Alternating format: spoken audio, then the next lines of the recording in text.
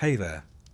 Tonight, we're setting sail into the heart of Greek myth, to a world of storms, gods, and endless seas, a place where cunning mattered as much as courage, and where the journey itself could last a lifetime. This is the story of Odysseus, king of Ithaca, master of wit, and hero of the long voyage home. Known for his clever mind as much as his bravery, his tale is one of trickery, loss, resilience, and the enduring hope of return. From the wooden horse at Troy to the trials of the open sea, his name became a symbol of survival against impossible odds.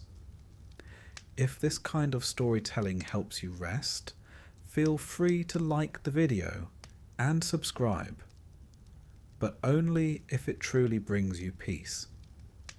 And let me know in the comments where you're listening from and what time it is right now. It's always strangely comforting to see who else is out there, drifting off to the same quiet story. So, dim the lights, let the waves quiet around you, close your eyes, and let's begin with the tale of Odysseus. Let us begin then with a man who was never entirely comfortable being ordinary. Odysseus of Ithaca, son of Laertes and Anticlea, husband to Penelope, father to Telemachus, and a fellow whom even the gods could not quite agree upon. Some called him cunning, others crafty, and more than a few used less polite terms. But in Homer's Odyssey, he is introduced with the word polytropos, a wonderfully Greek term that can mean of many twists and turns. This is fitting, not only because he would later endure the longest, twistiest journey home imaginable, but because his personality itself bent in every direction. A man of strategies, improvisations, disguises, and, occasionally, downright fibs. If there was ever a fellow who could talk his way out of a sticky situation, or indeed talk himself into one, it was Odysseus. Now, Ithaca itself was not much to look at compared with the sprawling kingdoms of the mainland. It was a rugged island, rocky, windswept, perched in the Ionian Sea. Travellers from elsewhere might have sneered that it was hardly worth ruling at all. Yet for Odysseus, it was everything. His home, his inheritance, his kingdom. The Greeks, like many ancient peoples, didn't measure wealth merely in gold or luxuries, but in the land one ruled and the household one maintained. Ithaca's soil might have been stubborn, but it grew enough olives and grapes to keep its king fed, and its hills provided the goats and sheep that formed the backbone of Greek subsistence. What made Odysseus remarkable, though, was not Ithaca's landscape, but his mind. In the stories, he was not a hulking warrior like Ajax, nor a demigod like Heracles. Instead, he became legendary because he thought differently.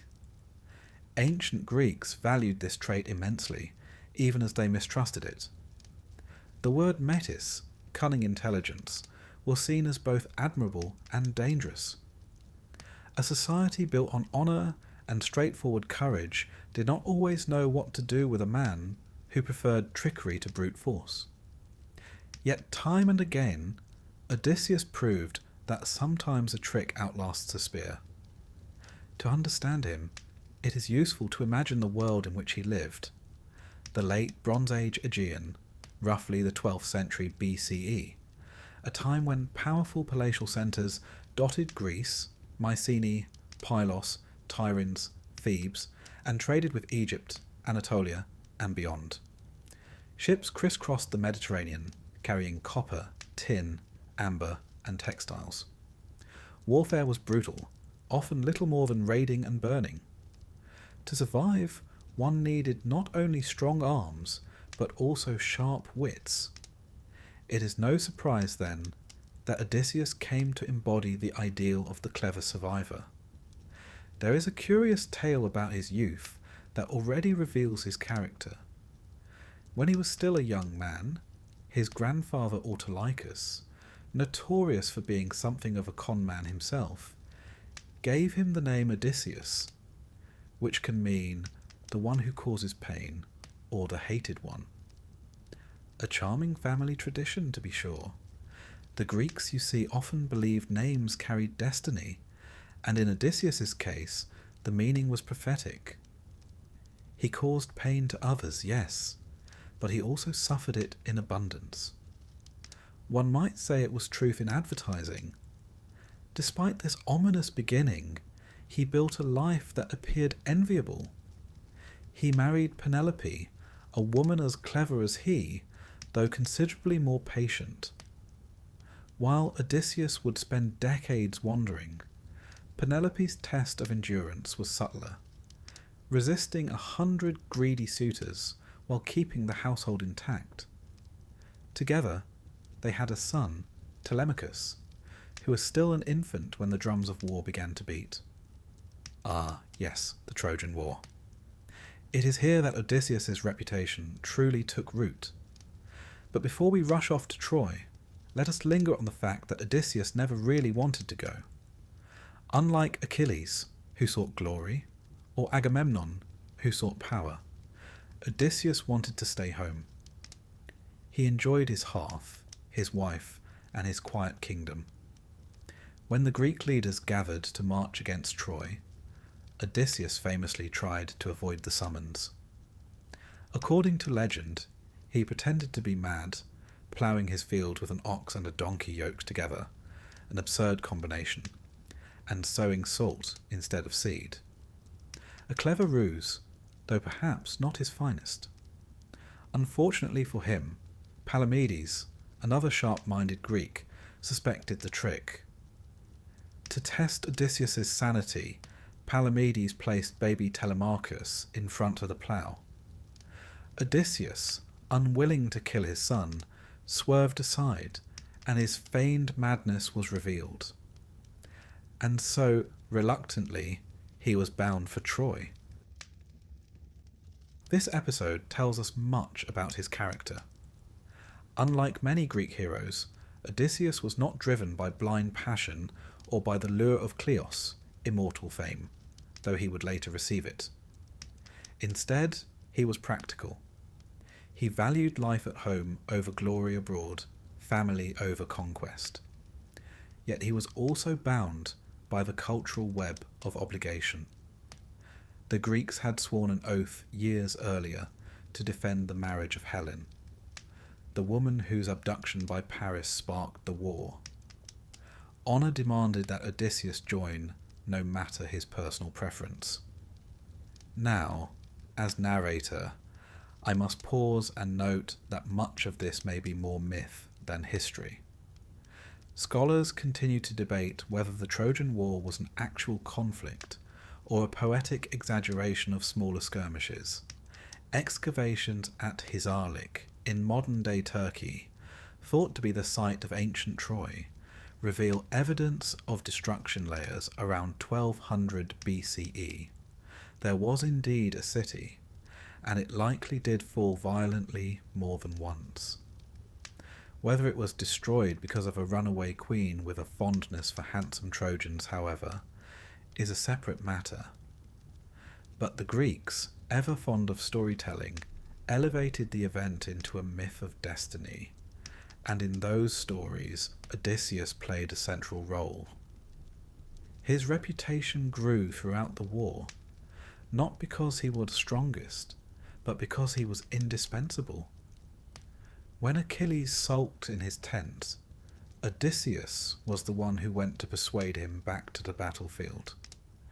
When the Greeks squabbled, Odysseus often acted as the diplomat. He was not above a bit of deception either, once sneaking into Troy disguised as a beggar to gather intelligence. One might call him the original spy, though perhaps without the tuxedo and martini. It is important to recognize how the ancient audience viewed such behavior. To the Greeks, heroes like Achilles embodied beer, force and sheer physical dominance. Odysseus, on the other hand, embodied metis, cunning intelligence, resourcefulness, adaptability. These two qualities were often seen in tension, but also as complementary. In fact, the gods themselves reflected this dichotomy. Athena, who became Odysseus's patron, was the goddess of wisdom and strategy, while Ares represented raw, often reckless violence. That Odysseus found favour with Athena is no accident. They were kindred spirits, both preferring brains over brawn. In this way, Chapter 1 of our tale establishes the central theme. Odysseus as the man of many turns, the mortal who survives not by being invincible, but by being clever. He begins as a man reluctant to leave home, thrust into a world of war and obligation, and soon to become the most famous wanderer in myth. Already we see the seeds of his fate. The gods will both aid him and hinder him, mortals will both admire and mistrust him, and through it all he will rely on that peculiar blend of quick wit and stubborn endurance. If you close your eyes now, you might almost picture him, standing on the shores of Ithaca, gazing out over the grey, wine-dark sea, knowing that his life would never again be simple. His mind, forever calculating, was already churning with schemes and strategies. He was about to embark on a journey that would test not only his body, but his very identity. And so, the man of many turns takes his first step into legend. And with that, dear listener, let us end this first chapter. For if Odysseus is anything, he is patient. He waited 20 years to return home. Surely we can wait until the next chapter to see how he fares, once war and gods take hold of his fate. The Trojan War is one of those stories that has been told so often, so widely, and in so many variations, that it is sometimes difficult to know where myth ends and history begins. Was it a single war at all? Or was it a long memory of many raids condensed into one dazzling tale? Scholars still debate it. But for the Greeks of Homer's time, it was no mere squabble. It was the defining conflict of an age, the stage upon which gods and mortals mingled, and where Odysseus, much against his own will, would carve out his legend. The war, as you likely know, began with a beauty contest. Yes, it does sound faintly ridiculous, but the Greeks had a talent for turning seemingly trivial quarrels into cosmic upheaval. The story goes that Eris, goddess of strife, who incidentally was never invited to parties for very good reasons, tossed a golden apple among the guests at the wedding of Peleus and Thetis. Upon the apple were the words to the fairest. Hera, Athena, and Aphrodite immediately claimed it. To settle the dispute, they selected Paris, a Trojan prince of dubious judgment, as judge. Each goddess attempted to bribe him. Hera promised political power. Athena promised wisdom and victory in battle. And Aphrodite promised the love of the most beautiful woman alive. Paris, with the impeccable foresight of a young man led by his hormones, chose Aphrodite. The trouble, of course, was that the most beautiful woman alive, Helen of Sparta, was already married to Menelaus, brother of Agamemnon. Paris carried her off, willingly or otherwise depending on which poet you prefer, and suddenly 1,000 ships were being launched across the Aegean. The Greeks rallied under Agamemnon's command, bound by the famous oath sworn years earlier when Helen first married. Every suitor of Helen had agreed that if ever she were taken, they would all come to her husband's aid. Honour, you see, is a dangerous glue. Once it sticks, it can drag everyone into catastrophe. Now, Where does Odysseus enter this grand pageant of egos, gods, and questionable decisions? As I mentioned before, he wanted no part of it. He valued Penelope and his infant son above the quarrels of kings. But the oath bound him as well, and once Palamedes exposed his feigned madness, there was no escape. And so, Odysseus prepared to leave his rocky Ithaca for the long, uncertain war at Troy. When the Greek armies gathered at Aulis, Odysseus quickly proved himself indispensable. He was not, by all accounts, the most charismatic commander. Agamemnon wore that dubious crown, but he had a gift for strategy and diplomacy. The Greeks were a fractious lot, each leader stubborn, proud, and not terribly inclined to follow another's orders. Odysseus often served as the voice of reason, persuading quarrelsome kings to work together. One can almost imagine him sighing, perhaps rubbing his temples, as yet another heroic hothead demanded his way. But the gods were watching. They always were in these stories, and they had their favourites. Athena, as mentioned, looked kindly on Odysseus, admiring his cleverness. Poseidon, however, would later take a rather dim view of him. Hera and Aphrodite had their own concerns, bickering endlessly, while Zeus occasionally stirred the pot for his own amusement. One might be forgiven for thinking that the Trojan War was less about mortals fighting, and more about divine politics spilling over onto Earth. Before battle was joined, there was a curious incident that highlights Odysseus's role. The Greeks learned from a prophecy that the war could not be won without the participation of Achilles. The young warrior, whose mother Thetis had dipped him in the river Styx, making him nearly invulnerable. Achilles, however, was hidden away by his mother, disguised as a girl among the daughters of a king. She hoped to keep him far from the dangers of war. Who then was sent to uncover him? Odysseus, of course. He arrived at the court, laid out gifts before the maidens, fine clothing, jewellery, and one curious addition: weapons. As the young women admired the fabrics, one figure could not resist seizing a sword and shield. That naturally was Achilles. Odysseus's trick worked, and thus the greatest warrior of the Greeks was recruited. Already we see a pattern. Again and again during the war, Odysseus played the role of the clever catalyst, the one who devised the schemes that enabled the Greeks to move forward. Without him, many of the pivotal events of the Trojan War might never have happened. He was less the boulder charging down the hill, more the lever shifting the mountain. The war itself, according to Homer and others, lasted 10 years. The poets tended to skip over much of the dreary fighting, preferring instead to focus on the grand personalities and the divine interventions. Odysseus featured prominently in several episodes. In the Iliad, we see him act as diplomat when Agamemnon and Achilles quarrel. When Achilles withdraws from battle, sulking in his tent, Odysseus is among those sent to persuade him back. The attempt fails, but the role is telling. He was the negotiator, the man trusted to reason with the unreasonable. There is also the story of the bow.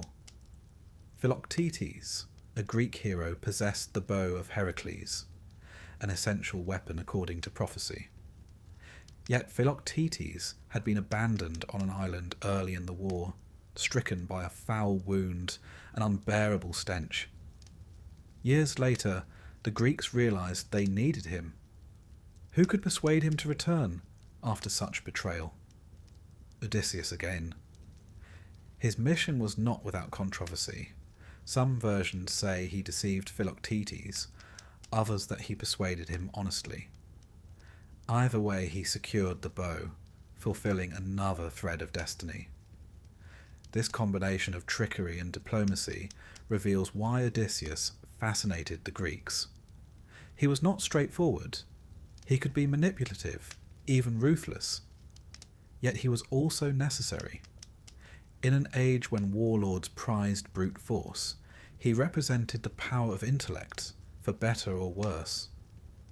And though the Greeks admired him, they also feared him.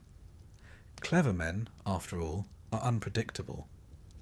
As the war dragged on, Odysseus fought bravely when needed. Homer does not deny him courage, but his true fame lay in his mind. The culmination of this came, of course, with the Trojan Horse. By the 10th year, the Greeks were weary. Troy's walls seemed unassailable. Direct assault had failed countless times. And so Odysseus proposed something radical: build a giant wooden horse, hollow inside, large enough to conceal soldiers. Leave it at Troy's gates and pretend to sail away. The Trojans, he reasoned, would drag it inside as a trophy. Now, one must admire the audacity. Ancient audiences certainly did. The trick worked too well. The Trojans celebrated, feasted, and dragged the horse into the city. By night, Odysseus and his hidden companions emerged, opened the gates, and Troy was doomed. The city burned, its people slaughtered or enslaved. The Greeks had won, and Odysseus had ensured his name would never be forgotten. Yet, and here is the twist, such cunning came at a price. The gods, you see, are not fond of mortals who appear too clever for their own good. The Greeks had already angered Athena by desecrating her temples. And Odysseus, in particular, drew the ire of Poseidon, whose son, the Cyclops Polyphemus, he would later blind. But even before that fateful encounter, his trick with the horse left a mark. He had defeated Troy not with heroism, but with deception. Some admired it. Others whispered that it was dishonourable. And so, as the Greeks sailed away from the smouldering ruins of Troy, they carried both victory and doom. For while Achilles had died in glory, and Agamemnon would return to meet his tragic end, Odysseus's fate was stranger still. His war was over, but his true story had barely begun. The gods were watching, the sea awaited, and the man of many turns would soon find that returning home could be more difficult than taking an enemy city. Pause a moment and imagine him then, standing on the deck of a ship, the smoke of Troy fading behind him. Ithaca somewhere far across the horizon. He must have thought, as any weary soldier would, that his troubles were nearly done.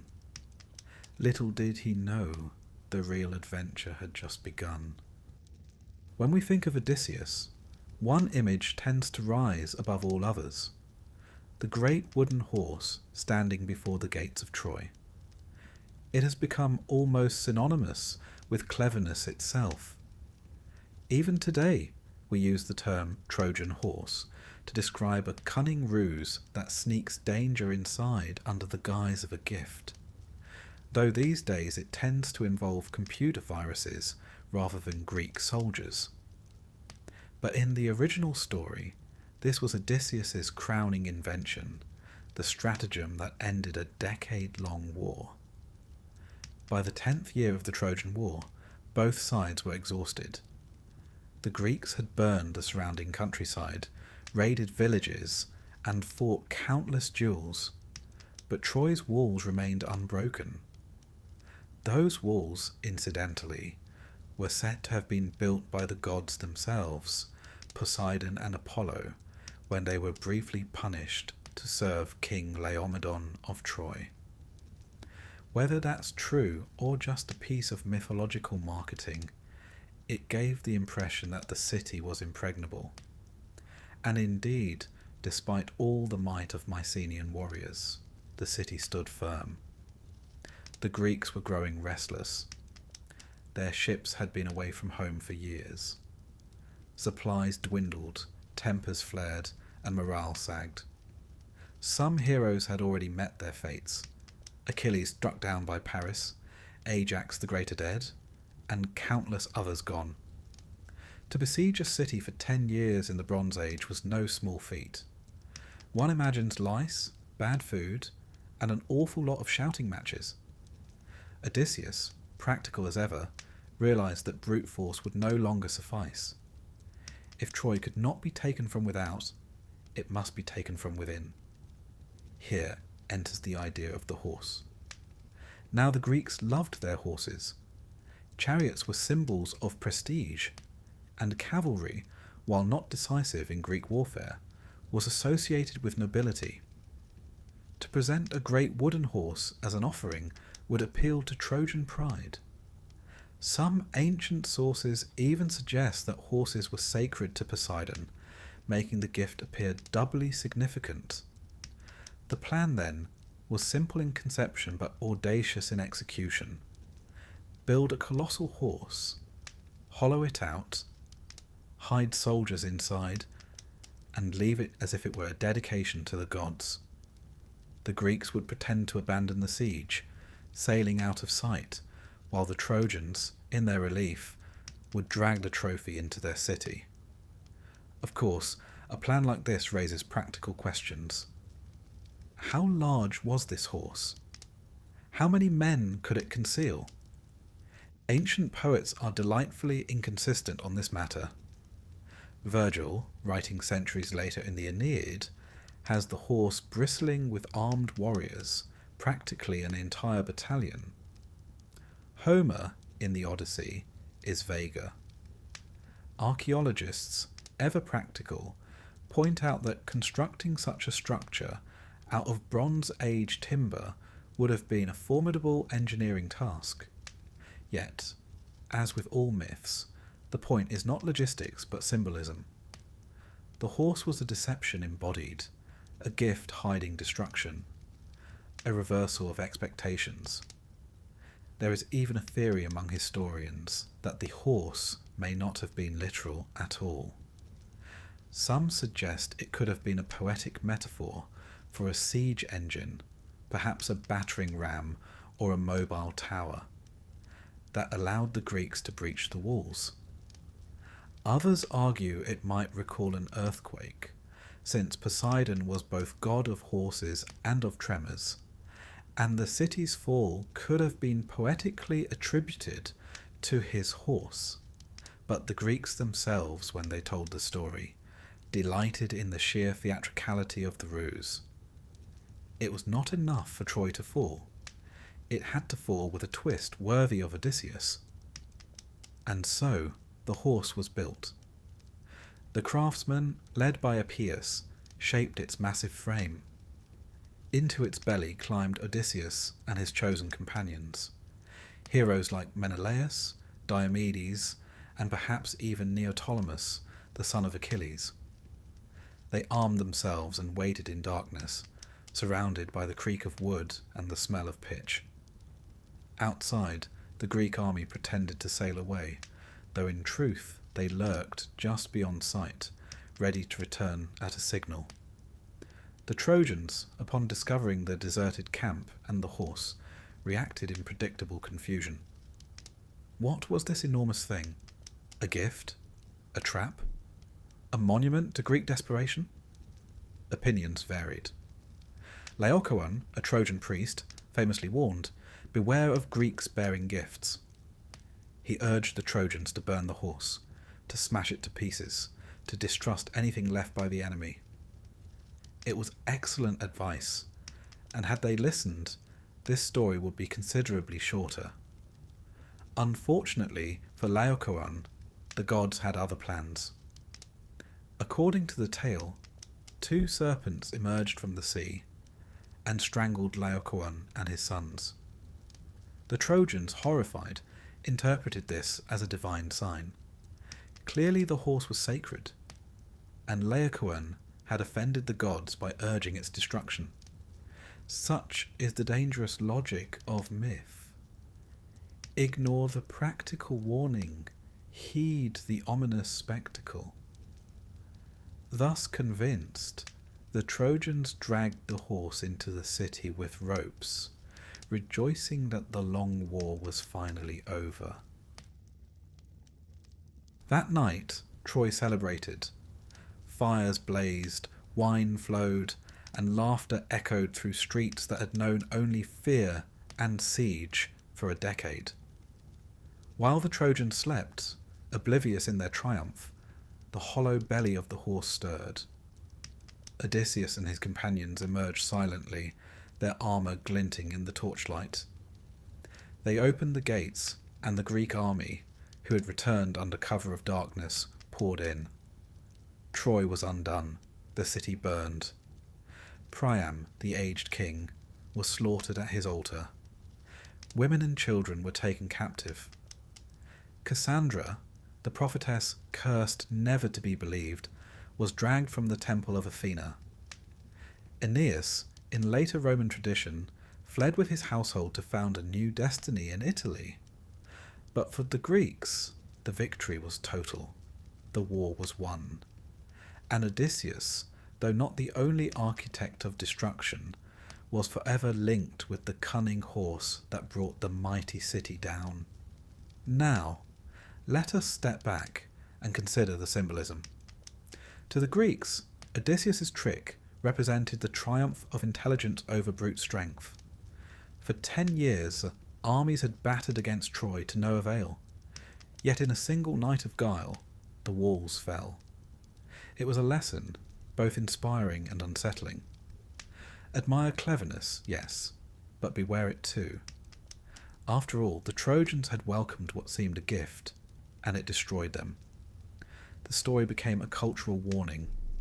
Appearances deceive, and sometimes the most beautiful offering hides ruin inside. For Odysseus himself, the horse marked both his greatest success and the beginning of his greatest troubles. The gods, as always, were watching. Poseidon, whose association with horses made the ruse particularly audacious, did not take kindly to mortals using such symbols to deceive. And Athena, though she admired Odysseus, was angered by the desecrations that followed Troy's fall. The Greeks had not shown proper reverence, and divine retribution was brewing. One might say that while the horse ended one journey, it launched another. Odysseus's long, harrowing voyage home. It is also worth remembering that not all Greeks approved of Odysseus's methods. In some versions, Ajax the Lesser sneered at the trick, considering it unworthy of true warriors. The tension between straightforward heroism and cunning strategy runs throughout Greek literature. Yet time and again, Odysseus proves that in a world governed by both men and gods, a sharp mind is often the most dangerous weapon. Picture him then, as dawn broke over the smoking ruins of Troy. Amidst the cries of the vanquished and the triumph of the victors, Odysseus must have felt a swell of satisfaction. His idea had worked. The war was finished. Soon, surely, he would return to Penelope and Ithaca, to the quiet life he had always preferred. But if he allowed himself that comforting thought, it was premature.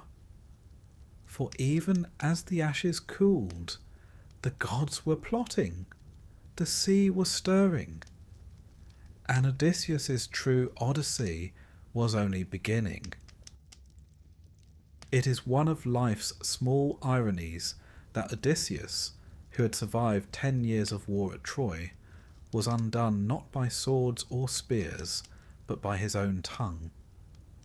It wasn't an arrow that delayed him, nor the cunning of enemies, but rather the impulse to shout his name into the wind, like a man posting on social media after winning a minor argument. Pride, in the world of Greek myth, is a dangerous business. And when one's pride collides with the dignity of the gods, the results are rarely pleasant. Let us begin by remembering who Poseidon was. To the ancient Greeks, Poseidon was not a gentle seaside deity presiding over holiday paddles and seashell collections. He was the shaker of the earth, the god whose temper sent walls tumbling, whose trident could raise islands from the sea or swallow them whole. Fishermen, traders, and soldiers depended on the sea for survival, yet they feared it too. The sea was life and death in equal measure. In Poseidon, that duality was personified. To fall foul of him was no small misstep. It was rather like irritating the weather itself. Now, Odysseus had already participated in a number of small impieties during the sack of Troy, as had many Greeks. The looting of temples, the dragging of statues into the dirt, the violation of sacred spaces. These were things the gods never forgot. Athena herself, once a loyal patron of the Greeks, grew cold with disapproval. But none of that compared to what was about to unfold with Polyphemus, Poseidon's own son. The tale of the Cyclops begins with landfall on a curious island. Imagine Odysseus and his weary sailors, battered by storms, gazing at a shoreline of rolling hills and caves cut deep into rock. These caves, as it happened, were not carved by human hands, but claimed by the Cyclopes, a race of giant shepherds. They had no ships, no agriculture, and no councils. Homer describes them as lawless, not in the sense of wickedness, but in the sense of isolation. Each man ruled his own household, and no one gave heed to neighbours. Civilization, in the Greek sense, did not touch them. For the Greeks, hospitality, or xenia, was sacred. A host was expected to welcome strangers, provide food and drink, and send them on their way with gifts. The guest, in turn, was expected to be respectful. This system was more than courtesy. It was bound up with religion. For Zeus himself was patron of strangers and travellers. To violate hospitality was to offend Olympus. Thus, when Odysseus and his men wandered into Polyphemus's cave and helped themselves to cheese and milk, they were testing the very boundaries of what was acceptable. Polyphemus, returning home, was not impressed. A giant of a man, or rather, a man in shape, but not in civility, he rolled a stone across the entrance that only he could move. Then, with no hesitation, he snatched up two of Odysseus's companions and devoured them raw.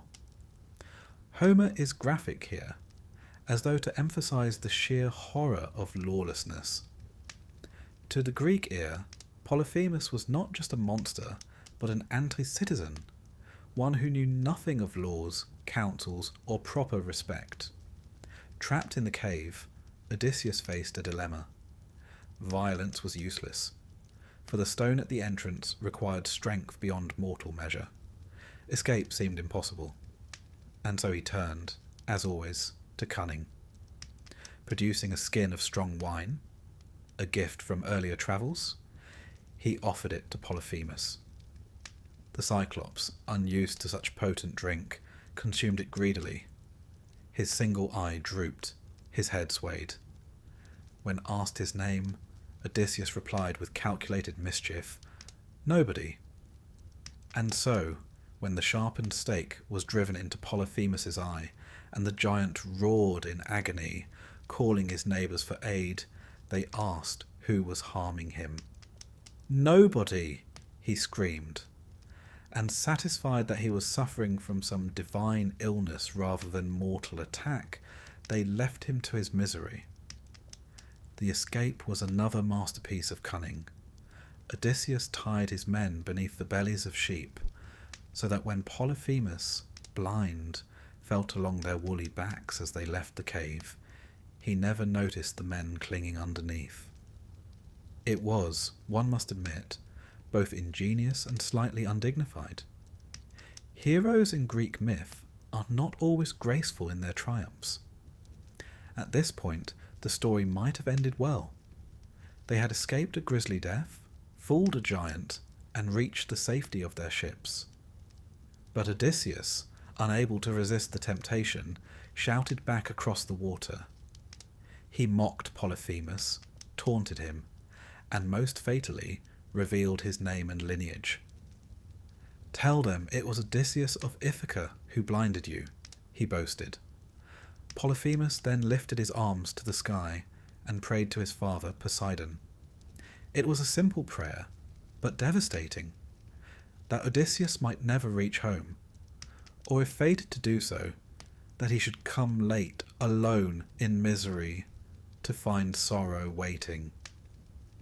Poseidon heard, and thus the die was cast. From this point forward, every storm, every detour, every misfortune at sea was tinged with Poseidon's anger.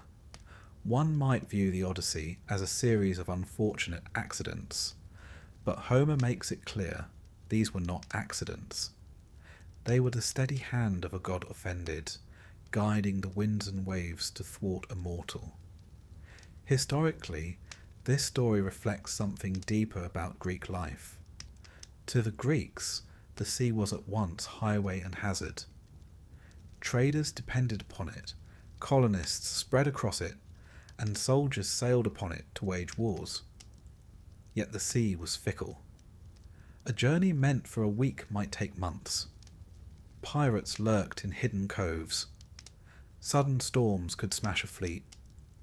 Poseidon embodied this unpredictability, and the story of Odysseus gave mythological form to the daily anxiety of sailors. There is also the matter of hubris. The Greeks told such tales not only for entertainment, but as cautionary parables. Odysseus's mistake was not the blinding of Polyphemus. After all, survival justified cunning. His mistake was in boasting afterwards, in placing his pride above his safety. To insult a mortal enemy is foolish enough. To insult a god's child is reckless beyond measure. As Odysseus's ship sailed away, the waves grew restless. One can almost imagine the scene, the men rowing hard, glancing nervously at the horizon, while Odysseus stands tall, defiant, still calling taunts into the wind. And somewhere beneath the waves, Poseidon stirs, hearing his son's prayer. The god does not appear in dramatic lightning or thunder, as Zeus might. Instead, his vengeance is quieter, drawn out, not the blow of a sword, but the endless wearing down of patience, hope, and strength. In this way, Poseidon is unlike other gods. Ares brings sudden violence. Apollo sends plague. Hera unleashes storms of jealousy. But Poseidon prefers the slow grind, the long attrition. His revenge was not to strike Odysseus dead on the spot, but to ensure that every step of his journey would be delayed, twisted, and poisoned with sorrow. The Greeks, listening to this tale around the hearth, would have nodded knowingly. They too had been delayed by sudden winds. They too had cursed the sea as their little ships were tossed about like leaves. The myth of Odysseus was not just about one man's misfortune. It was a mirror of every sailor's dread. And so, Odysseus became not only a warrior, but the archetypal wanderer, the man who struggles against the currents of fate and the hostility of the divine. Without Poseidon's wrath, he might have been a clever king with a modest legend. With it, he became a figure of enduring fascination, a symbol of resilience against forces greater than oneself. Picture him now, at the prow of his ship, gazing into the distance. Behind him men whisper nervously. Ahead, the horizon is blank. The sea heaves beneath them, restless, alive. Every wave might conceal a blessing or a curse. Every gust of wind might bring them closer to Ithaca, or hurl them leagues away. Such was the gift Poseidon gave his son Polyphemus. Not immediate vengeance, but the long torment of endless wandering. And so, the story of Odysseus, from this moment on, is shadowed by the sea god's anger. Each new landfall, each new trial, can be traced back to that moment of pride outside the Cyclops' cave. For once, a god has fixed his gaze upon a mortal. There is no easy escape, only endurance. It is said that temptation is the true test of a man, and Odysseus, poor fellow, never lacked for it. If the Trojan War proved his courage, and the Cyclops proved his cunning, then the long years that followed would test his endurance against softer, subtler forces, those that came not with spears and roars, but with gentle hands, sweet fruit, and whispers of forgetfulness. The first such trial came with the Lotus-Eaters. Now, on the surface, the story seems almost laughably simple. Odysseus and his men land on a strange shore, encounter friendly locals who offer them fruit, and those who eat it promptly forget everything else. It sounds like a cautionary tale about sampling unfamiliar cuisine while abroad, but beneath the surface lies something much deeper, a meditation on memory, identity, and the human need for purpose. Let us set the scene. Imagine the weary ships of Odysseus gliding into a tranquil bay. The sun is warm, the air fragrant, the waves gentle. After storms and terrors, after the howling of Cyclops, this place seems paradise. The inhabitants, described vaguely by Homer, are not hostile warriors but peaceful folk, living on the fruit of the lotus plant. They do not threaten the Greeks with swords. Rather, they welcome them with food. It is the softest kind of danger, the sort that seduces rather than strikes. The lotus fruit, according to Homer, had the peculiar property of making one forget home. To eat it was to lose all desire to return, to drift into contented apathy.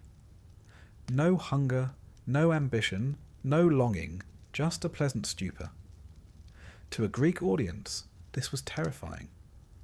For the essence of Greek identity lay in one's obligations, to family, to household, to city, to gods. To abandon those was to cease being truly human. Here, Odysseus' role as leader is revealed in a new light. When his men tasted the fruit and begged to remain, he did not join them. He did not scold them either. Instead, with a mixture of firmness and compassion, he dragged them bodily back to the ships and bound them to the benches until the intoxicating spell wore off. It was not cruelty, it was protection. He knew that to surrender to forgetfulness was to lose themselves entirely. Historically, scholars have puzzled over the lotus plant. Some suggest it may have been a reference to the date palm, others to a type of jujube fruit, or even a kind of narcotic herb. Whatever the real inspiration, the meaning is clear. It symbolized escape through forgetfulness, a temptation as dangerous as any spear. In the wider cultural sense, this episode speaks volumes. The Greeks valued memory. Their epics were sung, their histories recited, their genealogies traced carefully. To forget one's past, to abandon the struggle for glory or return, was unthinkable. Even in death, heroes sought remembrance, for to be forgotten was a second death. Thus, the Lotus-Eaters represented not merely laziness, but the erasure of self. One can almost hear the drowsy voices of the sailors. Why return to Ithaca? Why endure storms, monsters, and the anger of Poseidon? Here, the sun is warm, the fruit sweet, the days easy. Why suffer when one can drift? And Odysseus, shaking his head, must have thought of Penelope weaving by her loom, of Telemachus growing into manhood, of Ithaca's rocky hills waiting for his tread. he could not yield, not even to this soft oblivion. It is striking, too, that Homer placed this story early in the wanderings. Perhaps he wished to remind his listeners that the real challenge of life is not always in battle, but in resisting the gentle slide into forgetfulness. Most of us will not fight Cyclopes or outwit sorceresses, but many of us know the pull of distractions that tempt us to forget our duties. The Lotus is, in its way, timeless. But Odysseus' voyage was not a straight path, and the Lotus was only one of many snares. After leaving that land, his men still shaken, he would face temptations of other kinds, not the fruit of a plant, but the enchantments of goddesses. Take, for instance, the island of Circe, which he would reach a little later. Circe was no mere hostess with odd fruit.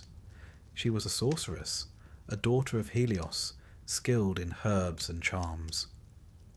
When Odysseus's men wandered into her halls, she welcomed them with food and wine, only to transform them into swine with a wave of her wand.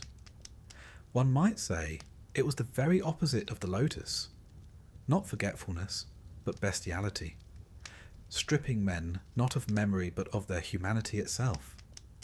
And yet, even here, Odysseus prevailed, aided by Hermes, who gave him the herb moly to resist her magic. With his sword drawn, he compelled Circe to restore his men and swear no further harm.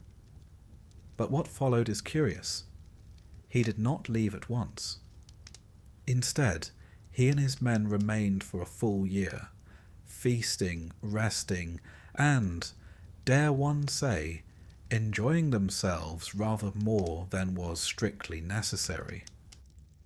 Here lies another layer of temptation: comfort. After years of hardship, who would not wish to pause, to linger in warmth and pleasure? But once again, it was Odysseus who reminded his men, and perhaps himself, that their true goal was not endless banquets, but home.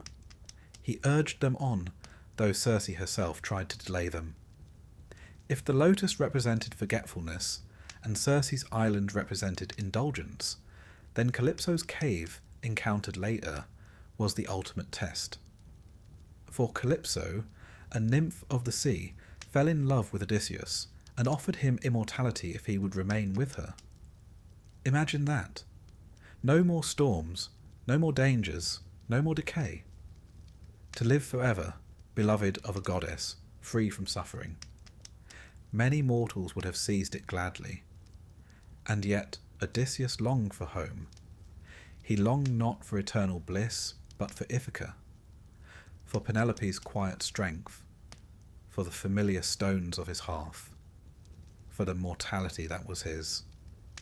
For in Greek thought, immortality was not always a blessing.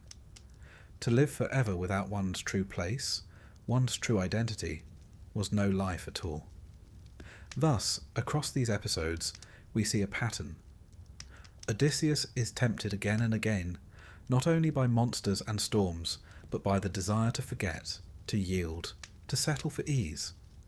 And each time he resists, sometimes with cunning, sometimes with sheer will. It is this that makes him heroic in the Greek sense. Not perfect, not without fault, but steadfast in clinging to his identity, his duty, his longing for home. And what of his men? They were less steadfast.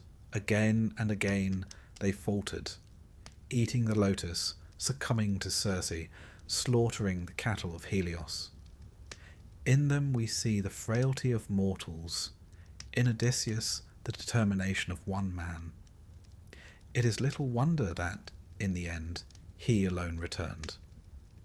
One can almost imagine Homer's audience nodding knowingly as they heard these tales. For life itself was full of lotus fruits, chances to drift, to abandon toil, to forget obligations. The farmer might grow weary of ploughing, the soldier of marching, the mother of weaving. But to yield was to abandon one's name, one's place, one's very humanity. Better to endure, to remember, to strive. So, as Odysseus's ships pulled away from the land of the Lotus-Eaters, with groaning men bound to benches to keep them from leaping overboard, one senses the quiet lesson. Memory is survival, and home is worth the struggle. Even in the face of sweetness, one must not forget.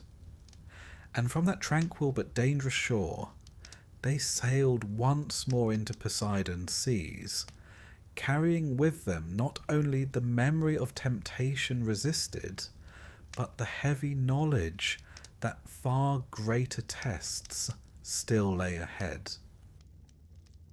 If Odysseus's wanderings had already felt like a nightmare, storms, cyclopes, and soporific fruit, then his next trial was the stuff of true terror, a journey into the land of the dead. For most men, death marked the end of travel. For Odysseus, it was just another destination on the itinerary. The descent into the underworld is one of the most haunting episodes in the Odyssey, not merely because of the shades he encounters, but because it reveals the Greek imagination of death itself. This was no Christian heaven with harps, nor fiery inferno with pitchforks. The Homeric underworld was a shadowy place, a realm of murmuring spirits, where even the greatest heroes wandered without joy. For a warrior like Achilles to declare he would rather be a servant among the living than a king among the dead spoke volumes. Death was bleak, memory faint, and glory a thin consolation. But before Odysseus could enter this dim land, he had to prepare. It was Circe, that knowledgeable sorceress, who instructed him. After his men had feasted for a year under her roof, as one does when one accidentally overstays a holiday, she told him bluntly that his path home required counsel from the dead.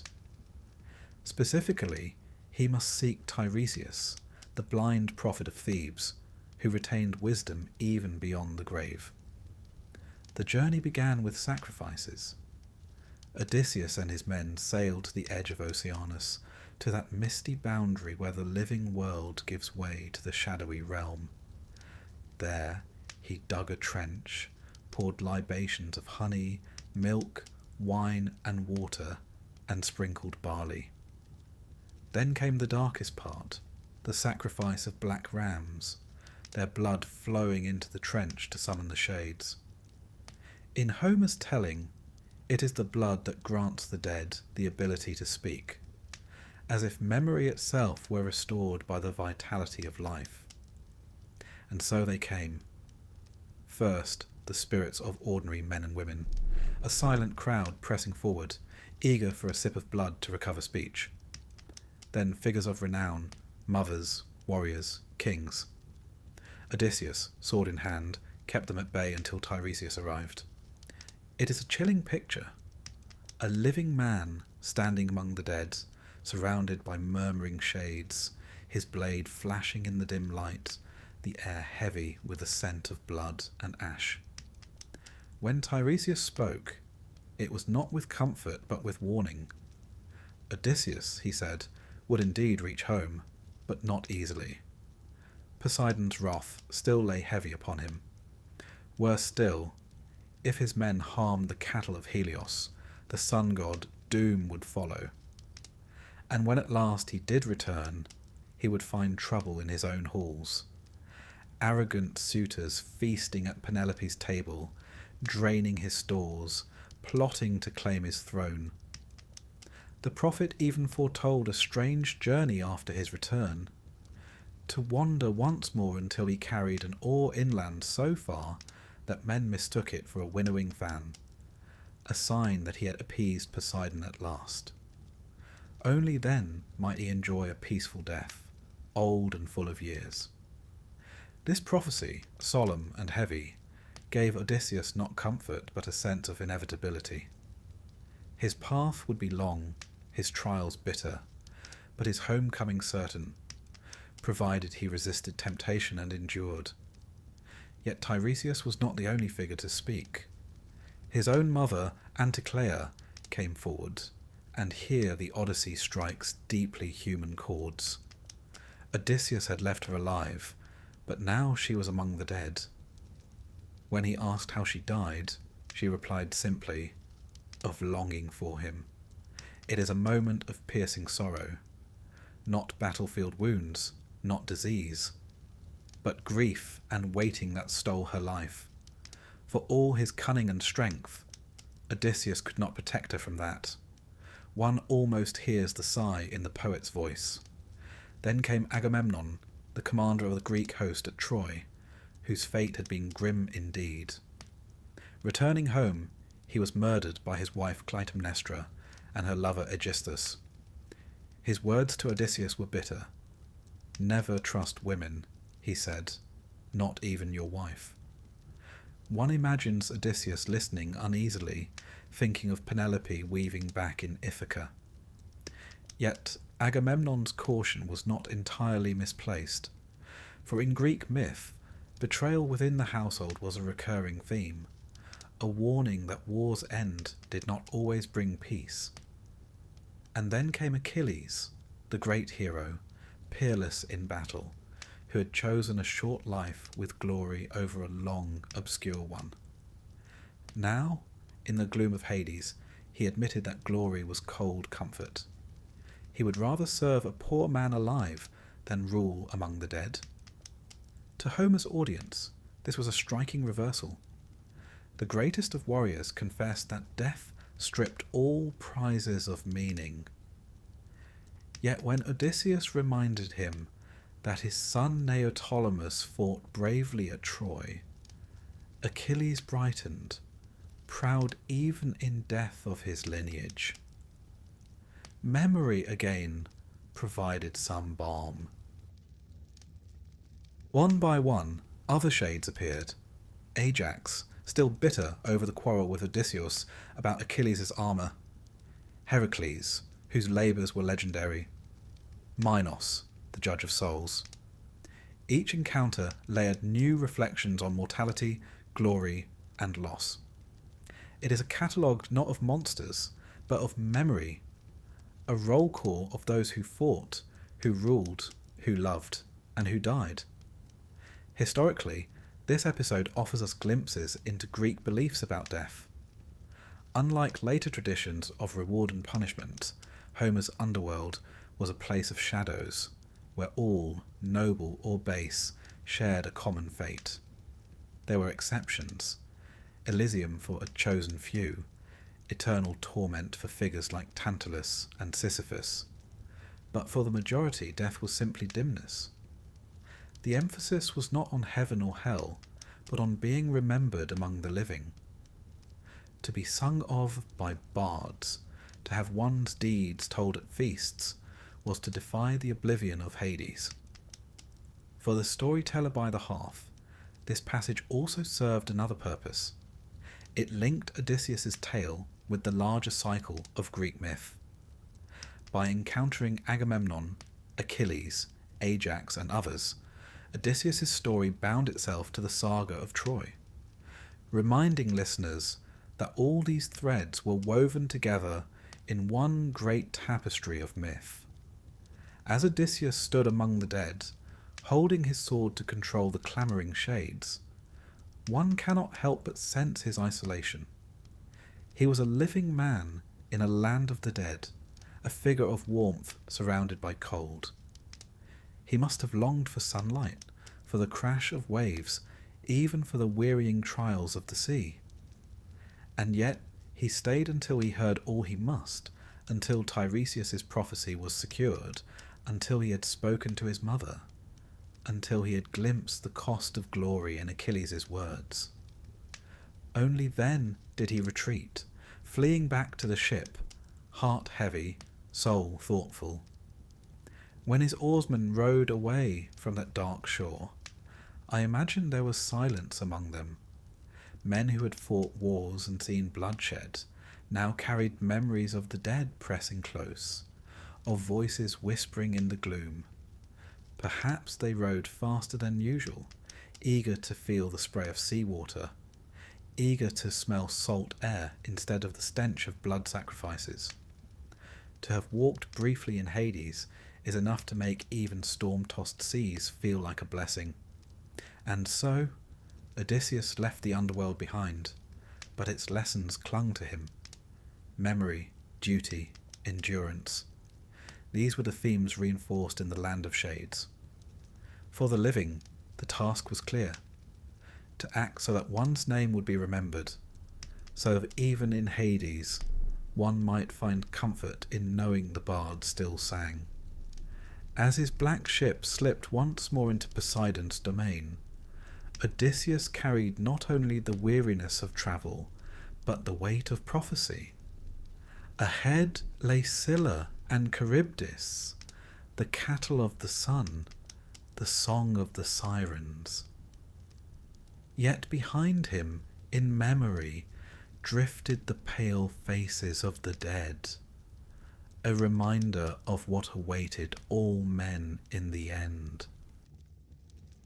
If Odysseus's visit to the underworld had shown him the bleak certainty of death, his next leg upon the open sea brought him face to face with something altogether different. The living hazards of temptation and terror, the sort that no funeral dirge could soothe. The Aegean and wider Mediterranean were full of reefs, shifting currents and storms, but the Greek imagination clothed these natural dangers in flesh, feather and fang. And so the myths gave us sirens to embody the lure of knowledge, and monsters like Scylla and Charybdis to dramatise the no-win situation sailors knew all too well. Circe, that dependable font of inconvenient truths, was the one who briefed him on what lay ahead. Having just helped him speak with the dead, she did not sugarcoat matters. In fact, her tone, at least as Homer presents it, is rather matter-of-fact, as though one always prepares houseguests by listing off monsters, whirlpools, and murderous cliffs. She warned Odysseus of three things: the Sirens, whose songs no man could resist; Scylla, a six-headed horror that would devour men whole; and Charybdis, the great maw of the sea, a whirlpool capable of swallowing an entire vessel. For a modern listener, one might think, surely this is an exaggeration, the stuff of poetic fancy. But for ancient Greek sailors, these tales reflected lived anxiety. The Mediterranean, though beautiful, was also treacherous. Narrow straits, sudden storms, and strong currents made the sea as much an adversary as a pathway. Myth and reality wove together, and so the voyage of Odysseus became not only entertainment, but instruction, a reminder that the ocean's beauty is matched by its peril. The Sirens, those infamous singers, were not fish-tailed mermaids, as later art would suggest, but part woman, part bird creatures, perched upon rocky crags. Their hybrid form echoed Near Eastern motifs of bird women linked with death and enchantment, and their irresistible power lay in their voices.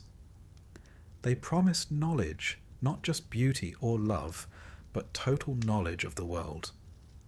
For a seafaring people who lived by rumour, memory, and uncertain navigation, such an offer was intoxicating. To know all fates, all events, all histories, who could resist?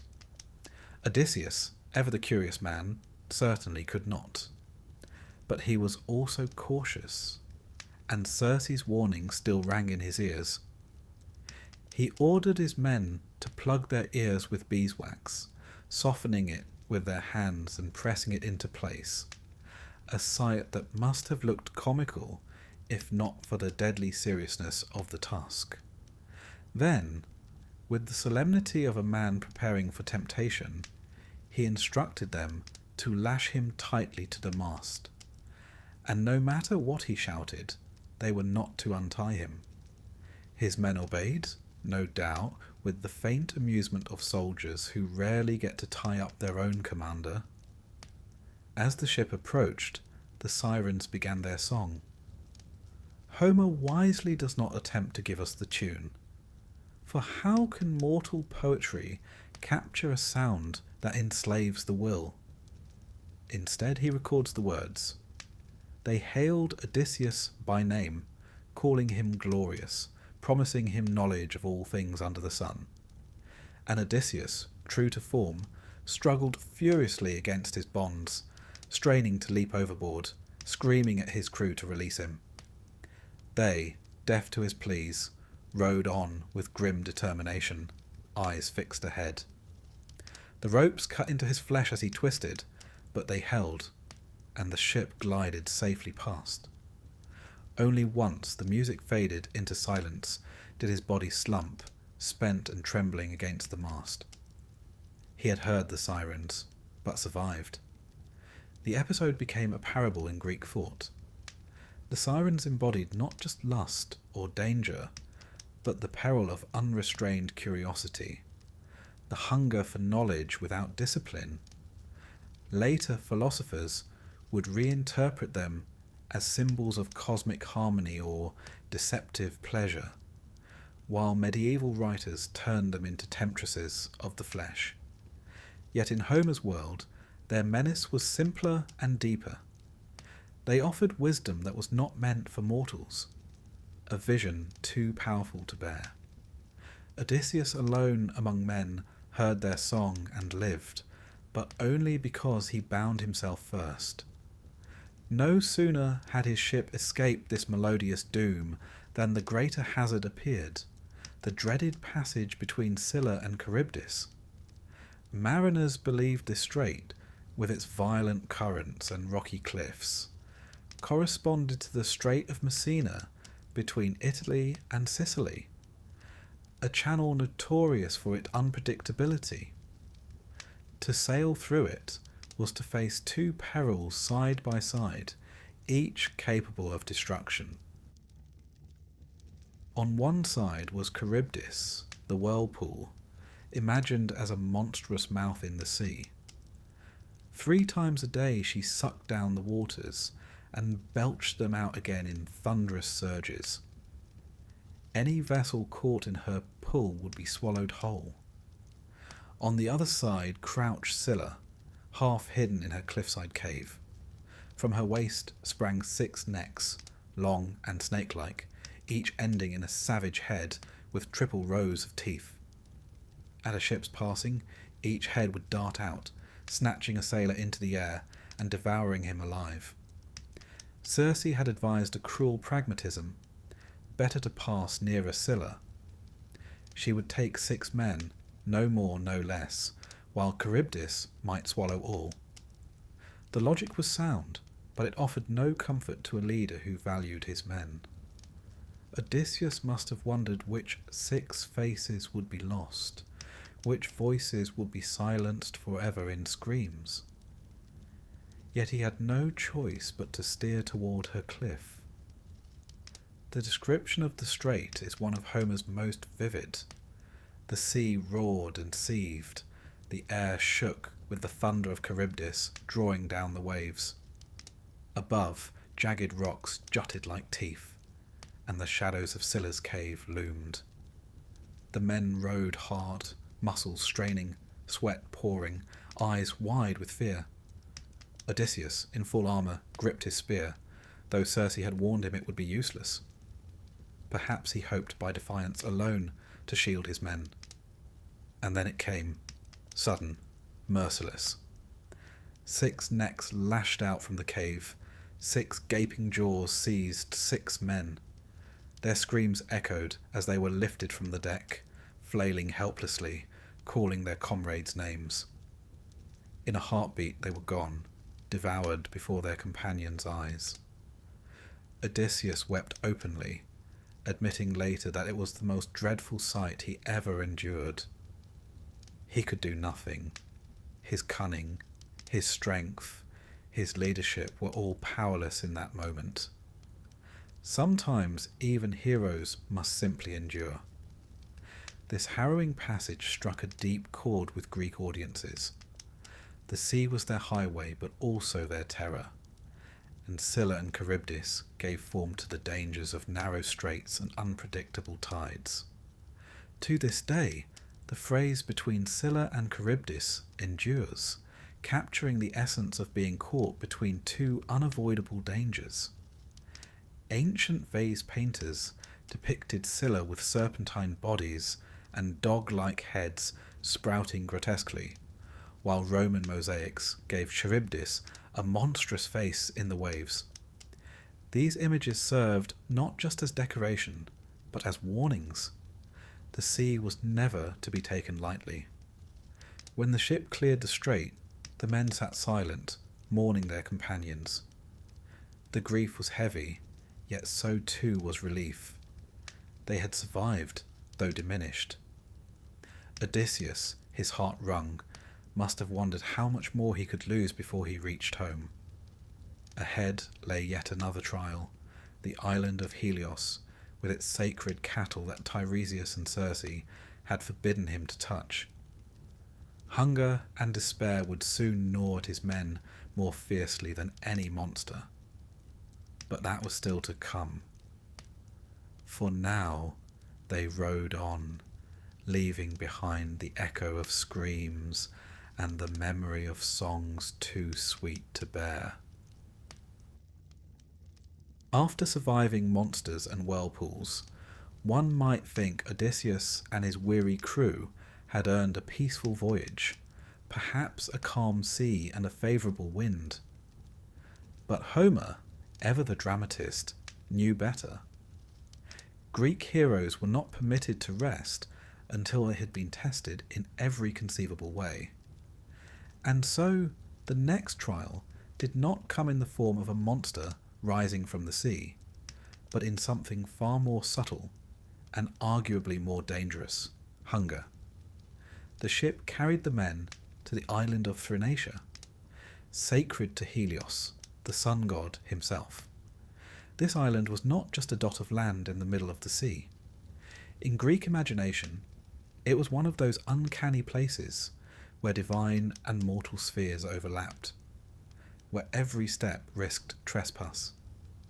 Helios, unlike Zeus or Poseidon, was not a god to be taken lightly or ignored. His power was absolute and daily visible. He drove his blazing chariot across the sky, illuminating all beneath him. Nothing escaped his notice, which is rather inconvenient if you're hoping to sneak a bit of supper from his sacred herd. Odysseus had been warned not once but twice about this very island, first by Tiresias in the underworld, then again by Circe when he returned to her shores. Both warnings were explicit. Do not harm the cattle of the sun, no matter how dire the hunger. To do so would invite ruin, for Helios would demand vengeance, and Zeus himself would oblige. It was, in essence, the mythological equivalent of a "do not touch" sign, written in fire and thunder. And yet, as history has repeatedly shown, humans have a terrible habit of testing such signs, particularly when their stomachs are empty. Odysseus, at least, took the warning seriously. As they approached Thrinacia, he solemnly instructed his men to avoid the cattle entirely, reminding them of the fates that befell those who ignored divine warnings. His tone, one imagines, carried the weary exasperation of a man who has seen too much folly already.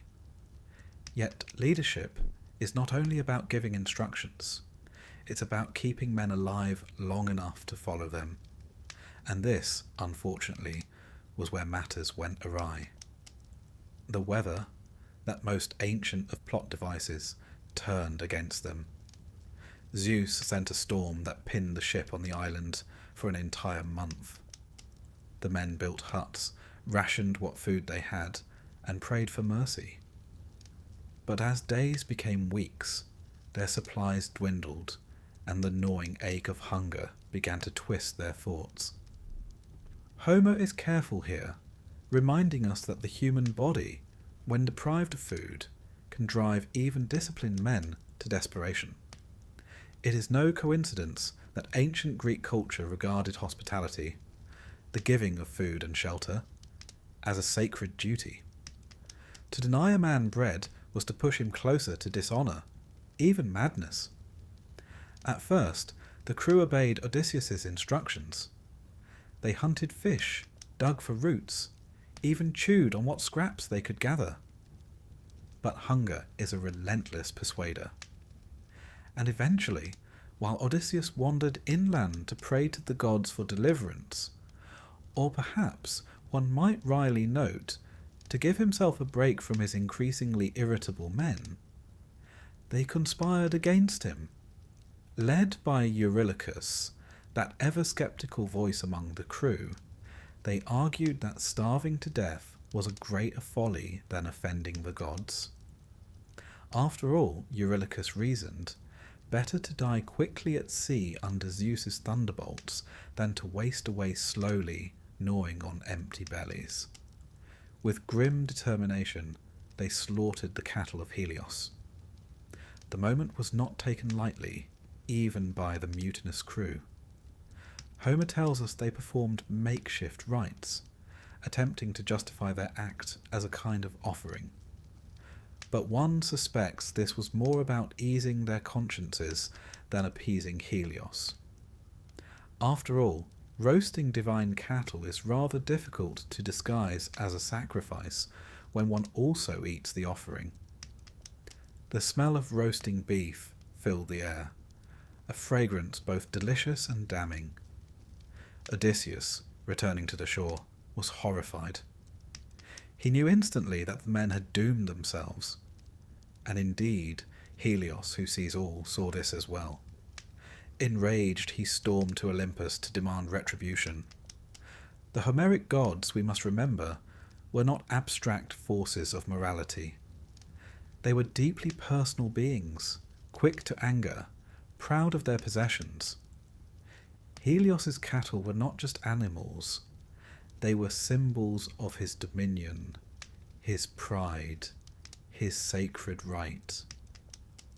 To slay them was to insult the very order of the cosmos. Zeus, ever eager to maintain divine balance, agreed to punish the men. But he bided his time, for the gods often allowed mortals the illusion of safety before striking. For several days the crew feasted joyfully. They ate until they could eat no more, savouring what seemed like a reprieve from death. It is almost comical, in a dark way, to imagine their satisfaction, knowing what storm loomed ahead.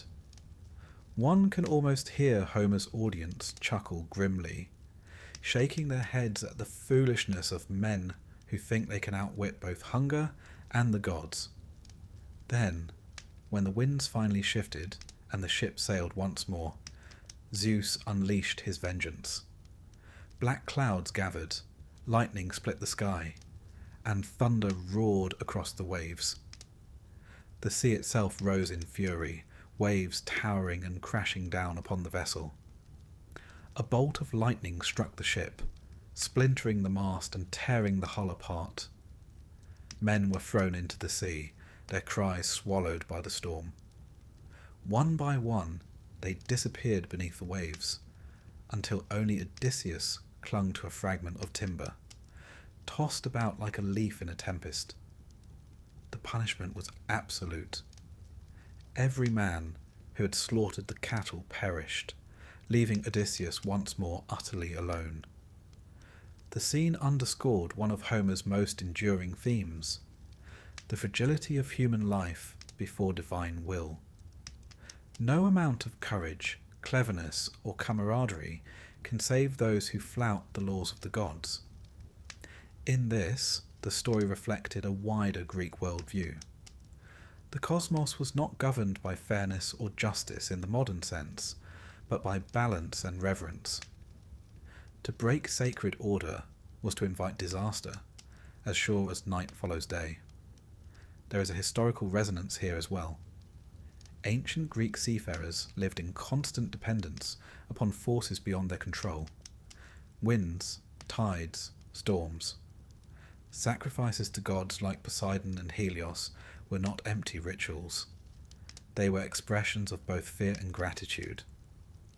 The slaughter of the cattle dramatized the ultimate taboo, consuming what belongs to the divine, and the consequences illustrated what happened when human desperation collided with sacred law. And yet, within this grim tale lies a very human note of tragedy. The men did not kill the cattle out of arrogance, as some heroes in Greek myth brought doom upon themselves by hubris. They acted out of hunger, a primal, desperate need. In that sense, their fate seems doubly cruel, reminding us that necessity itself does not absolve one of divine law. The gods demanded obedience even when it seemed impossible. It is little wonder that later Greek philosophers wrestled with such stories, questioning whether the gods were truly just or simply powerful. As Odysseus drifted on the wreckage of his ship, battered and alone, he must have pondered the irony of it all. He had endured Cyclopes, Sirens, whirlpools, and six-headed monsters, only to lose everything because his men could not resist a meal. His cleverness had saved him time and again, but cleverness could not fill their stomachs. Hunger, it turned out, was as deadly as any spear. The waves carried him onward, away from Thrinacia, away from the smouldering wreckage of his crew's folly. His journey was not yet over, far from it. Ahead still lay the nymph Calypso, who would keep him captive for years, and the final trials of Ithaca itself. But in that moment, clinging to a spar of wood beneath a storm-tossed sky, he was once more the solitary survivor, a man stripped of companions, adrift between gods and fate. The island of Helios faded behind him, its sacred cattle lowing no more. And perhaps, had he the strength to laugh, he might have thought that of all the perils he had faced, none was more dangerous than the appetites of hungry men. The sea has a strange way of alternating between cruelty and kindness. It had swallowed Odysseus's crew whole. It had torn his ship apart with the thunderbolts of Zeus. And it had left him drifting on a broken spar, battered by waves and winds. Yet the same sea that punished also delivered. When Odysseus, skin burned by salt, muscles aching, lips cracked, was finally washed ashore, it was not onto jagged rocks that would dash him to pieces, but onto soft sand, shaded by green groves, where he would find rest. He had reached Ogygia, the island of Calypso, though he did not know it yet. Homer lingers in describing Ogygia, and with good reason. This island is not just a backdrop. It is a character in its own right, a vision of paradise. There were lush meadows blooming with violets and wild parsley, fragrant cedar and cypress trees, birds singing sweetly among the branches. Streams of cool, clear water flowed into one another, trickling down to form a chorus of liquid music. Vines heavy with grapes curled around the entrance of a cavern where Calypso dwelt, their green tendrils catching the sunlight.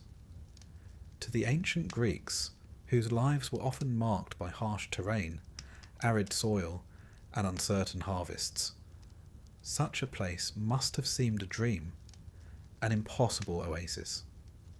And there within this paradise lived Calypso, daughter of the Titan Atlas. Her name, the Concealer, is telling, for she was fated to hide Odysseus away from the world. She found him on the shore, half dead and clinging to life, and like many nymphs in Greek myth, she felt an immediate pull toward the wanderer. She nursed him, bathed his wounds, fed him roasted meats and sweet wines, clothed him in fine linen. and she did more than heal him. She fell in love with him. Or perhaps, more accurately, she decided she could not bear to let him leave. What followed is one of the great paradoxes of the Odyssey. For 7 long years, Odysseus remained with Calypso. She offered him not only her affection, but immortality itself. If he would stay by her side, she promised, he would never age, never die, never see his body weakened by time. Imagine such an offer to a man who had survived Troy, who had seen companions cut down in battle, who had wept at the sight of men devoured by monsters. Eternal life in a paradise far removed from war and hunger might have sounded like a gift beyond measure. And yet Odysseus was miserable. Homer gives us an image of him sitting upon the shore each day, gazing out at the horizon, tears streaming down his face. Around him stretched paradise, yet his heart was chained to Ithaca. He longed for Penelope, for Telemachus, for the rough soil of his homeland. This longing is not incidental. It is the very essence of nostos, homecoming, the central theme of the Odyssey. For the Greeks, to be cut off from one's homeland was the deepest wound of all. Here, Homer's genius shows itself. He reminds us that immortality, far from being an unquestioned blessing, can be a burden. To live forever in paradise without the things that matter most, love, family, the rhythm of a mortal life, is no true life at all. Odysseus preferred the fleeting span of human existence, even with all its hardships, to endless eternity without purpose. In this, he differed from many figures in myth who grasped at immortality. Tithonus, granted eternal life without eternal youth, withered into a shriveled husk. Others sought to become gods, only to be punished for their arrogance. Odysseus, by contrast, chose mortality, and, in doing so, revealed a very Greek wisdom. It is the limits of life that make it meaningful. But Calypso was not merely a captor. She loved him, or at least believed she did, and her island was both cage and sanctuary. One imagines her frustration as Odysseus wept day after day for Ithaca. She had offered him everything she could: food, love, even the defiance of death itself. Yet it was not enough. Love, when it demands surrender of the self, becomes a kind of imprisonment. Calypso's affection concealed as much as it revealed. The gods, too, watched all this unfold, and eventually it was Athena who intervened. She had been Odysseus's champion from the beginning, the goddess of wisdom and cunning who saw in him a kindred spirit. She petitioned Zeus to allow him to return home at last, and Zeus, after due deliberation, agreed. He sent Hermes, the swift messenger, with winged sandals, to carry the decree to Ogygia. Hermes' arrival on Calypso's island is described with characteristic detail. He found her in her cavern, weaving with a golden shuttle, the air around her filled with fragrance. It is an image that emphasizes her domesticity and her divinity alike, a goddess engaged in the timeless labor of women. When Hermes relayed Zeus's order that she must release Odysseus, Calypso was indignant. She accused the gods of hypocrisy, and with good reason. Male gods, she pointed out, were free to take mortal lovers, to father children with impunity, to keep companions as long as they pleased. Yet when a goddess dared to claim a mortal man, she was scolded and commanded to let him go. It was, she argued, a double standard. Her protest is one of the few places in Homer where a divine female voice challenges the inequities of the cosmos. Calypso's words resonate even today, for they reveal an awareness that the rules of the world, even the divine world, were written to favour men. Yet for all her protest, she could not defy Zeus. Reluctantly, with wounded pride, she agreed to obey. When she told Odysseus, her tone was half bitter, half resigned. She framed it as her choice, though both knew it was the will of Zeus.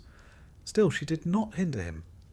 Instead, she gave him what he needed: tools to fell trees, an axe to shape them, augers to bore holes, and ropes to lash the timbers. With her guidance, Odysseus built a raft strong enough to withstand the sea. She provisioned it with food and drink, clothed him in garments fit for a traveller, and even gave him a favourable breeze at his departure. For a captor, she proved surprisingly generous in farewell. It is worth pausing here to consider what Ogygia represented to Homer's audience. Geographically, it was nowhere, a mythic place, perhaps imagined on the far western reaches of the world, beyond the Pillars of Heracles, where the known Mediterranean ended. Symbolically, it was the very edge of existence, a limbo between life and death, mortality and immortality. For 7 years, Odysseus was suspended there, not dead but not truly alive, caught between worlds.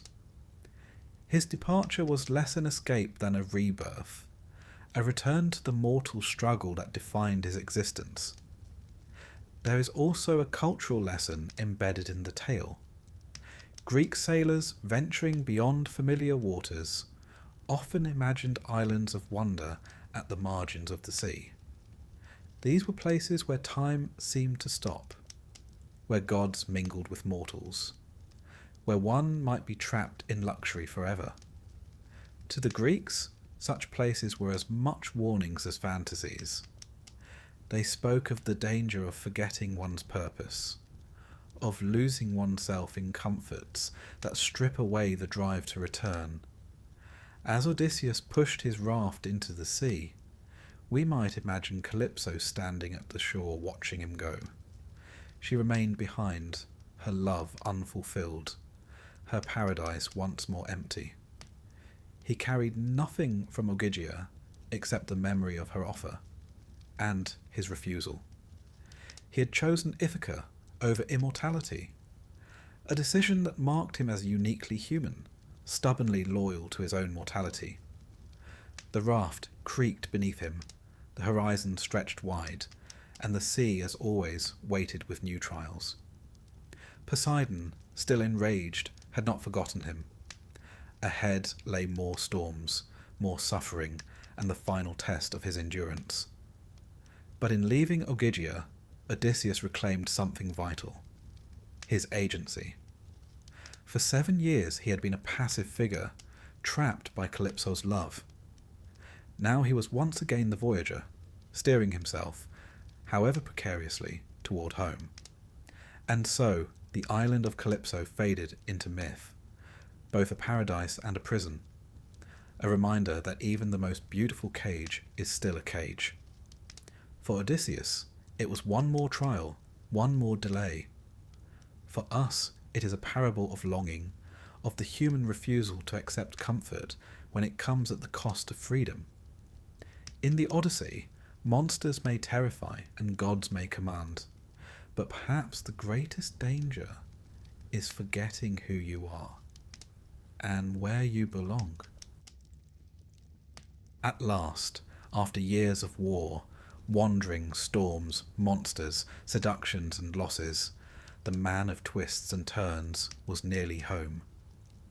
Odysseus's raft, hastily built with Calypso's guidance, did not carry him far before Poseidon noticed. The sea god, still fuming that Odysseus had blinded his beloved Polyphemus, stirred up a storm so furious it seemed determined to crush not just one man, but the very idea of human resilience. The raft splintered, waves thundered overhead, and Odysseus was tossed like driftwood. And yet, as so often in his tale, just when despair seemed final, help arrived. This time it was Ino, a sea goddess of curious origins, once a mortal woman transformed after a tragic plunge into the waves. She took pity on Odysseus, rising from the surf with her shimmering veil, and advised him to abandon the raft and cling to her divine scarf, which would bear him safely to shore. He hesitated. Odysseus rarely trusted anyone, even gods bearing gifts. But when the mast cracked and the raft broke apart, choice was snatched away. Wrapping Ino's veil about him, he fought through the waves and at last crawled ashore on the island of Scheria, land of the Phaeacians. If Ogygia was timeless paradise, Scheria was civilization perfected, a vision of how the Greeks imagined a prosperous and just society might be. Its king, Alcinous, ruled with fairness, its queen, Arete, was wise and respected, and its people were skilled sailors whose ships moved as swiftly as thought itself. Here Odysseus would find rest, but also the means to complete his journey. Homer lingers lovingly on his reception. Exhausted, naked, salt-encrusted, Odysseus collapsed under an olive bush. In the morning, he was discovered not by warriors or kings, but by Nausicaa, the princess, accompanied by her handmaids. They had come to the river to wash clothes, a detail that reveals much about Greek life, for even royalty was not free from the domestic duties of the household. Nausicaa, unlike many of the women Odysseus had encountered, was both hospitable and modest. She guided him to her father's palace, advising him on how best to win favour with her parents. The palace itself is described in almost architectural ecstasy. Walls gleaming with bronze, doors made of silver and gold, orchards heavy with fruit that never ceased bearing. To the Greeks, such abundance must have seemed near divine, the kind of prosperity that bordered on immortality. And here, at last, Odysseus told his full tale. Up to this point, much of his wanderings had been implied, but now he recounted them in full. The Cyclops, Circe, the Sirens, Scylla and Charybdis, Calypso. One imagines the Phaeacians listening, wide-eyed, as though hearing the very blueprint of myth itself. Alcinous, moved by his story, promised to help. The Phaeacians placed Odysseus on one of their magical ships, loaded with treasures, a generosity that would, ironically, doom them. For when Poseidon saw what they had done, he punished them by petrifying the very ship that carried Odysseus, turning it to stone as it entered their harbour. Thus, even kindness to the wanderer had its price. But Odysseus at last set foot upon Ithaca, though not in triumphal fanfare. Athena, ever his ally, cloaked him in mist and disguised him as an old beggar. Why? Because Ithaca was no longer safe. In his absence, suitors had overrun his halls, feasting on his livestock, wooing his wife, plotting to seize his throne.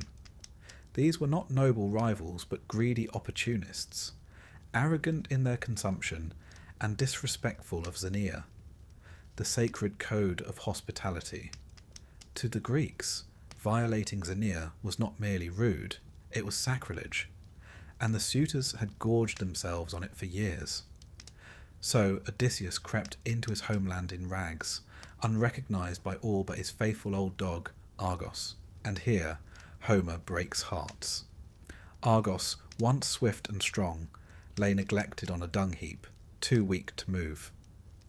Yet when he heard his master's voice, his ears pricked, his tail gave a feeble wag, and he died, at peace at last, having waited 20 years to see his master return. It is a moment of devastating simplicity, a reminder that loyalty outlives strength. Disguised still, Odysseus sought out allies.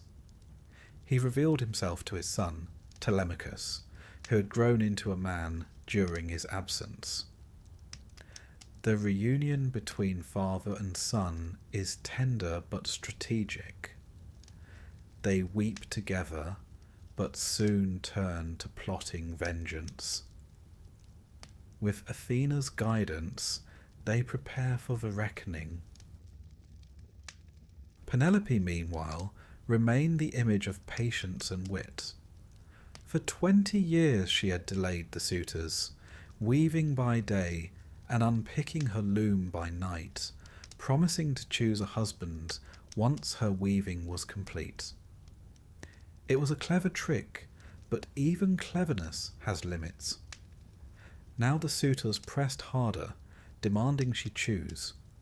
She devised a final contest. Whoever could string Odysseus's great bow and shoot an arrow through 12 axe heads would win her hand. The challenge was nearly impossible. The bow was massive, and only Odysseus had ever wielded it with ease. The day came. One by one, the suitors tried and failed, grunting and straining, the bow refusing their efforts. Then the beggar stepped forward.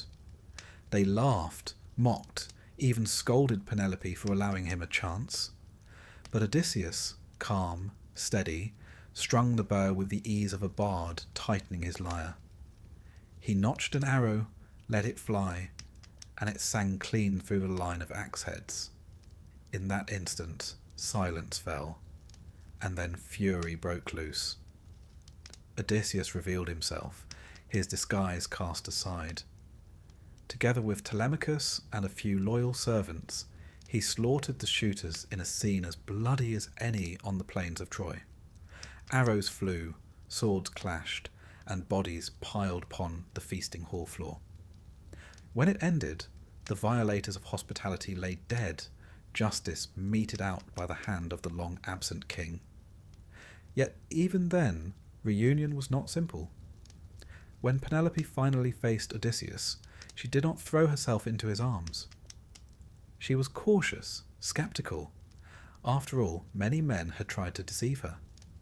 So she devised one final test. She ordered a servant to move their marriage bed into another room.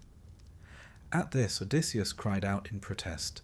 The bed could not be moved, for he himself had built it around the trunk of an olive tree, its roots sunk deep into the earth. Only he could know this secret, and with that, Penelope knew beyond doubt that her husband had returned. At last, after 20 years, they embraced. The Odyssey could end there, but Homer lingers. The suitors' families clamoured for revenge, and bloodshed threatened to plunge Ithaca into civil war. Yet Athena, descending in a blaze of divine authority, declared peace.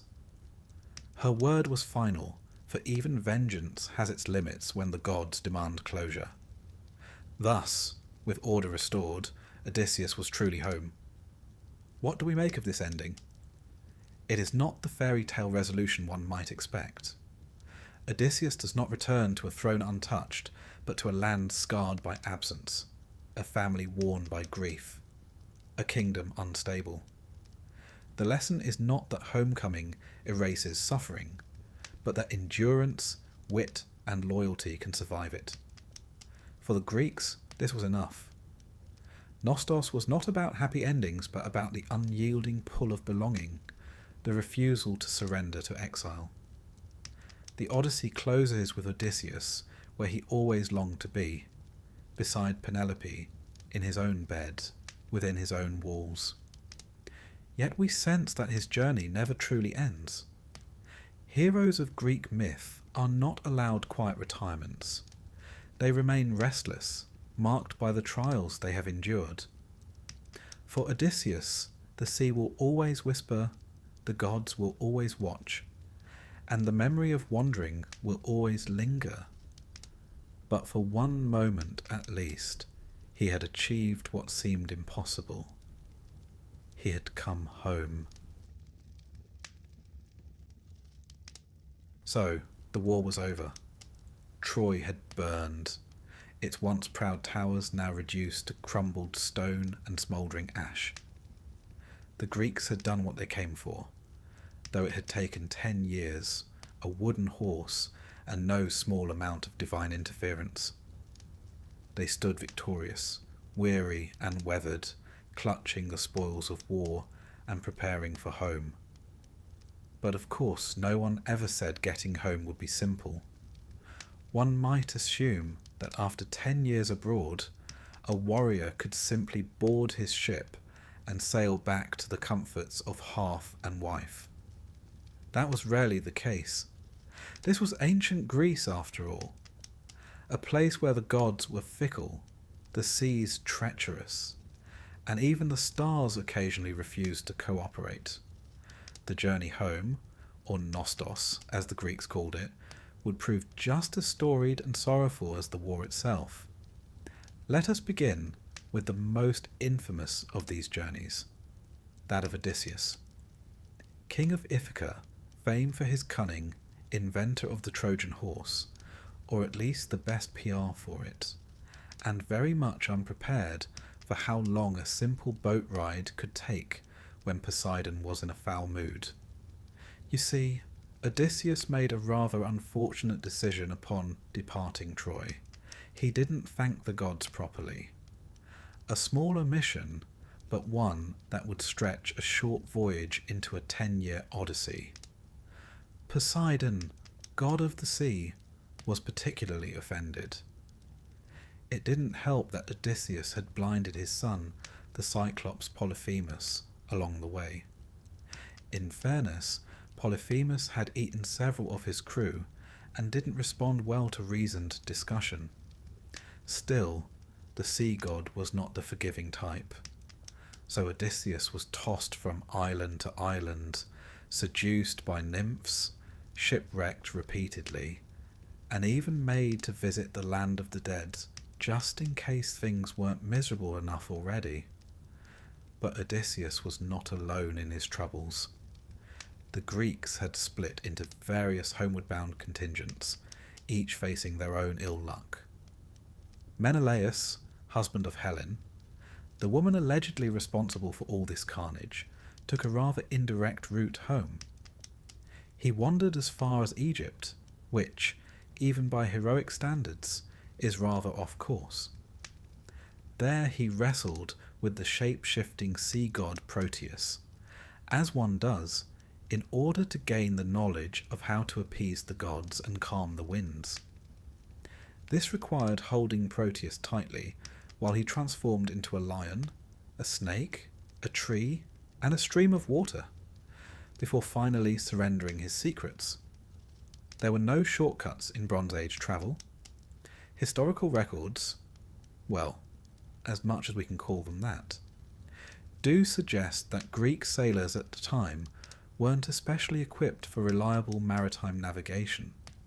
They hugged coastlines, avoided night travel, and interpreted weather patterns through a mixture of guesswork and prayer. Their ships were sturdy enough for the Aegean, but the open Mediterranean posed significant challenges. Add to this the divine meddling, and one can see why so many of these heroes took the scenic route home. Diomedes, one of the mightiest warriors of the war, fared little better. He returned to Argos only to find that his wife had taken a lover during his absence and was plotting to kill him. To her credit, 10 years is a long time.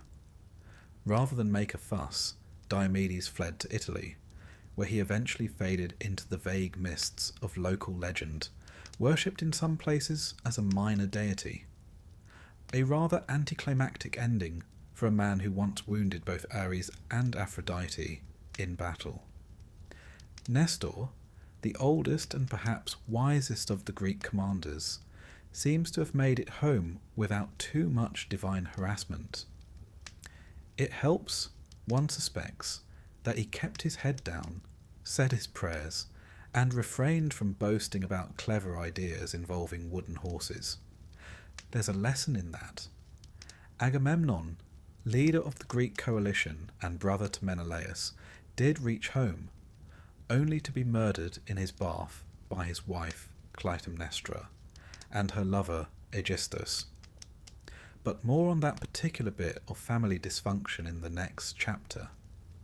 Suffice it to say, the post-war glow did not last long for the house of Atreus. There was a curious sense in the Greek imagination that war never truly ended.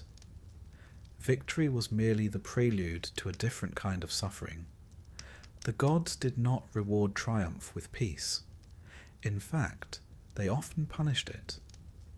Hubris, that quintessentially Greek concept of arrogant pride, was a capital offence in the eyes of Olympus. If a man returned home boasting of his glory, he was inviting divine correction. And then there were the storms. Natural, of course, but also supernatural. The seas between Troy and Greece were notoriously rough. The Hellespont, the Aegean, and beyond, all capricious, especially to ships lacking proper ballast or understanding of wind currents. The Greeks often personified these elements as gods or spirits, harpies, sea nymphs, angry winds. Because when your fleet is scattered overnight and half your crew vanishes, blaming an angry goddess feels more comforting than admitting you misread a cloud. The return home also meant confronting time itself. 10 years of war meant a decade lost. Children grew up without fathers, political alliances shifted, and thrones were not always waiting patiently for their former occupants. The journey was not just geographical, it was existential. These men returned not as heroes, but as strangers. This theme runs deeply through Homer's Odyssey. Odysseus longs for home, for Ithaca, for Penelope and Telemachus. Yet at every turn he's offered comfort, even immortality, by figures like Calypso. Still, he chooses hardship. The Greek mind revered the idea of nostos, but it also understood that one could never truly go home unchanged. The home you remembered was gone, and so were you. Meanwhile, the gods watched all this with their usual mix of boredom and caprice. Athena took a special interest in Odysseus, helping him occasionally when she remembered to, while Zeus played both sides as usual. Poseidon sulked, Hermes ferried souls to the underworld, and Apollo, who had spent much of the war firing plague arrows, returned to more musical pursuits. The war had ended, but peace was elusive. Even those who made it back without divine interference faced restless kingdoms and unruly citizens. Some were worshipped, others resented. The line between hero and troublemaker blurred easily. And what of the ships themselves? Ancient Greek ships, primarily pentaconters and biremes, were long, narrow, and powered by both sails and oars. They weren't built for comfort. There were no cabins, no galleys, no protection from the elements. Sailors slept where they could, ate cold rations, and relied on wind and muscle. Navigation was by stars, sun, and intuition. That so many even attempted long voyages is a testament to their stubborn optimism. Or perhaps their lack of alternatives. Many of the ships were lost, scattered in storms or dashed against unfamiliar shores. The sea claimed them silently. No epic poems were written for those whose names did not survive, but their ghosts, one imagines, lingered along lonely beaches and under wine-dark waves. In the centuries that followed, Greek poets and playwrights would return again and again to these post-war stories. The nostoi, as they came to be called, were an entire genre. The war was a given, brutal but glorious. The return, though, was where the real drama lay. That's where men broke, or bent, or found meaning. We're used to thinking of myths as grand, flashy things. Monsters, magic, climactic battles. But the Greeks understood that the quiet aftermath was where tragedy bloomed. The war ended with a horse and fire. But the real stories began when the sails went up, and home became a dream somewhere on the horizon. Even in the archaeological record, there are hints of this turbulent return. Many Mycenaean palaces show signs of sudden destruction around the same period: burned walls, toppled columns, abandoned treasures. Was it invasion, rebellion, or simply the long echo of a war that refused to stay on foreign soil? Historians debate, as they always do, but the myth has its own answers. The gods were not finished yet, so the Greeks sailed home, slowly, painfully, circuitously. They were shipwrecked, seduced, cursed, and forgotten. Some never arrived. Others returned only to find they were no longer welcome, and a few, like Odysseus, clung to the memory of home like a compass, trusting that however long the journey, there was still something waiting at the end. Whether there was or not, well, that's another story. So, let us now drift back into the murky waters of post-war homecomings. If you were hoping that at least one Greek king had a cheerful reunion with his family after 10 years away, I'm afraid you've wandered into the wrong epic. This is the tale of Agamemnon, commander of the Greek forces at Troy, brother to Menelaus, and a man whose homecoming can be summed up in 2 words: unfortunately brief. Agamemnon had led the 1,000-ship fleet to Troy and played his part with ruthless efficiency. He sacrificed his own daughter to appease the winds, squabbled with Achilles over a slave girl, and generally made himself disagreeable to gods and men alike. He did, however, win the war, which you might think would count for something, but his victory came at a price, one that followed him all the way back to Mycenae, where his wife, Clytemnestra, was waiting. Now, the story of Clytemnestra is not a cheerful one, but she is often painted far too simply as a vindictive woman with a grudge. In truth, she had good reason to be angry. Years before, Agamemnon had sacrificed their daughter, Iphigenia, to ensure favourable winds for the Greek fleet. No warning, no consultation. Just a priest, an altar, and a quiet murder dressed up as a divine necessity. Clytemnestra, understandably, took it personally. While Agamemnon was away playing war hero, she had not exactly remained idle. She took a lover, Odysseus, a man with his own reasons to loathe the house of Atreus, and together they plotted. It wasn't just revenge, it was justice, retribution, and perhaps a bit of long overdue housekeeping. And so, after years of war and an arduous return journey, Agamemnon finally sailed into the bay beneath his palace, the bronze towers of Mycenae gleaming in the distance. One can imagine him standing on the deck of his ship, sun-worn and grimy, dreaming of a warm bath and roasted lamb. Unfortunately, that bath would be the last comfort he ever knew. In Aeschylus's Agamemnon, the king arrives with Cassandra, the Trojan prophetess he had taken as a war prize. Now, bringing home a captive concubine might seem a rather bold decision when your wife is already displeased, but Agamemnon never was known for subtlety.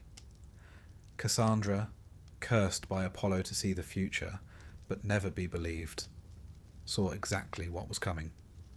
She walked into the palace like a woman entering a tomb, resigned, poetic, and ignored. The bath was drawn, the robes laid out, and there, amid the steam and ceremony of a long-awaited homecoming, Clytemnestra murdered her husband with an axe, or perhaps a sword. The details vary, as myths tend to do. In some versions, she entangles him in a net before the killing blow. In others, he's struck as he reclines, utterly unaware. But all agree on the outcome. Agamemnon, war hero and king, dead in his own house by his wife's hand. It wasn't just personal, it was political, symbolic, even ritualistic. The house of Atreus had long been a mire of curses, betrayals, and bloodshed. Tantalus, Atreus, Thyestes. Each generation passed down a fresh scandal. Agamemnon's death was less a surprise than a grim inevitability. The Greeks, ever lovers of a tragic arc, saw this not merely as domestic drama, but divine rebalancing. You see, no crime went unpunished in the world of myth, especially not those committed against family. Agamemnon's sacrifice of Iphigenia had broken a sacred bond, and blood, as always, demanded more blood. Clytemnestra and Aegisthus ruled Mycenae together for several years after the murder. By some accounts, they were competent, even prosperous rulers. But the shadow of what they'd done lingered. And somewhere far away, growing older in exile, Agamemnon's son, Orestes, was watching, waiting, and nursing a very different idea of justice. Before we turn to him, it's worth pausing to consider the historical underpinnings of all this myth. Mycenae was indeed a real place, an imposing Bronze Age citadel with massive stone walls and a commanding view of the surrounding valley. The shaft graves of Mycenaean kings, discovered centuries later, revealed a world of wealth, weaponry, and ceremonial grandeur. One grave contained a golden death mask, once romantically dubbed the Mask of Agamemnon, though the identification is largely wishful thinking. Still, the myths do seem to echo something real, that returning warriors found their homes changed, their families distant, and their power unstable. In many Mycenaean centres, we find signs of abrupt destruction or abandonment around the same time period, evidence, perhaps, of internal unrest or social collapse. It's not hard to imagine that some kings returned home only to face suspicion, usurpation, or worse. Back in the myth, Agamemnon's fate was only the beginning of a longer tragedy. Clytemnestra may have seen herself as an avenger, but in the logic of Greek myth, she was also a murderer. And the gods, as always, had opinions. Enter Orestes. Raised in exile, likely by allies of his father or sympathetic family retainers, Orestes grew up with one goal: to avenge his father's death. But here the myth gets deliciously tangled. To kill one's mother, even a murderous one, was not a simple act of vengeance. It was a spiritual crime, one that brought its own consequences. When Orestes returned to Mycenae, he did what he believed was necessary. He killed Aegisthus first, which no one particularly objected to. Then he confronted Clytemnestra. In some retellings, she pleads with him, bares her breast, reminds him that she gave him life. But Orestes, trembling with fury and fate, strikes her down. The moment is terrible, quiet, almost ritualistic.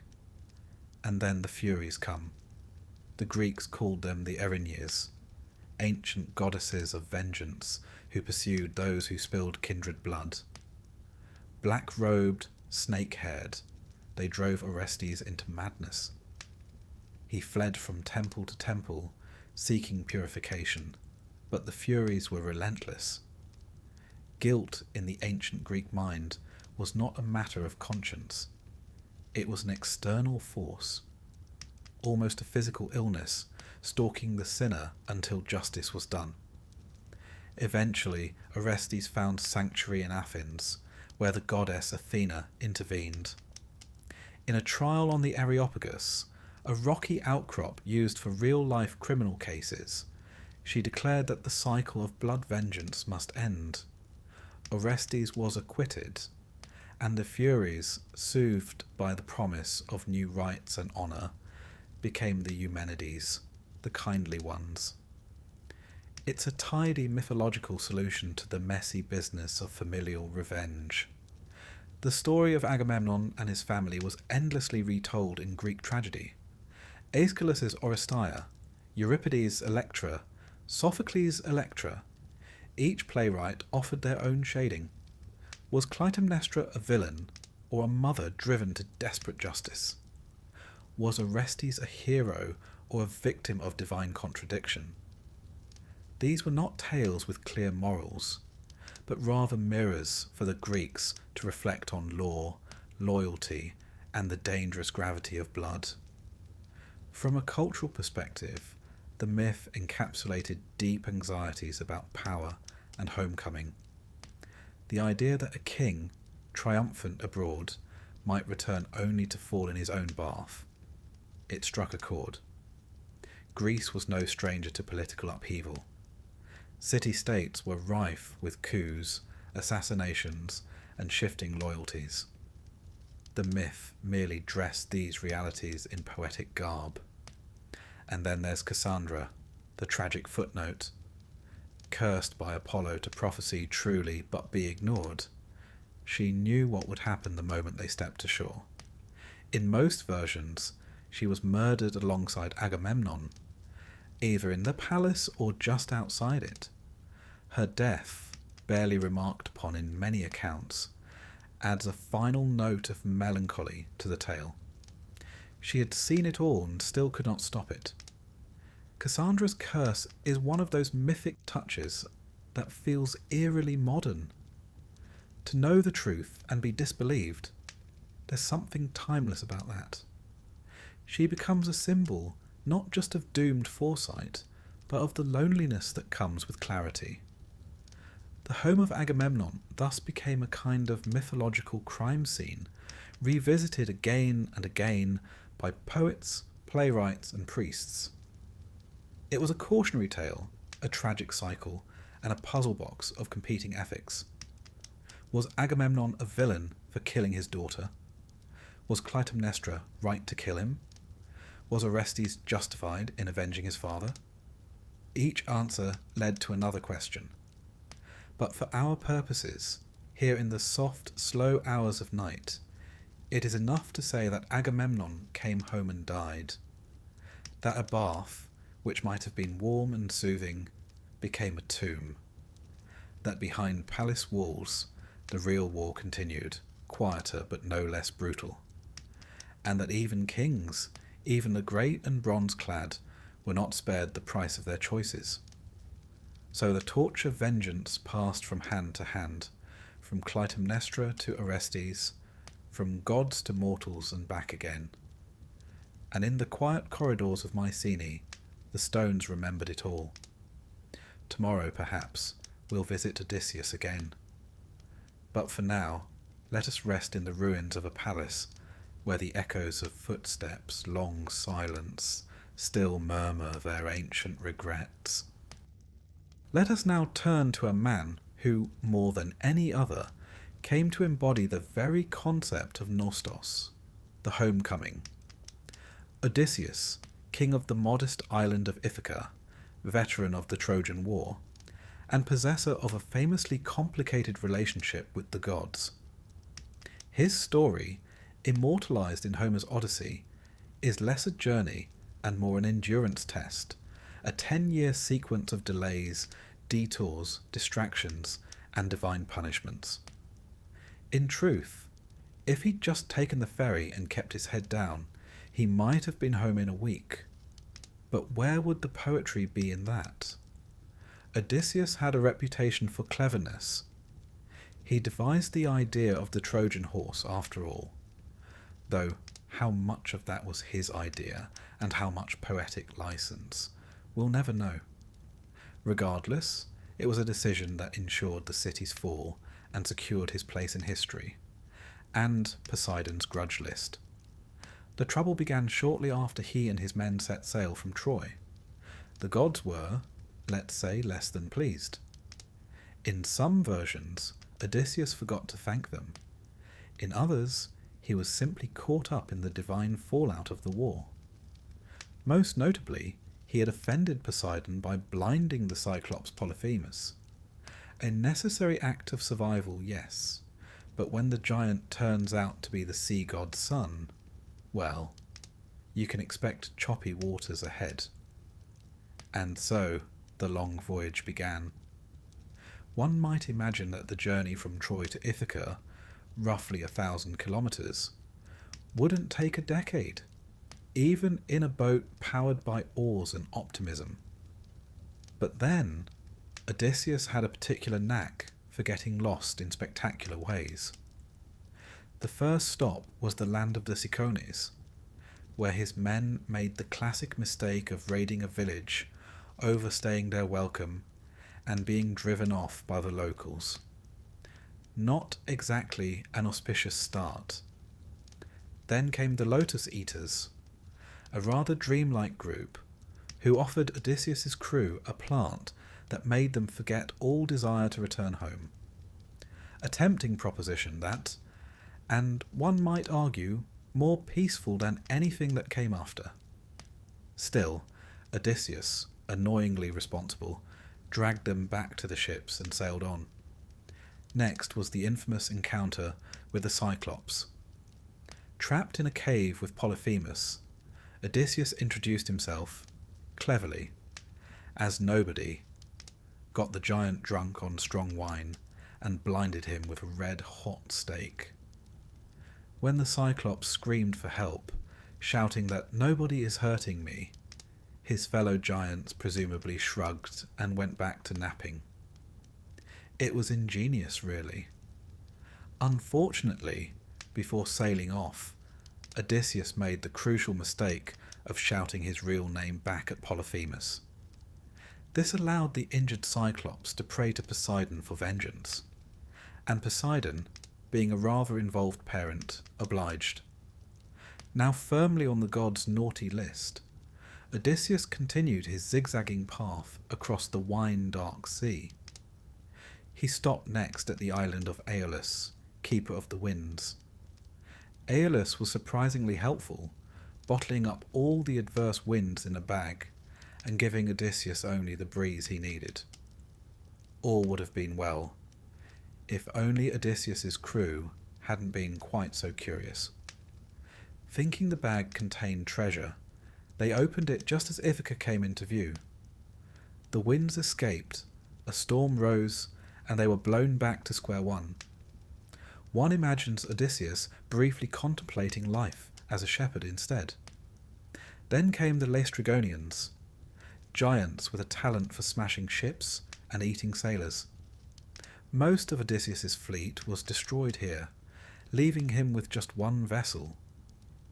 It's the sort of incident that tends to dampen morale, though one suspects Odysseus had already adjusted to lowered expectations. From there, it was on to the island of Circe, enchantress, sorceress, part-time pig farmer. She turned his men into swine, as one does, though whether that was punishment or commentary is unclear. Hermes, ever helpful, gave Odysseus a magical herb called moly to protect him. With it, he resisted Circe's magic, and depending on the version, either threatened her or charmed her into restoring his men. He then spent a year there, comfortably ensconced in her company. A rather long delay, though Circe did have a very nice villa. But even Circe couldn't stall fate forever.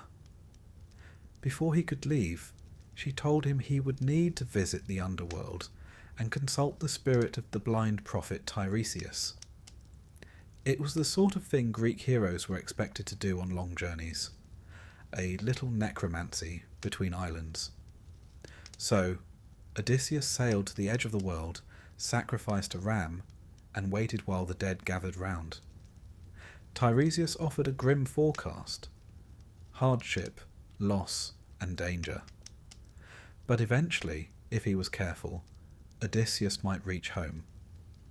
He also saw the shades of his mother, Achilles and Agamemnon, who, you may recall, had recently had a very bad bath. Emerging from the land of the dead with no small amount of existential baggage, Odysseus returned to Circe, who provided more advice. Avoid the Sirens, she said, seductive singers who lured sailors to their deaths. Odysseus, ever the curious one, had his men plug their ears with wax while he had himself tied to the mast, just so he could hear their song without succumbing. It was, admittedly, a very Odyssean solution. Practical, perilous, and just a bit arrogant. Next came Scylla and Charybdis, a 6-headed monster and a ravenous whirlpool placed inconveniently close together. Odysseus steered toward Scylla, sacrificing a few men rather than risk the entire ship. It's the sort of decision that ancient Greek leaders were expected to make without blinking, though one suspects there were some complaints from the rowing benches. At last, they reached the island of Phrynicia, where sacred cattle belonging to Helios, the sun god, grazed in peace. Odysseus warned his men not to touch them. They promised. And then, while he was napping, they promptly slaughtered and ate several. Helios, unsurprisingly furious, demanded punishment. Zeus obliged with a storm that destroyed the last of Odysseus's crew. Only the man himself survived, clinging to a broken mast, drifting aimlessly until he washed up on the island of Ogygia. Here he met Calypso, a beautiful nymph who offered him immortality if he would stay. It might have seemed like a good deal. No more storms, no more monsters, and an eternity of relaxation. But Odysseus longed for home, for Penelope, for Ithaca. Calypso, both tender and sorrowful, let him go, but not before 7 long years had passed. A different kind of imprisonment, that. Comfort without belonging. At last, with divine help, Odysseus built a raft and sailed once more. Poseidon, still holding a grudge, sent another storm. The poor man could hardly sneeze without attracting weather. He was eventually washed ashore on the land of the Phaeacians, who thankfully turned out to be decent people. They gave him food, clothes, and a proper ship home. After 10 years of wandering, he reached Ithaca at last. But even then, the journey wasn't quite over. His home had been overrun by suitors, dozens of grasping, boastful men courting his wife and feasting in his halls. Disguised as a beggar, Odysseus plotted his revenge. With the help of his son Telemachus, he strung his old bow and dispatched the shooters in a rather bloody finale. Arrows, spears, and poetic justice all around. At last, he revealed himself to Penelope. She, ever cautious, tested him with a secret known only to them, the construction of their bed carved from a rooted olive tree. When Odysseus answered correctly, she wept, and they were reunited. A quiet, hard-won reunion after 20 years apart. Now, what are we to make of all this? On one level, the Odyssey is an adventure, a tapestry of strange lands and strange creatures. But beneath it all lies something deeper, the fear of never getting home, the idea that time might move on without you, that home itself might change, or worse, that you might. Historically, the story reflects the uncertainties of ancient travel. Greek sailors had no maps, no compasses, and very little understanding of ocean currents. Storms, pirates, and unfamiliar coastlines were constant threats. To sail from one island to another could mean weeks of delay or permanent disappearance. The sea was not just a place. It was a personality, and usually a moody one.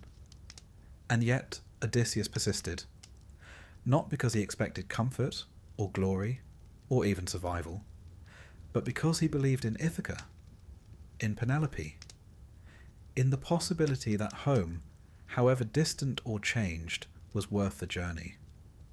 So tonight, let us sail gently through the Ionian breeze, past sleepy islands and forgotten shores.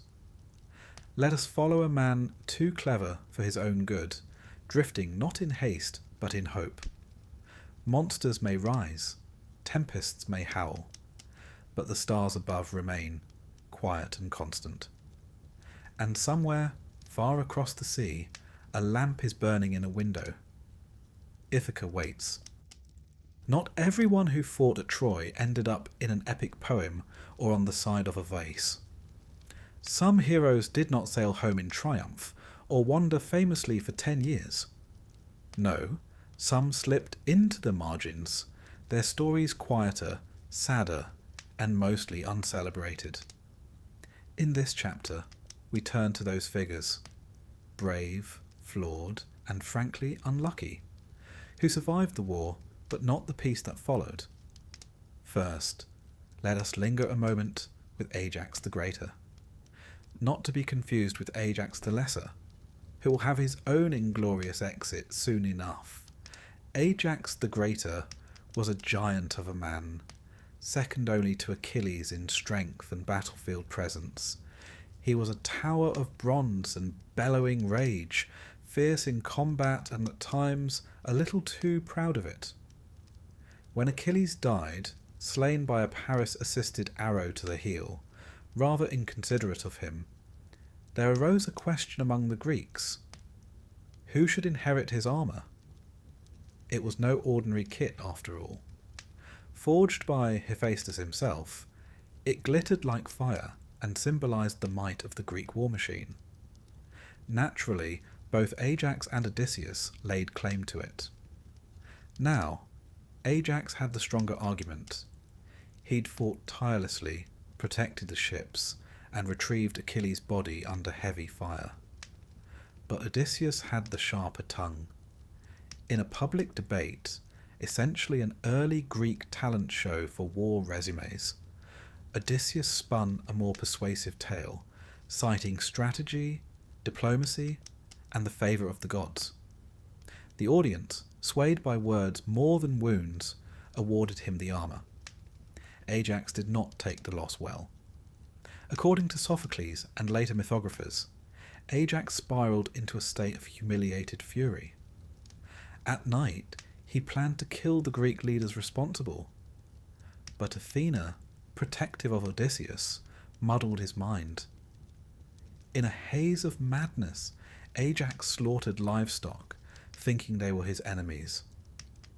When he awoke and realised what he had done, surrounded by the bloodied corpses of sheep and cattle, he was overcome with shame.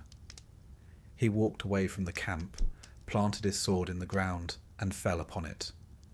A brutal, silent end for a man who had fought so loudly. There's something deeply Greek in this.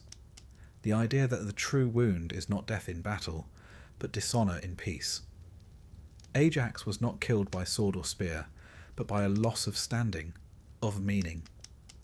A hero without recognition is, in the Greek imagination, barely a man at all. The gods gave him strength, but they did not give him a second act. His death was mourned by many, but especially by his half-brother Teucer, an archer and a steadfast companion throughout the war. Teucer tried to give Ajax a proper burial, but Menelaus and Agamemnon initially forbade it. Proof that even corpses had politics in those days. Eventually, Odysseus himself intervened, arguing that Ajax, whatever had happened, was still a great warrior. A small act of decency in a war mostly lacking in them. Teucer, exiled for failing to bring his brother home, wandered off and eventually settled in Cyprus, founding the city of Salamis. Or so the legends say. It's a quieter legacy, no monsters, no divine wrath, just a man trying to put something in the ground that wasn't a weapon. Then there's Philoctetes, perhaps the most reluctant of the heroes. His tale begins not at Troy, but on the way there. He possessed the bow of Heracles, gifted to him as a reward for lighting the funeral pyre of the great hero. This bow, it was foretold, would be needed to win the war. Unfortunately, Philoctetes had a bit of a foot problem. At Lemnos, he was bitten by a snake, a minor thing in most stories, but in this case, the wound festered, it stank, it wept.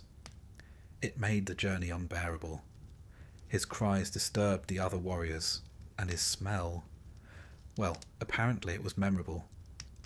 So, with all the empathy of a conquering army, the Greeks abandoned him on the island, leaving him with his bow, his pain, and a lot of time to think. For years he lived there, wounded and alone. But eventually, when Troy still refused to fall, a prophecy surfaced. The bow of Heracles was indeed required.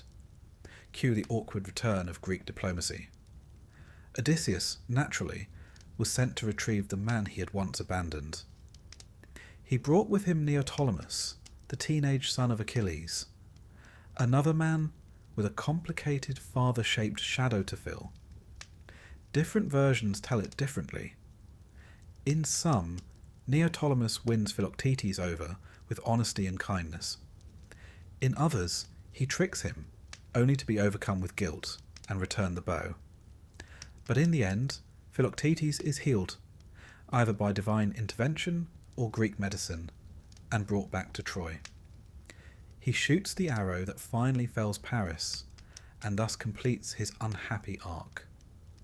After the war, Philoctetes' story peters out. He's said to have wandered, perhaps founding a city or two, but the myths don't linger on him. His fame, like many others, was tied to a single arrow. When that was loosed, so too was his relevance. And what of Ajax the Lesser? Ah, yes, not to be confused with his more honourable namesake, this Ajax was best known for committing one of the more appalling crimes during the sack of Troy. In the temple of Athena, he assaulted Cassandra, dragging her from the altar and claiming her as a prize. The act was a double outrage, not just against a woman seeking sanctuary, but against the goddess whose temple he violated. Athena did not take it lightly. Though the Greek leaders were divided on how to respond, some wanted to punish him, others looked away. They ultimately allowed him to sail home. It was a decision they'd regret. As his ship sailed through the angry sea, Athena called down a storm. Ajax, cast into the water, clung to a rock and boasted that the gods couldn't kill him. A bit of classic hubris. Poseidon, unimpressed, split the rock and drowned him. In the Greek tradition, no sin goes unpaid, and no arrogance goes uncorrected. Ajax the Lesser's name was blackened. His death was not heroic, it was a warning. Then there are the unnamed and half-named heroes, the foot soldiers, the shipmates, the men who bled and died in the margins. Greek myth, for all its grandeur, has a curious amnesia when it comes to the majority. We hear of their bravery in clusters, the Achaeans, the Danaans, but their individual stories are mostly forgotten. Only the elite, the sons of kings and favourites of gods, get a proper ending. Still, there are echoes. In the epic cycle known as the Nostoi, now mostly lost to time, there were once tales of the other warriors returning home. Men like Idomeneus, king of Crete, who made a rash vow to sacrifice the first living thing he saw upon returning home, only to be greeted by his own son. A story with echoes of the biblical Jephthah, and just as grim. And Eurypylus, son of Telephus, who fought for the Trojans but was killed in a blaze of poetic glory. His story is mostly footnotes now, a few lines in fragmentary poems. And Thersites, a common soldier mocked for his ugliness and impudence, beaten by Odysseus for speaking too freely. A rare glimpse of dissent in a world dominated by kings and demigods. History has never been entirely fair to its lesser heroes. Those who carried the spears, manned the oars, and kept the fires burning seldom earn verses of their own. But their presence, however faint, lingers in the background of myth, like the quiet hum behind a chorus. Archaeologically speaking, the Mycenaean period does show signs of wide-scale collapse round the time of the Trojan War's supposed end. Palaces burned, trade routes disappeared, and many of the great centres were abandoned. Perhaps some of the returning heroes found not the homes they remembered, but smouldering ruins and silence. For many, there may have been no welcome, no bed, no stories. And perhaps that's why the myths settled so often on grief. The Greeks knew that not everyone returned, and that some who did wished they hadn't. The Odyssey gives us the grandeur, but these lesser tales give us the sorrow. So tonight, as we drift through the quieter parts of the mythic map, spare a thought for the heroes who came back broken, or didn't come back at all. For Ajax, whose pride outlived his strength. For Philoctetes, whose wound became his exile. For the countless unnamed who marched to Troy and never saw their islands again. In the dark, between the waves and stars, their stories still float, unfinished, unpolished, but quietly, stubbornly present. If ever there were a face that launched 1,000 ships and exhausted 1,000 poets, it was surely Helen of Troy. Or rather, Helen of Sparta, depending on which part of her life you catch her in. Tonight, we sail away from the battlefields and burning walls, and follow not the warriors, but the women, beginning with Helen herself.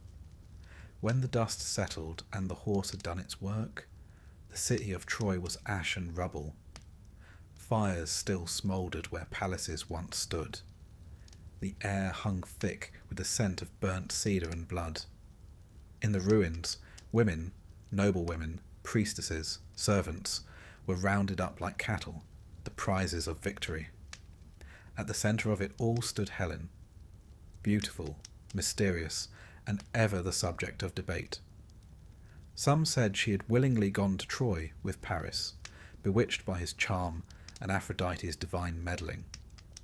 Others insisted she had been taken against her will, a passive prize in a game of gods and kings. In truth, the myths offer no single answer. Helen was either a seductress or a scapegoat, or perhaps a woman simply trying to survive in a world that insisted on making her symbolic. Menelaus, her long-estranged husband, was among the warriors who stormed the city. One might expect him to have run her through with a sword. Instead, the stories tell us that when he found her, standing in her quarters, draped in silks, radiant even in defeat, he dropped his weapon. Overwhelmed by her beauty, his rage faltered. He led her away, not as a captive, but as a wife reclaimed. Or so the version goes. But it is worth pausing to consider what kind of homecoming that was. Helen returned with Menelaus to Sparta, but her reputation did not. In many cities across Greece, she was viewed as the cause of it all, the deaths, the fires, the decade of despair. Though poets might speak of her face with reverence, the common tongue likely preferred curses. And in the plays of Euripides and others, Helen is not a heroine, but a question mark. Was she guilty? Was she powerless? Or was she simply too beautiful to live in peace? In some version of the myth, a phantom Helen was sent to Troy, while the real one remained in Egypt the entire time. This alternate telling, found in Euripides' Helen, was the ancient equivalent of saying it wasn't really her. It's a strange attempt at narrative redemption, one that raises more questions than it answers. but it does speak to the discomfort the Greeks felt about blaming a woman so central to their own self-image. Because if Helen truly went willingly, then she was a traitor.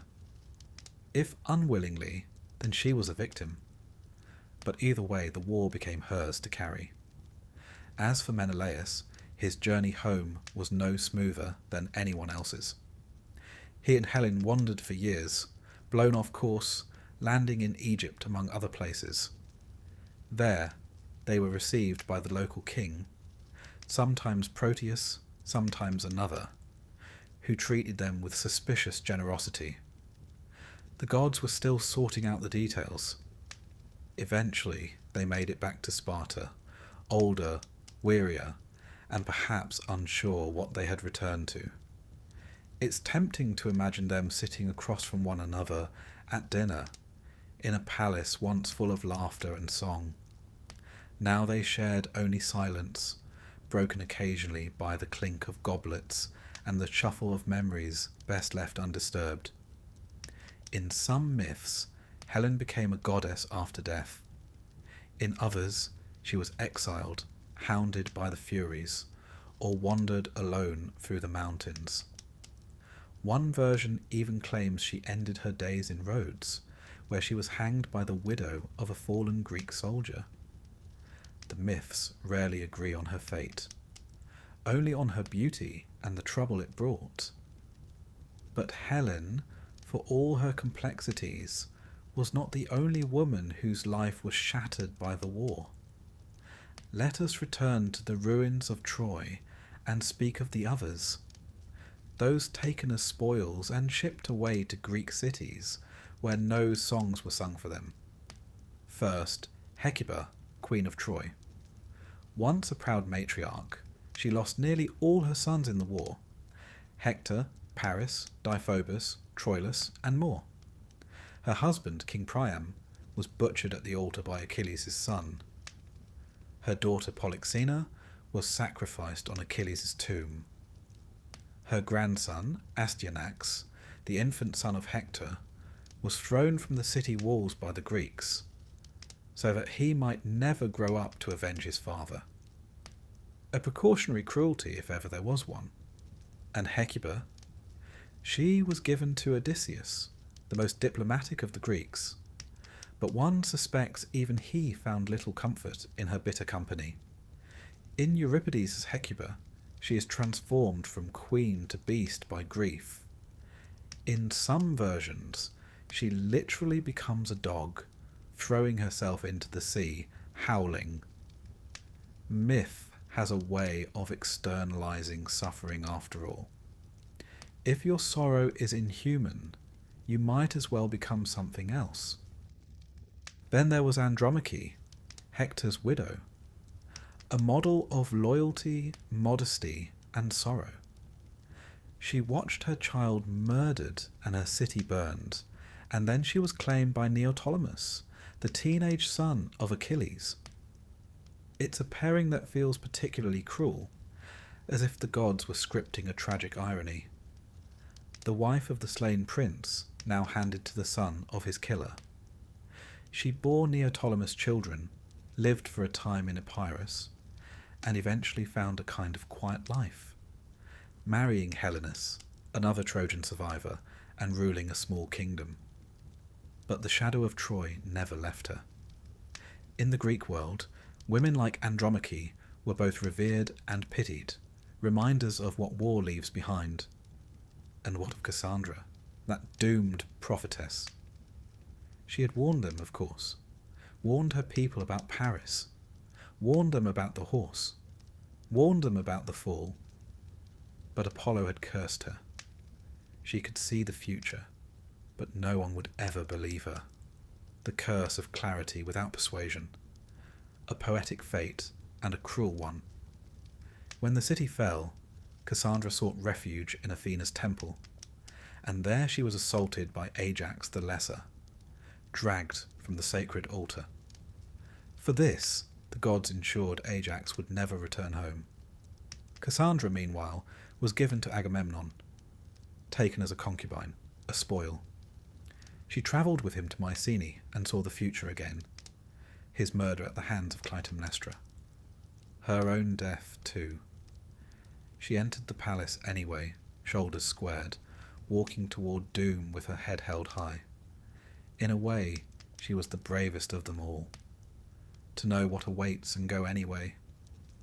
Cassandra was not just a figure of tragedy, but of perception. In her, the Greeks saw the limits of knowledge. What good is vision if it cannot change the outcome? Her story echoes down the centuries, in every ignored warning and every dismissed truth. These women, Helen, Hecuba, Andromache, Cassandra, they remind us that the Trojan War was not just a saga of men. For every spear thrown, there was a wife waiting. For every city burned, a mother weeping. And in the aftermath, it was often the women who bore the consequences, who were reshaped by survival into something unrecognizable. In Greek drama, particularly the tragedies of Euripides, these female voices are given rare prominence. Perhaps because in their suffering, the Greeks recognized something more universal than glory. The men may have claimed victory, but the women remembered the cost. Historically, the treatment of captured women in ancient warfare was, as one might expect, grim. They were enslaved, traded, kept as concubines. The myths, for all their embellishment, reflect a painful reality. That in war, the fates of women were rarely their own. Their grief, however, became central to the Greek imagination.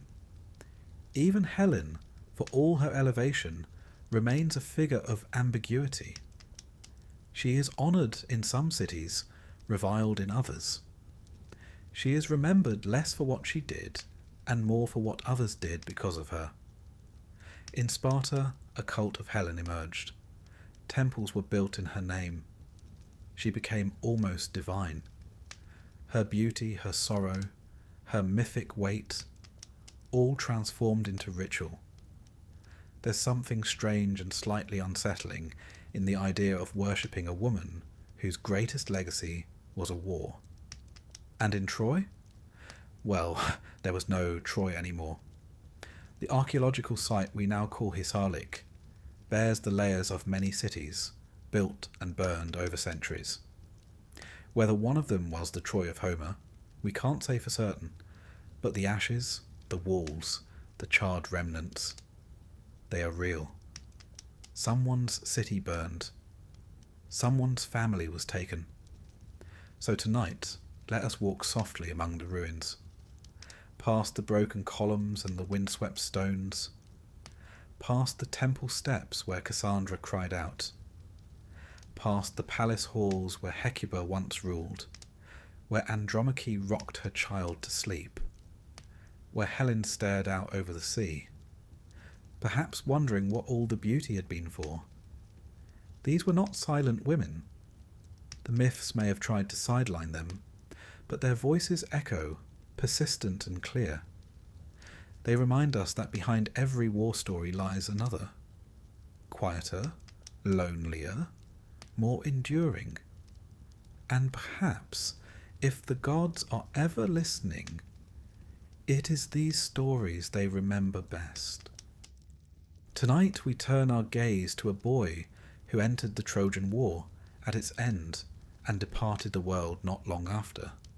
Neoptolemus, son of Achilles, grandson of Peleus, and great-grandson, on his mother's side, of a man called Lycomedes, who mostly stayed out of the epics. Neoptolemus came late to the war, but made a remarkable impression. In many ways, he was everything his father was, and, perhaps, everything he wasn't. Born on the island of Sirens, Neoptolemus was raised far from the clatter of spears and war cries. His mother, Deidamia, had once known Achilles before he was famous, when he was hidden away by his mother Thetis in an attempt to prevent his doomed fate. Dressed as a girl among the daughters of Lycomedes, Achilles in disguise found love and a son. as one does, apparently, during such awkward arrangements. But destiny has a way of tracking down those who try to avoid it. By the time Neoptolemus was old enough to hold a spear, the Greeks had been at war for nearly a decade. Troy still stood. The warriors were weary, and Achilles was already dead, felled by a poetic arrow guided by Apollo and shot by Paris, who, as we've noted before, rarely did anything without divine assistance. Now, a new prophecy emerged. The Greeks would not win unless they brought the son of Achilles to the battlefield, as if the gods, having taken the father, demanded the child in his place. So Odysseus, ever the recruiter, sailed to Sirus and fetched the boy. Neoptolemus arrived in Troy not as a soldier, but as a symbol, a vessel of inherited wrath. And indeed, he seemed to carry that wrath with great enthusiasm. While Achilles had moments of introspection, hesitation, even grace, Neoptolemus often lacked such subtlety. He was fierce, brutal, and quick to violence. Some ancient writers admired his decisiveness, others found it alarming. In the final days of the war, Neoptolemus earned a reputation both glorious and grim. It was he who killed Priam, the aged king of Troy, right there at the altar of Zeus. While the old man clutched the statue of the god, seeking mercy, Neoptolemus cut him down. No respect for age, sanctuary, or sorrow. The scene, immortalized in later Roman texts like the Aeneid, would haunt generations of storytellers. He also, according to some versions, threw Astyanax, Hector's infant son, from the city walls. A practical act, the Greeks would say. A horrifying one, the rest of us might. The boy, after all, could grow into a man and seek vengeance. And so, Neoptolemus ensured there would be no next generation of Trojans. He was not content to end the war. He wanted to erase its memory. For his efforts, he received Andromache, Hector's widow, as a war prize. And so the woman who had once lain beside the Prince of Troy now found herself bound to the killer's son. A cruel symmetry, if ever there was one. They left Troy together, part of the Greek fleet limping home through unfriendly seas and discontented gods. Some were shipwrecked, others wandered for years, but Neoptolemus somehow made his way to Epirus, a land in northwestern Greece, and carved out a small kingdom there. The myths say he ruled wisely, perhaps mellowed by time and distance, or perhaps just tired. But the fates had not quite finished with him. In some versions, he travelled to Delphi, the sacred sanctuary of Apollo, either to seek guidance or demand justice. There, depending on which story you prefer, he either insulted the priests, desecrated the temple, or simply arrived at the wrong moment. Whatever the cause, he was murdered, either by the temple servants or by Apollo himself. Cut down not in battle, but at the threshold of the god who had once guided Paris's arrow into his father's heel. Poetic again, and deeply Greek. You see, Neoptolemus lived under the long shadow of Achilles, a father who was both legend and ghost. The Greeks were fascinated by inheritance, not just of blood, but of doom. To be the son of a hero was to be born halfway into a story already moving toward tragedy. Achilles had been complex, wrathful, yes, but also capable of mercy. He mourned Patroclus. He returned Hector's body to Priam. There was a strange nobility in him, a tragic beauty. Neoptolemus, by contrast, rarely paused to reflect. He killed with confidence. He ruled with force. And then, like so many others, he vanished young. But the Greeks did not discard him. They gave him cults, shrines, a hero's status. In some corners of the ancient world, he was worshipped alongside his father. Perhaps the Greeks, ambivalent as they were about violence, respected someone who didn't hesitate. Still, his legacy is uneasy. Even the playwright struggled with him.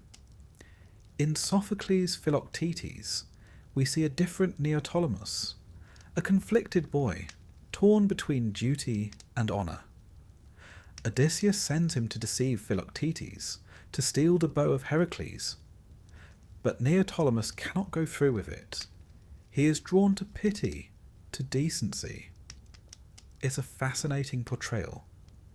Not the blood-soaked youth of Troy, but a thoughtful young man trying to make sense of a brutal world. It's hard to say whether Sophocles was offering an alternate version or a redemption arc. Greek tragedy, after all, often reinterpreted its heroes. What mattered was not the facts, such as they were, but the moral weight of the story. Historically speaking, Epirus did indeed have myths connecting it to Neoptolemus and his descendants. The Molossian dynasty, one of the more powerful Greek royal lines, claimed to trace its roots back to him. Through them, so too would Alexander the Great, whose mother Olympias came from that bloodline. Alexander, never one to resist a good myth, was quite pleased by the association. In this way, Neoptolemus lived on, not just in tragedy, but in genealogy. And what of Andromache, who followed him from Troy to Epirus? She bore him sons. One, named Molossus, would become the ancestor of kings. Andromache, so often portrayed as a grieving widow, was also a survivor. In some versions of the myth, after Neoptolemus' death, she married Helenus, the Trojan seer and son of Priam, who had also survived. Together they ruled a small kingdom, a curious echo of Troy on Greek soil. Her journey, from princess to slave to queen, was perhaps the longest of them all. She adapted, she endured. In Greek drama, she is often the voice of memory, of what was lost and what still hurts. The aftershocks of Neoptolemus' brief life rippled far. In Rome, Virgil gives us the Aeneid, where a wandering Trojan, Aeneas, meets Andromache in Epirus. She tells him her tale. A tale of ruins, exile, and quiet resilience. It is a sobering moment, buried in a poem otherwise full of triumphal destiny. Even the Romans, who admired conquest, seem to pause at her story. And then, as ever, there's the matter of legacy. Neoptolemus left no epics of his own, no Neotolia. He exists as a sequel, an epilogue to Achilles, a footnote to Troy. But in that short space, he managed to kill a king, win a city, and father a dynasty. Not bad for a teenager. And yet, one cannot help but wonder, what if he had lived longer? Would he have grown into a wise king? Would the rage have softened? Or would the fire that burned so brightly simply have burned everything near it? The Greeks were fond of such questions. In their myths, youth is often equated with danger. The young are full of force, but lack temperance. Achilles dies young. Patroclus dies younger. Neoptolemus continues the pattern. The gods, it seems, did not permit long lives to those who shine too brightly. Perhaps that's why Odysseus, older and greyer, survives his journey. Not because he is stronger, but because he is slower, more cautious, more cunning. The flame that flickers lasts longer than the one that blazes. So tonight, we leave Neoptolemus not in the blood-stained temple of Delphi, nor on the smoking battlements of Troy, but somewhere in the quiet hills of Epirus, a young man still learning how to wield a crown. Perhaps he stands at the edge of a cliff, wind tugging at his cloak, staring out at the sea his father once crossed, wondering if he is meant for more than war. or perhaps not. Perhaps his story ends exactly as it should. Brief, brilliant, and sharp-edged.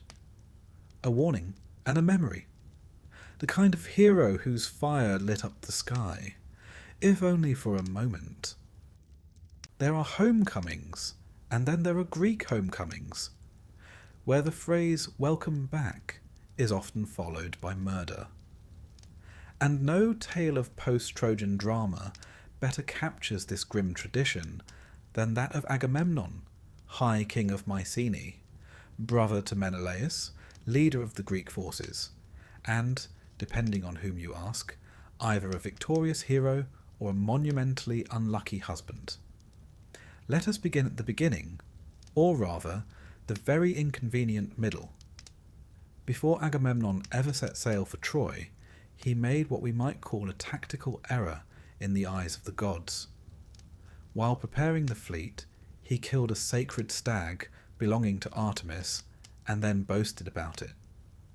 Now, if there's one thing Greek gods do not tolerate, it is mortals making noise about how clever or powerful they are, especially when they've just murdered divine wildlife. Artemis responded in kind. She stilled the winds, trapping the Greek fleet in Aulis. No sailing, no war, no progress. The solution, a sacrifice, a human one. Enter Iphigenia, Agamemnon's daughter. He lured her to Aulis under the pretense of marrying her to Achilles. The usual wedding lie. When she arrived, instead of a ceremony, she got an altar. The accounts diverge. Some say Artemis snatched her away at the last moment and replaced her with a deer.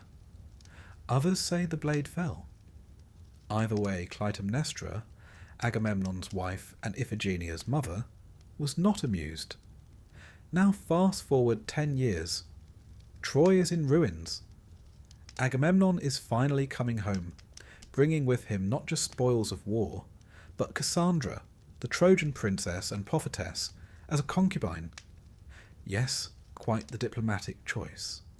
Bringing the enemy king's daughter and your own mistress home, after killing your daughter and being gone for a decade. Even Odysseus might have raised an eyebrow. As his ship approached Mycenae, Agamemnon would have seen the familiar cliffs and olive groves of his kingdom, the walls of his palace shining in the sun, and perhaps, just perhaps, he imagined a peaceful return, a soft bed, a hot meal, his people singing of his glory. What he got was Clytemnestra. While he had been off conquering, she had been stewing. 10 years is a long time to hold a grudge, but Clytemnestra was nothing if not patient. She had also taken a lover, Aegisthus, cousin to Agamemnon, and a man with his own complicated family tree. This wasn't merely a matter of betrayal. It was lineage, revenge, and domestic theatre, all in one.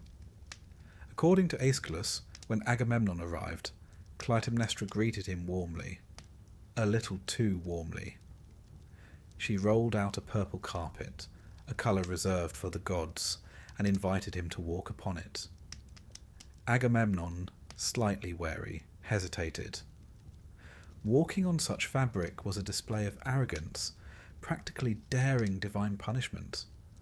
But eventually he relented and entered the palace. He never walked out again. There are several versions of his murder. Some say Clytemnestra lured him into a bath, entangled him in robes, and then stabbed him. Others say she used an axe, or perhaps a sword, with Aegisthus dealing the final blow. The details differ, but the outcome does not. The High King, triumphant in Troy, died naked and unguarded in his own home, cut down not by enemy swords, but by a vengeful wife and a jealous cousin. And Cassandra? She had foreseen all of it. She had seen the palace, the blood, her own end. But true to her curse, no one believed her. Even as she stepped into the house, she knew it was a tomb. And yet she went. Calm, resigned, perhaps tired of always knowing what no one else could see. She was killed beside Agamemnon, her death adding a final insult to the Trojan tragedy. Now, to pause briefly for the historical note, Mycenae, as a real place, was one of the great palace complexes of the late Bronze Age. Walls of massive stone blocks, a lion gate still standing today, and shaft graves filled with gold. The Mycenaean rulers may have inspired the later myths, their splintered histories providing the backdrop for tales of ambition and blood. And Agamemnon. His so-called tomb was uncovered by Heinrich Schliemann in the 19th century. A grand grave with a golden mask. The archaeologists remained sceptical about whose bones lay inside, but the poetry endures. Back to the myth, the murder of Agamemnon did not bring peace. It merely shifted the curse down a generation.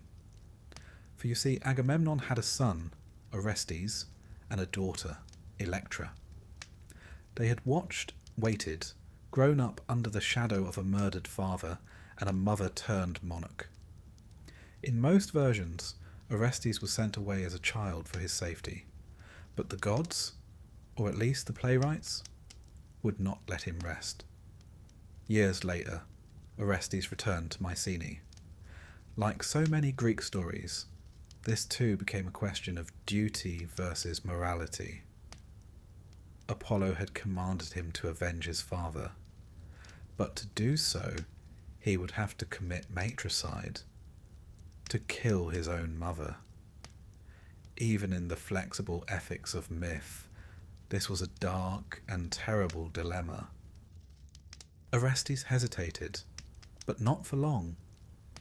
With the help of Electra, who had her own catalogue of grievances, he crept into the palace. In some versions, he killed Aegisthus first, then Clytemnestra. In others, he hesitated at the final moment, overcome by horror, only to finish the deed as she begged for her life.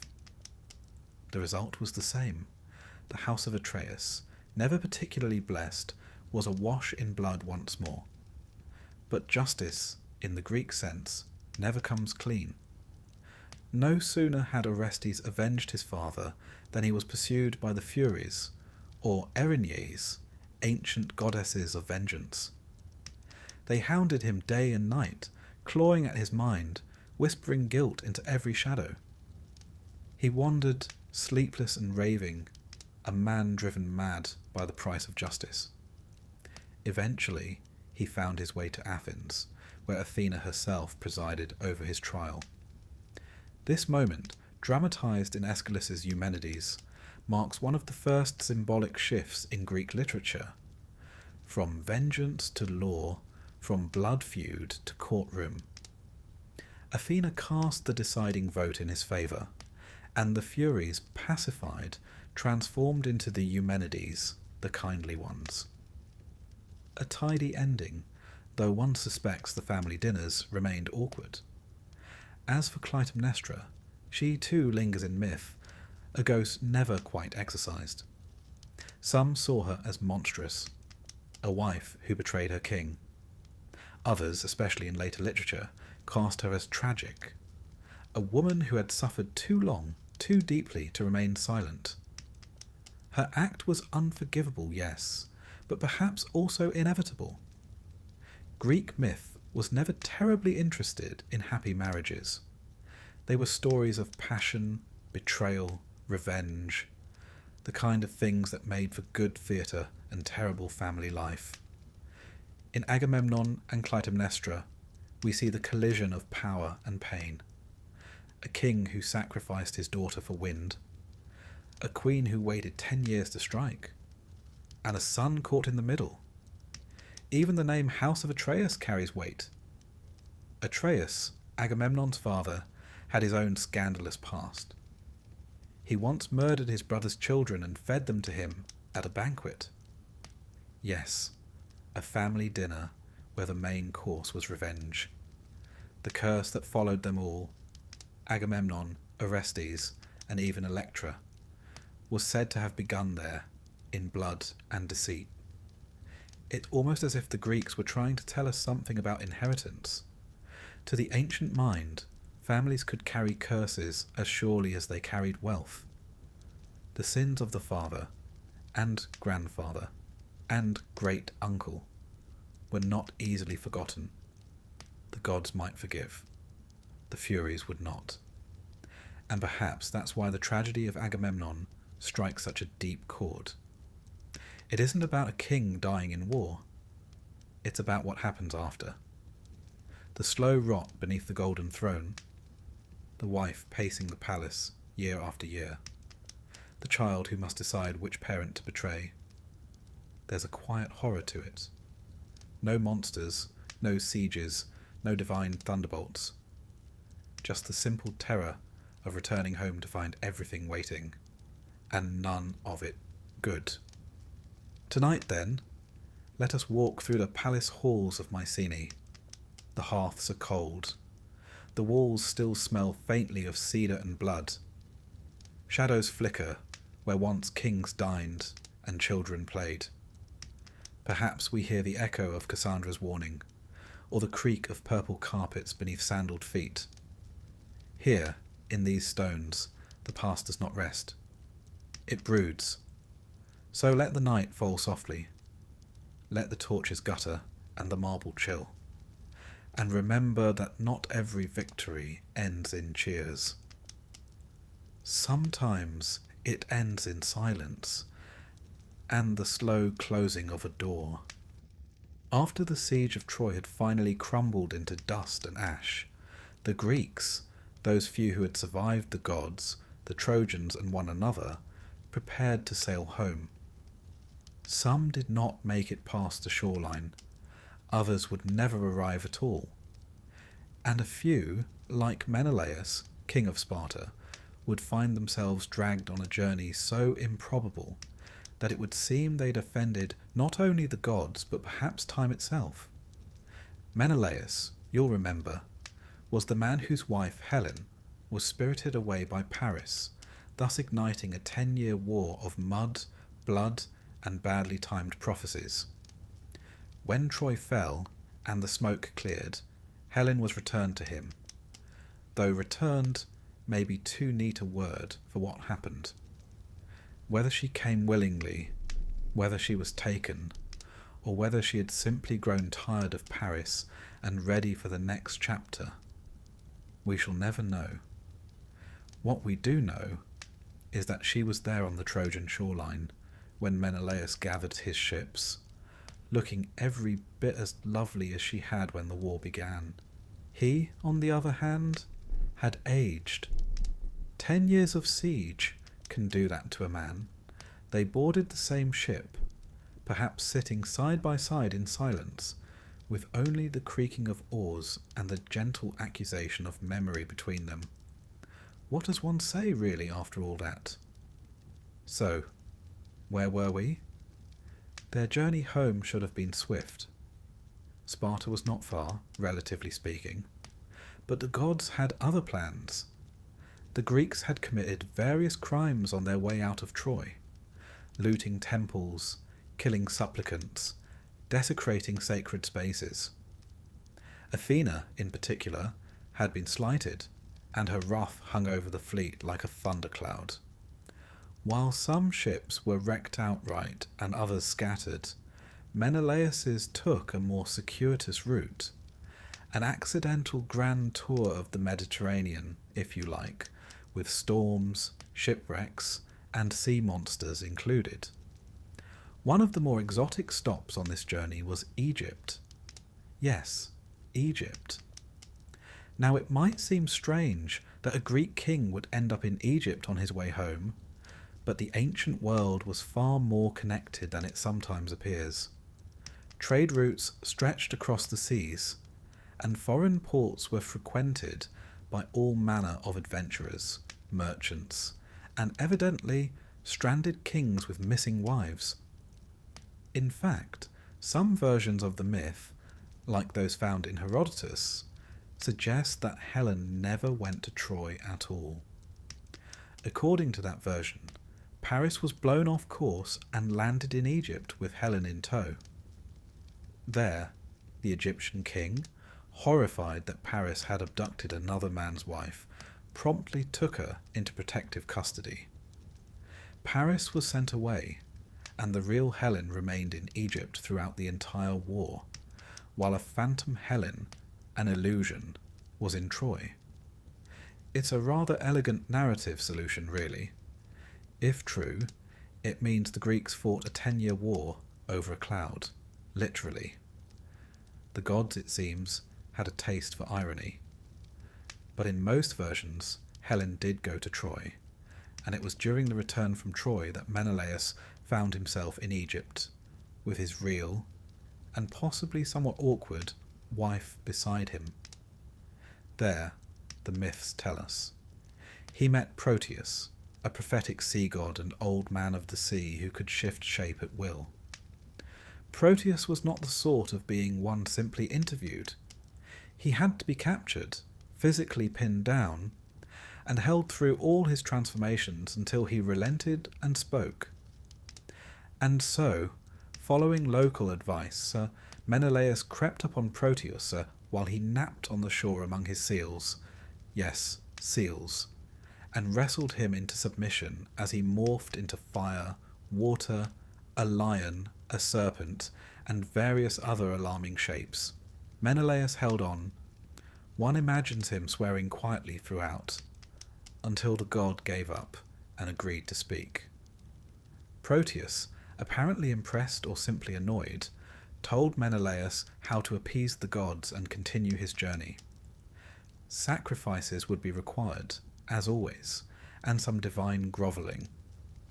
He also informed Menelaus that his brother Agamemnon had been murdered upon returning home. One imagines that news landing like a stone in Menelaus's chest.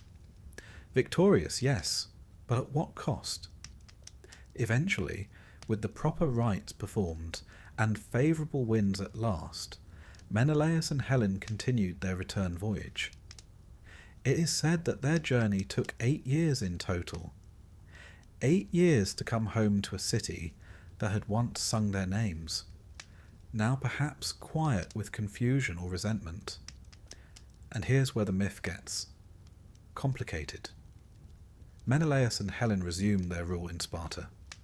Their homecoming, unlike Agamemnon's, was not met with knives. The palace gates opened, the hearth-fires were lit, the people bowed, and yet something must have shifted between them. A decade apart. A war. A long sail through hostile waters. A marriage frayed by the gods themselves. In Homer's Odyssey, when Telemachus visits Sparta in search of news of his father, Odysseus, he finds Menelaus and Helen living in elegant domesticity, surrounded by servants, tapestries, and quiet luxury. Helen, ever the gracious hostess, offers potions to ease sorrow, pours wine, and reminisces about the old days. Her beauty intact, her memory selective. In one scene, she casually tells of how, during the Trojan War, she had once walked the walls of Troy and mimicked the voices of the Greek wives below, trying to lure the soldiers out from the belly of the wooden horse. A chilling little anecdote. Her voice, calling to them in the voices of their beloveds. Whether she did it in jest, or malice, or confusion, is left ambiguous. Homer, with his characteristic subtlety, lets the moment pass unjudged. Menelaus listens. He does not interrupt. Perhaps he's heard the story before. But Homer also gives Menelaus a unique fate. While most Greek heroes die bloody deaths or vanish into obscurity, Menelaus is rewarded. According to Book 4 of the Odyssey, he will not die at all. Because he is the husband of Helen, daughter of Zeus, he is destined to be sent at the end of his life to the Elysian fields, a sort of Greek paradise at the edge of the world, where the air is always mild, the sun never too hot, and heroes may relax without fear of divine punishment. It's an odd reward, given how much trouble he endured, but perhaps the gods felt he'd earned it. As for Helen, her later fate is as inconsistent as ever. In Sparta, she was worshipped after her death, or perhaps even before it. A temple to Helen stood there, and offerings were made in her name. Some said she had been taken to Olympus, made divine by Zeus himself.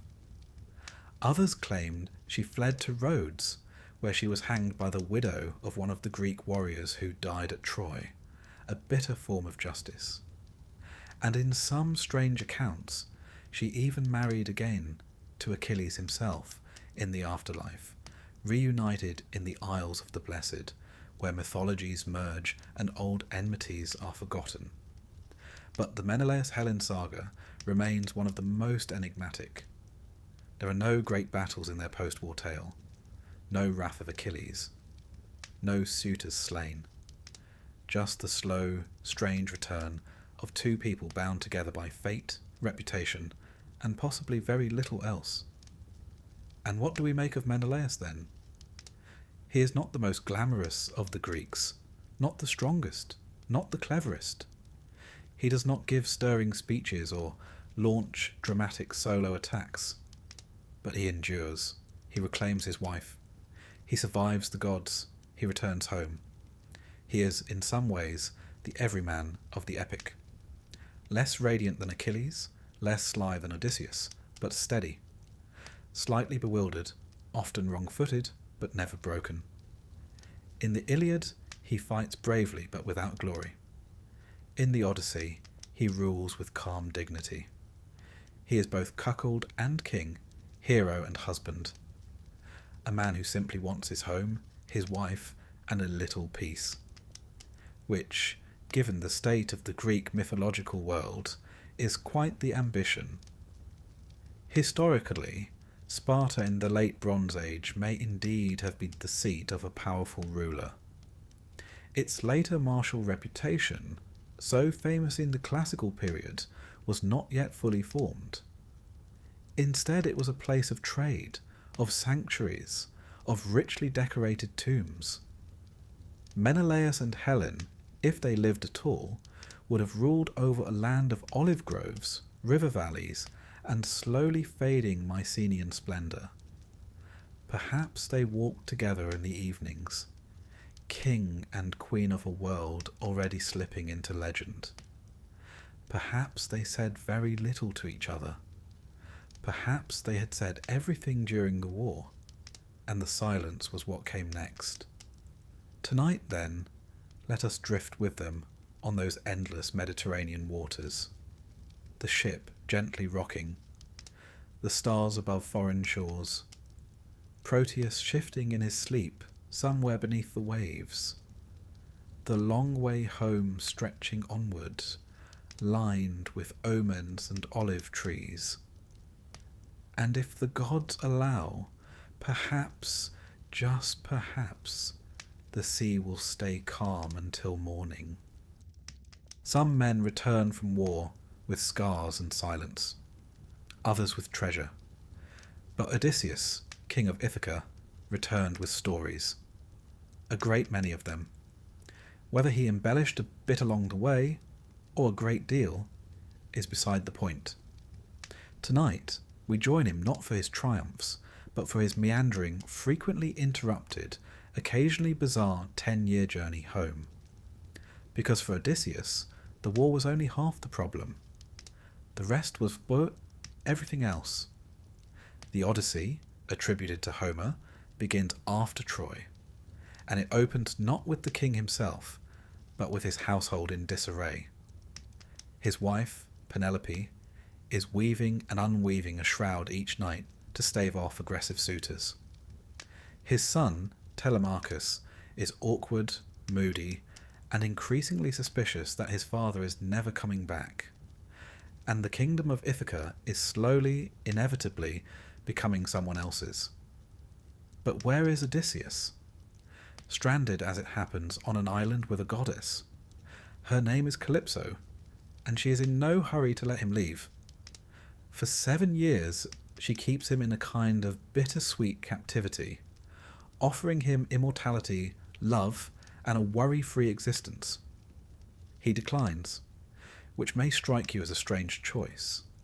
Immortality and divine companionship are nothing to sneeze at. But Odysseus, for all his cleverness, is a man fixated on home. Even if home is full of suitors drinking his wine and eyeing his wife. Eventually the gods intervene. Hermes arrives with a message from Zeus. Let him go. Calypso, grumbling, obeys. Odysseus builds a raft and sets sail, only to be shipwrecked almost immediately by Poseidon, who still holds a grudge. The sea god had never forgiven Odysseus for blinding his son, the Cyclops Polyphemus. More on that shortly. He washes up on the shores of Scheria, home of the Phaeacians, who are helpful, curious, and crucially enjoy a good tale. Here, Odysseus finally begins to recount what's happened since Troy. His adventures unfold in a long, winding flashback, a kind of dinner party storytelling session with a side of trauma. It begins with his first detour, Ismarus, land of the Cicones, where his men plunder a town only to be ambushed in return. A tactical misstep, if we're being generous. Next, the Lotus-Eaters. Harmless, dreamy folk who offer his crew fruit that makes them forget everything, including the desire to return home. Odysseus has to physically drag his men back to the ships. It's the first hint that homecoming, for some, might not be as appealing as advertised. Then comes the Cyclops. Odysseus and his crew stumble upon the cave of Polyphemus, a one-eyed shepherd of considerable size and poor manners. They help themselves to his cheese and wine, rude, and are promptly trapped inside. Polyphemus begins eating them one by one. Odysseus, ever the schemer, tells the Cyclops his name is nobody, gets him drunk, and drives a sharpened stake into his eye while he sleeps. The next morning, when Polyphemus howls for help, the other Cyclopes ask who's hurting him. "Nobody," he bellows, and so they leave him alone. A clever trick, but one that comes with a price. As they flee, Odysseus shouts his real name back to the blinded Cyclops, because of course he does. Pride. It undoes many a Greek hero. Polyphemus prays to his father, Poseidon, to curse Odysseus, and the sea god obliges. From here, it all unravels. At Aeolia, the god Aeolus gives Odysseus a bag containing all the winds, a rather generous gift. So close to Ithaca they can see the shoreline, Odysseus's crew, suspecting treasure, opens the bag. The winds explode, the ship is thrown back to Aeolia, and this time Aeolus refuses to help. Understandably. Next stop, Laestrygonians, giant cannibals. They destroy most of his fleet and eat quite a few men. Only one ship escapes. Then, Circe, a sorceress who turns men into pigs. Odysseus, aided by Hermes, resists her magic and becomes her lover instead. They stay a year. It's becoming a theme. Circe eventually helps him with directions. But to proceed, he must visit the underworld and speak with the prophet Tiresias. Down he goes, offering blood and prayers. In the gloom of Hades, he meets the ghost of Elpenor, one of his men who fell off a roof. He sees his mother, long dead. He speaks to Achilles, who admits that he'd rather be a poor farmer among the living than a lord among the dead. Even the great heroes, it seems, tire of their own glory. From the dead, Odysseus returns to Circe, then sets off again. Next, the Sirens. Their song lures sailors to their deaths. Odysseus, ever curious, wants to hear it. He plugs his men's ears with wax and ties himself to the mast. The song is haunting, irresistible, but he cannot move. and so they pass safely. Then Scylla and Charybdis, a 6-headed monster on one side, a deadly whirlpool on the other. They sail between the two, losing men to Scylla's snapping heads. It's not exactly a win, but it's better than total annihilation. Eventually, they land on Thrinacia, island of Helios, the sun god. They are warned not to touch his sacred cattle. Odysseus insists they obey, but when food runs out, his men predictably slaughter the cows. Helios complains to Zeus, who sends a storm to destroy the ship. Only Odysseus survives. He clings to driftwood, floats for days, and washes up on Ogygia, the island of Calypso. And thus the loop is complete. Back in the present, the Phaeacians, moved by his tale, offer Odysseus passage home. Poseidon, still cranky, turns their ship to stone. But Odysseus at last sets foot on Ithaca. He doesn't announce himself immediately. Always cautious, always calculating. Disguised as a beggar, thanks to Athena's help, he enters his own palace and surveys the chaos. Over 100 suitors have taken residence, drinking, feasting, and pressing Penelope to choose a new husband. Penelope, for her part, has stalled brilliantly. She told them she'd choose once she finished weaving a shroud for Odysseus's father. Each night she undid her day's work. For 3 years they were fooled. Eventually they caught her. But still she held firm. A woman of quiet genius, Odysseus, still disguised, is mocked by the suitors. He endures it, waits, plans. Finally he reveals himself, by stringing his old bow and shooting an arrow through 12 axe heads, a feat no one else could match.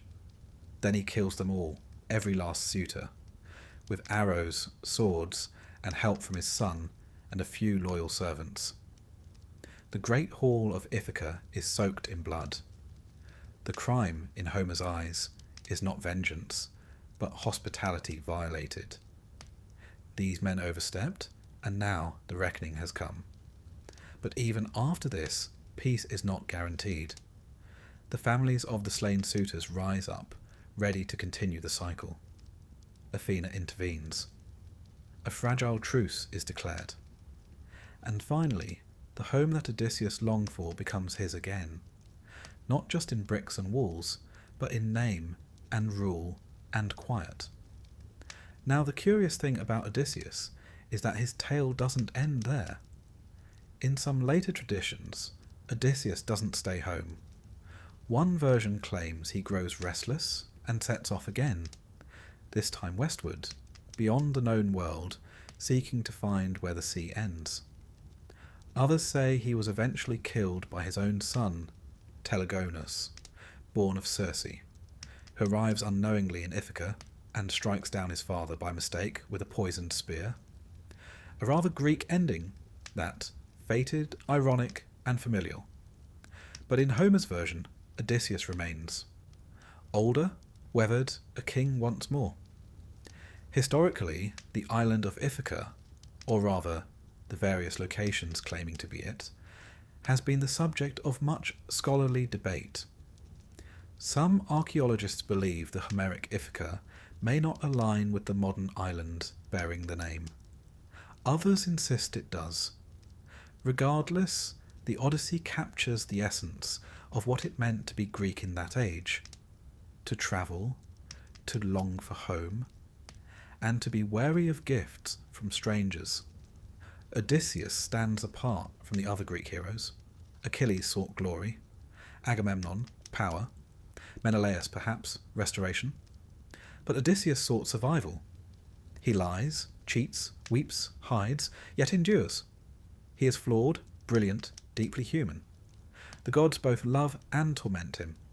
The world resists him, but he adapts, he thinks. And slowly, painfully, he wins. And so tonight, let us rest beside him, our clever king, finally still. The storm has passed, the hearth is warm, the The suitors are gone. Penelope sleeps nearby. The long oar lies in the corner silent. And perhaps, just perhaps, Odysseus dreams not of monsters or witches, but of olive trees, and the smell of bread baking, and the sound of waves brushing softly against the shore of home. It is one thing to be the hero of a great war, quite another to be the son of one. If Odysseus endured storms and monsters, his son Telemachus faced a different kind of trial altogether. The quiet, grating kind of hardship that involves waiting, watching, and wondering whether your father is ever coming home, or if the songs sung about him are more flattering than factual. When the Odyssey opens, Telemachus is no longer a boy, but not quite a man. He is, to borrow a Greek word, nepios, still soft of chin and uncertain of purpose. He lives in a palace overrun by suitors, where the food is being eaten, the wine poured too freely, and the servants uncertain where their loyalties lie. His mother Penelope weaves in the day and unweaves in the night, stalling the inevitable. But time, like the gods, waits for no one. And so, Telemachus is forced into an uncomfortable position. Half prince, half hostage, drifting through his own halls like a ghost of what should have been. No father, no control, only whispers of glory and an ever-tightening knot of expectation. Eventually, Athena, as is often the case when men are floundering, steps in, disguised as mentor, a name which would later be borrowed for the role of any wise advisor, though here it's quite literal. She encourages the lad to do something positively un-Greek. Talk about his feelings and make a plan.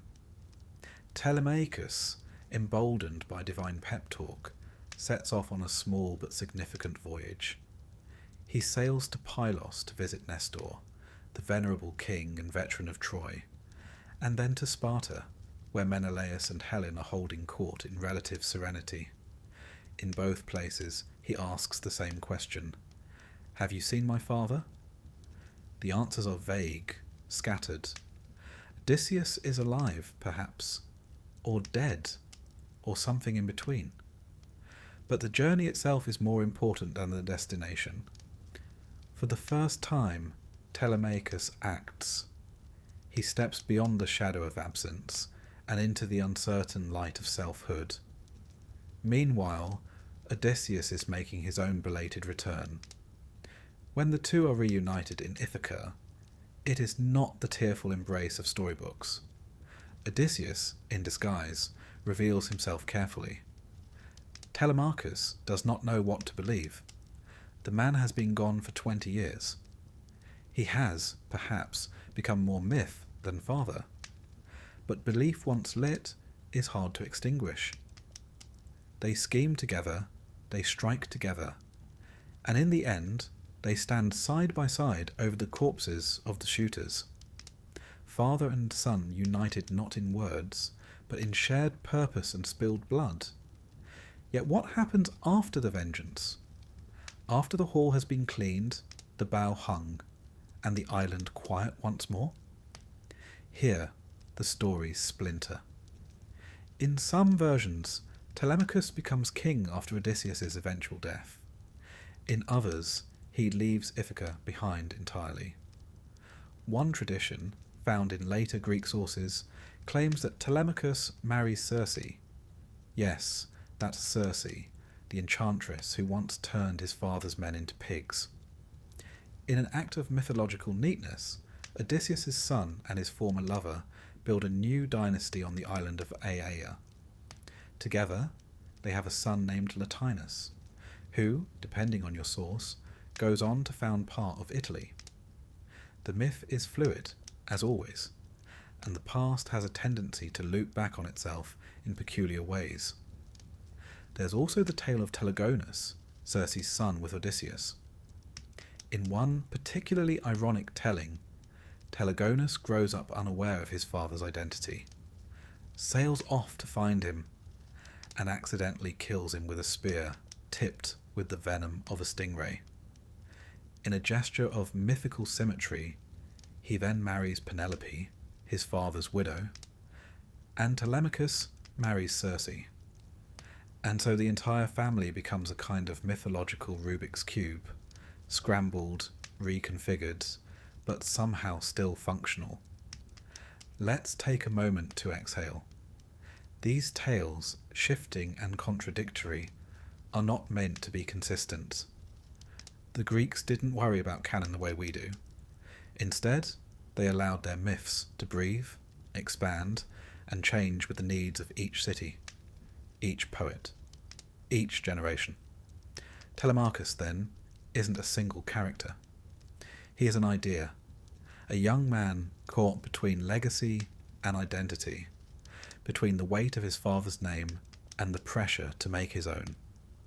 Historically, the role of sons in ancient Greece was a serious business. Inheritance passed from father to son. The son was expected to honour the household gods, to maintain the family reputation, and to perform the funeral rites without fail. A man without sons was, in a sense, erased from the ongoing story of his oikos, his household, his lineage. Yet, as in myth, the position of sons was rarely simple. Take Orestes, son of Agamemnon, who we discussed in chapter 7. He avenged his father by killing his mother. Not exactly a tale you'd want performed at your birthday feast. Or Neoptolemus, son of Achilles, who went to war after his father died, took a central role in Troy's final destruction, and eventually met a murky end, killed in some stories by Orestes no less. Greek myth is a tangled net, and everyone gets caught eventually. These sons often inherited not only lands and titles, but the consequences of divine feuds, ancestral curses, and badly timed oracles. For every golden shield passed down, there seemed to be a family ghost lurking in the vestibule. Even Aeneas, a Trojan rather than a Greek, fits this mould.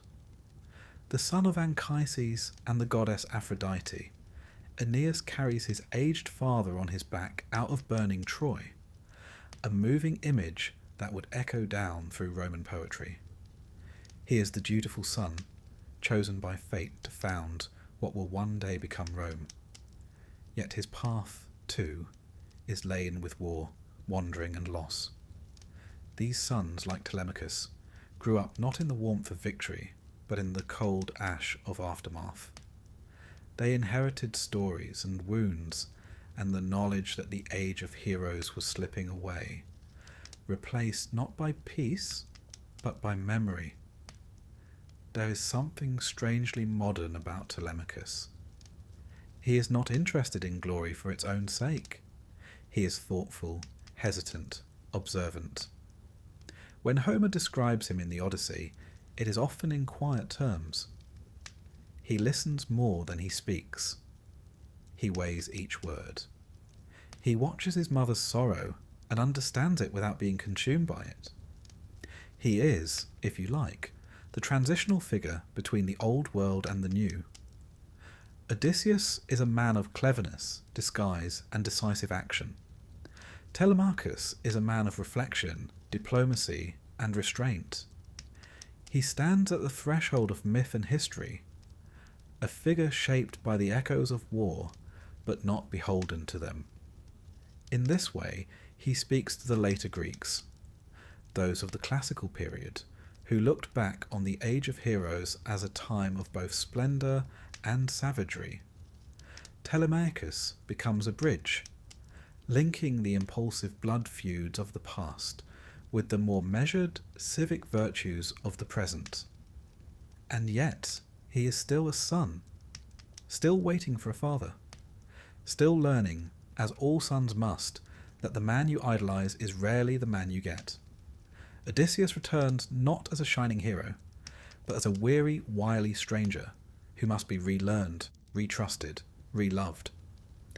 Their relationship is not forged on battlefields, but around the slow rebuilding of a life interrupted. What remains of Telemachus in the end is not his name in epic songs, nor his slaying of suitors, nor his potential marriage to a sorceress. What lingers is the quiet dignity of his arc, a young man growing up in the long shadow of war, and finding, however haltingly, his own way forward. And perhaps that is the final message of these post-Trojan tales, that while the heroes crashed and burned in spectacular fashion, stabbed in bathtubs, drowned at sea, cursed by gods, their children carried on. They endured. They inherited not just the chaos, but the slow business of healing, of ruling, of remembering. For myth is not just the story of how wars are won, it is the story of what happens after. The rebuilding, the forgiveness, the inevitable forgetting. Telemachus, and others like him, remind us that every heroic age must end, and when it does, it falls to quieter hands to pick up the pieces. So tonight, let us imagine Telemachus in Ithaca, not the awkward boy scanning the sea for a sail, but the man walking the halls of a repaired palace. The roof mended, the suitors gone. The name of his father still spoken, but no longer clung to. Penelope weaving not in dread, but in peace. The wind outside is gentle, the stars indifferent. And somewhere in the corner, the great bow of Odysseus gathers dust. The age of heroes has ended. The age of men and memory has begun. Settle yourself now.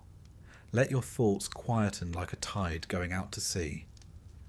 Tonight, we turn to the beginning of a story that is as old as the rocks, the waves, and the thunder beneath our feet. The story of Poseidon, the god of the sea.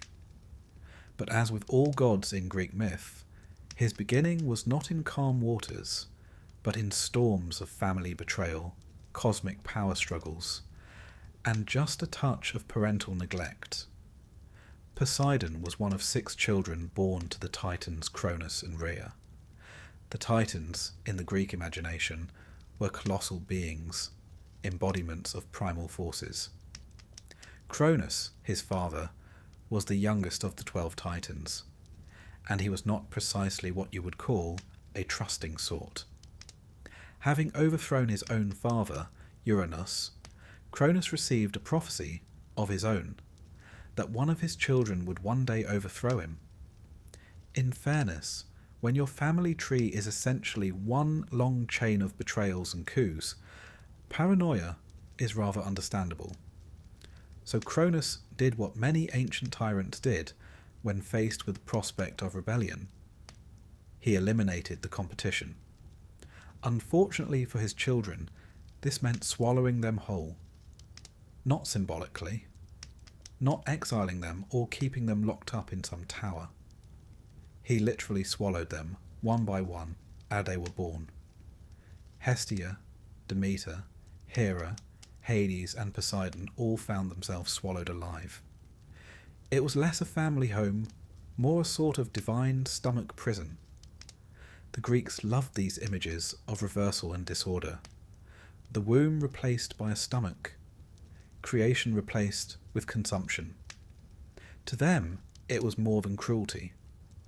It was a reminder that order and chaos were always fighting for control of the world. Not every child met the same fate, however. When the youngest Zeus was born, Rhea had had quite enough of her husband's eating habits. She spirited Zeus away to a cave in Crete, and, in his place, offered Cronus a swaddled stone. Cronus, not being the brightest star in the heavens, swallowed the rock without suspicion. One imagines this made for a rather crunchy meal. Zeus grew to manhood in hiding, and when the time came, he returned to challenge his father. With the help of his grandmother Gaia, and a potion supplied by the goddess Metis, Cronus was forced to disgorge his swallowed children. Out spilled Poseidon, Hades, Hera, Demeter, and Hestia, alive and understandably quite cross about the whole business. From this peculiar beginning, the three brothers, Zeus, Hades, and Poseidon, became the great powers of the cosmos. But before that division came the Titanomachy, the great war between the younger Olympian gods and the older Titans. Poseidon fought alongside his brothers in that cosmic conflict, armed with the trident crafted for him by the Cyclops. Now, you might imagine a trident as a simple three-pronged spear, useful for spearing fish. In mythology, however, it was something else entirely. A divine weapon capable of shaking the earth and stirring the seas into fury. To the Greeks, who lived in a land regularly shaken by earthquakes, and dependent upon seas that could turn treacherous without warning, this made perfect sense. What better weapon for the god of the sea than one that could command the chaos of nature itself? When the war was won, the three brothers cast lots to decide their domains. Zeus received the sky, Hades the underworld, and Poseidon, fittingly, the sea. Some versions of the myth note that Poseidon was not entirely pleased with this division. After all, the skies seemed brighter and more glorious, while the sea was unpredictable, stormy, and dark. But to the Greeks, who depended upon the sea for trade, travel, and sustenance, Poseidon's domain was nothing less than vital. Without the sea, there was no Greece. It is important to pause here, because Poseidon's character makes much more sense when we understand the Greek relationship with the sea. Ancient Greece was not a single unified land, but a collection of rocky peninsulas and islands scattered across the Aegean. Travel by land was slow and difficult. Travel by water, though dangerous, was essential. Every fisherman setting out in a fragile wooden boat, every merchant braving foreign shores, every army crossing to raid or conquer, all looked to Poseidon. But the sea was not simply a road. It was also a destroyer. A sudden storm could smash ships against the rocks. A calm wind could trap you in place until your supplies ran out. To the Greeks, the sea was alive, moody, and deeply unpredictable. And so they made sacrifices to Poseidon, hoping to soothe his temper. He was not only god of the sea, but also the earth shaker. This is another reflection of Greek life. The Aegean region lies in one of the most earthquake-prone zones of the world. Ancient temples, houses, and cities often collapsed under sudden tremors. The Greeks, lacking geological science, attributed these quakes to Poseidon's trident striking the earth in anger. Thus, he was a god of double force, the swelling sea and the trembling land. Poseidon himself is an interesting character in the myths, powerful, temperamental, and proud. Unlike his brother Zeus, who was forever chasing after mortal women, or Hades, who stayed brooding in his underworld, Poseidon is portrayed as unpredictable, easily offended, and quick to vengeance. This suited his natural domain. Sailors never quite knew whether the sea would favour them or destroy them. Poseidon was the embodiment of that uncertainty. Yet the Greeks also saw him as a god of fertility and creation. His link with horses, an odd pairing you might think, until you realise that horses were the most powerful and prestigious animals the Greeks knew, gave him a creative side. The myth runs that Poseidon struck the earth with his trident and brought forth the first horse. He was both destroyer and giver of life, much like the waves that could drown you one day and carry your ship safely the next. In later myths, Poseidon takes Amphitrite, a sea goddess, as his wife. she was not especially eager at first. In fact, she fled his advances. But eventually they were reconciled, and together they ruled the ocean's depths. Their children included Triton, the merman with a conch shell, and a host of other beings who populated the sea in Greek imagination. But that is to skip ahead. In this first stage of Poseidon's story, what we see most clearly is the pattern of the Greek gods themselves. Born into violence, shaped by rebellion, and placed into roles that reflected the natural world around their worshippers, one cannot help but imagine, perhaps with a wry smile, what it must have been like inside Cronus' stomach during those years. Did Poseidon, Hades, and the others chat quietly while waiting to be freed? Did they wonder what had gone wrong in their family?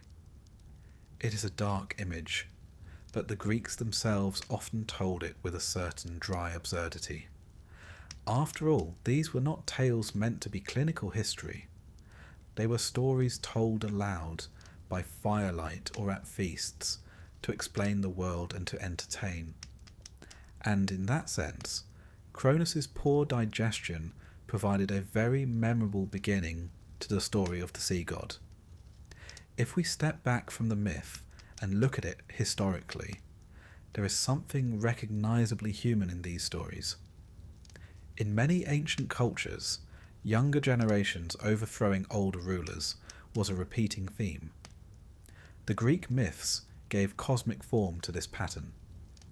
Just as kings and city-states rose and fell in human life, so too did gods replace their fathers and take their place. Poseidon, Zeus, and Hades, therefore, were not just divine characters, but reflections of the constant cycle of power in the human world. And so, in this first chapter, we find Poseidon emerging from darkness, born of betrayal, freed from his father's belly, armed with a trident that could command the world's most fearsome forces, and given dominion over the restless seas. His story, like the waves, would rise and fall with tempests, rivalries, and uneasy peace. But before we drift further into the storm of his myths, the contests, the monsters, and the quarrels, we pause here, letting the sea rest in our imagination. The sound of waves, eternal, rocking us gently towards sleep. Poseidon has been born, and his trident gleams, ready to stir the waters of history. When we last left Poseidon, he had been rather unceremoniously swallowed by his father, spent some uncomfortable years in divine indigestion, and finally spilled back out into the world alongside his siblings. Hardly the most dignified beginning, but the Greeks rarely gave their gods smooth starts.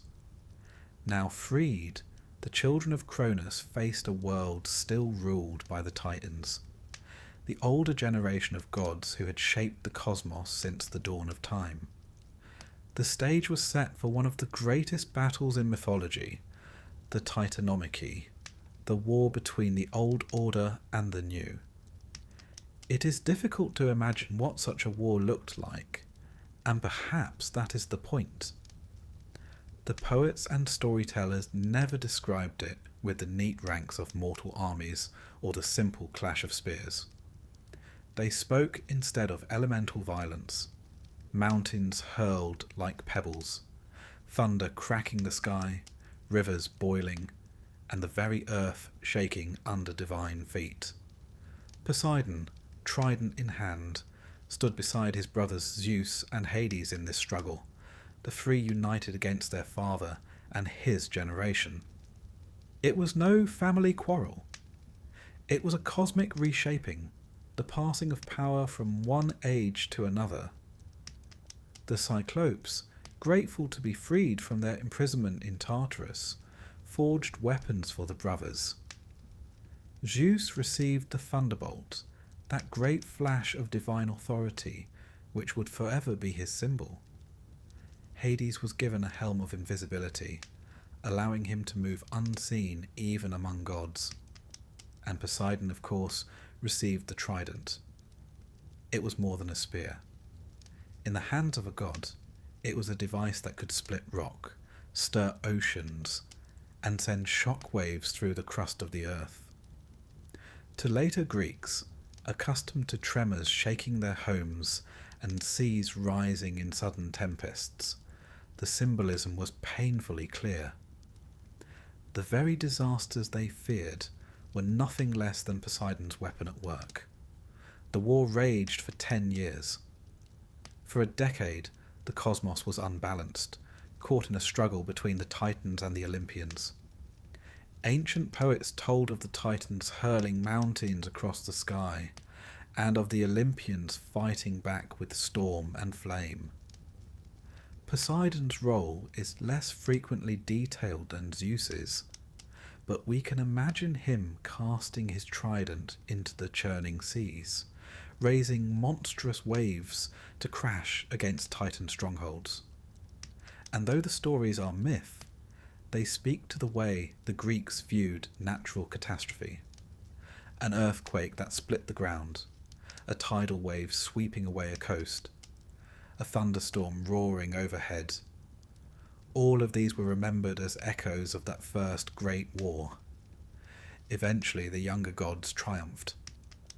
Cronus and the Titans were cast down, bound, and hurled into Tartarus, that deepest abyss of the underworld. The world was theirs, but having won it, they faced the difficult question of what to do with it. Who would rule?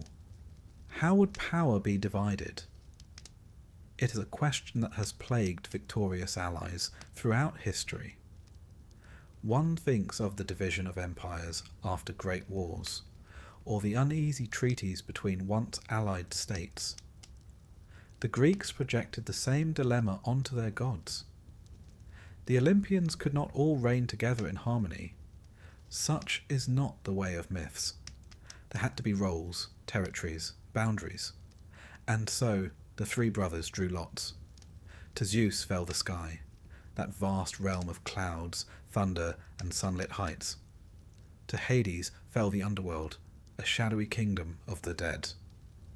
And to Poseidon fell the sea, endless, unpredictable, and profoundly necessary. Some versions of the myth suggest Poseidon was not entirely pleased with this outcome. The sea, after all, was treacherous and unstable, whereas the sky seemed to glitter with brilliance and authority. Hades received a kingdom all his own, where no one could question his sovereignty. Poseidon's realm, meanwhile, was constantly crashing against the shores of his brother's domain, never quite still, never quite certain. Yet it was his lot, and from that moment forward, the sea belonged to him. Here, the myths touch something deeply true about Greek life. Unlike the landlocked peoples of other regions, the Greeks were bound to the sea.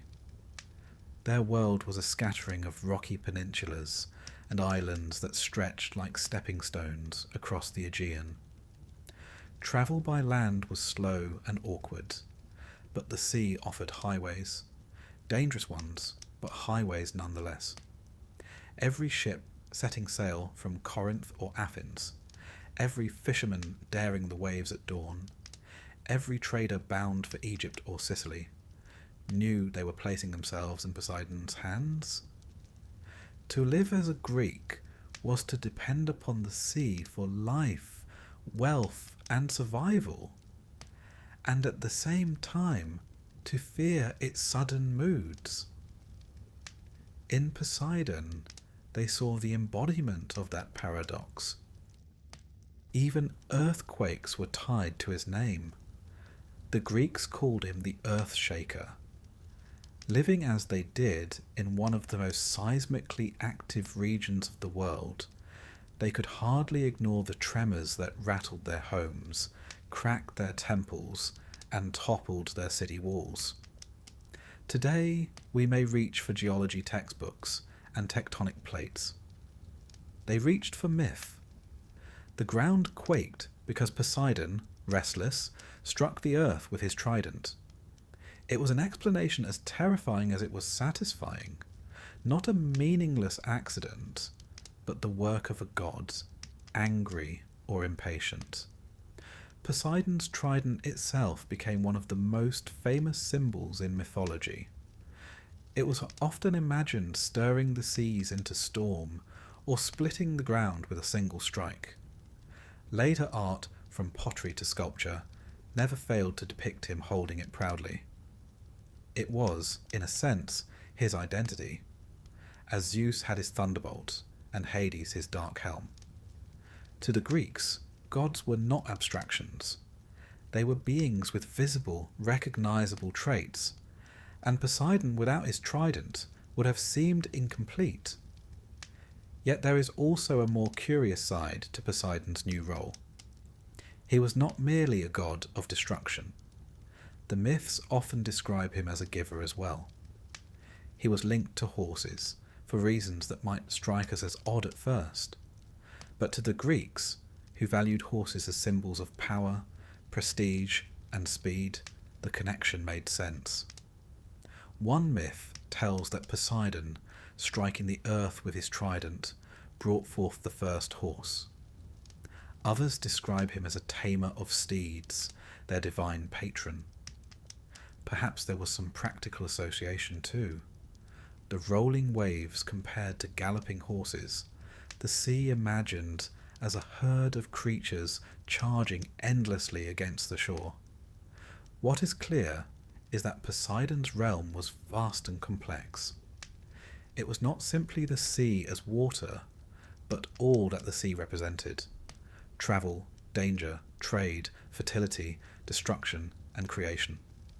His temperament matched it. Unlike Zeus, who clung to order, or Hades, who ruled in silence, Poseidon was moody. Sailors never knew whether he would favour them or wreck them. He was both protector and punisher, saviour and destroyer.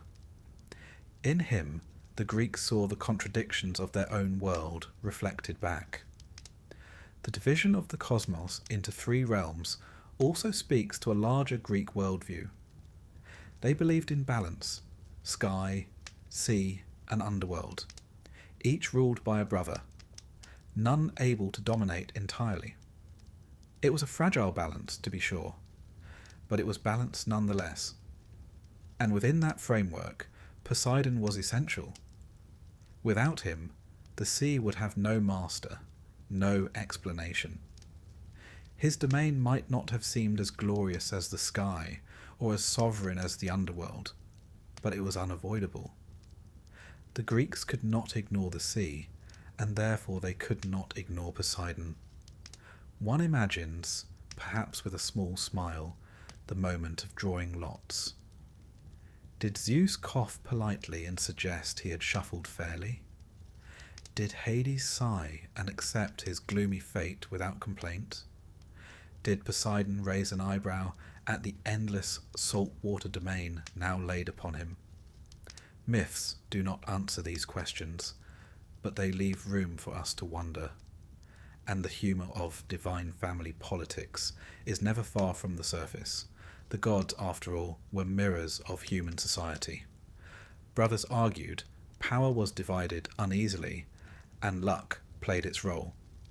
With the Titanomachy concluded and the cosmos divided, Poseidon settled into his role. He would build a palace of coral and gold beneath the waves, populate his realm with sea creatures both wondrous and terrifying, and begin the long history of quarrels, rivalries, and adventures that would define his myth. But even here at the beginning, we already sense his nature. He is restless, powerful, and unpredictable. The sea made flesh, with all its beauty and danger. The Greeks, telling these stories by lamplight or in crowded marketplaces, must have looked to the horizon and felt the truth of them. The sea was never far away, and it was never tame. To explain its moods, To imagine a god wielding a trident and shaking the earth was not only poetry, it was survival. And so Poseidon, once a child swallowed in fear, emerged from war as a king, his throne set not in the sky nor in the earth below, but in the shifting, rolling, eternal waters of the world. When the cosmos had been divided and the lots drawn, Poseidon was given dominion over the sea. It was not the tidy realm that Zeus claimed in the heavens, nor the enclosed kingdom that Hades received beneath the earth. The sea was endless, shifting, and unpredictable. To rule it was to hold power over something that could never truly be mastered. It was a gift of majesty and a burden of restlessness. And perhaps this is why Poseidon came to be remembered as a god with moods as changeable as the waters he commanded. The poets imagined that he established his home in a palace beneath the waves, a hall of coral and gleaming stone with silver rooftops and gates of pearl. Dolphins played in its courtyards.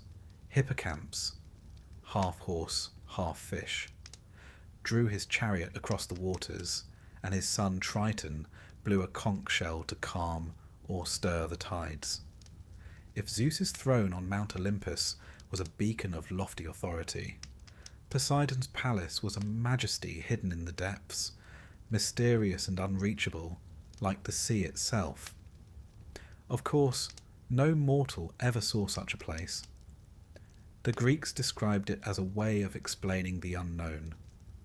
What lay beneath the waves, in the vast dark that swallowed ships and treasures, had to be filled with something.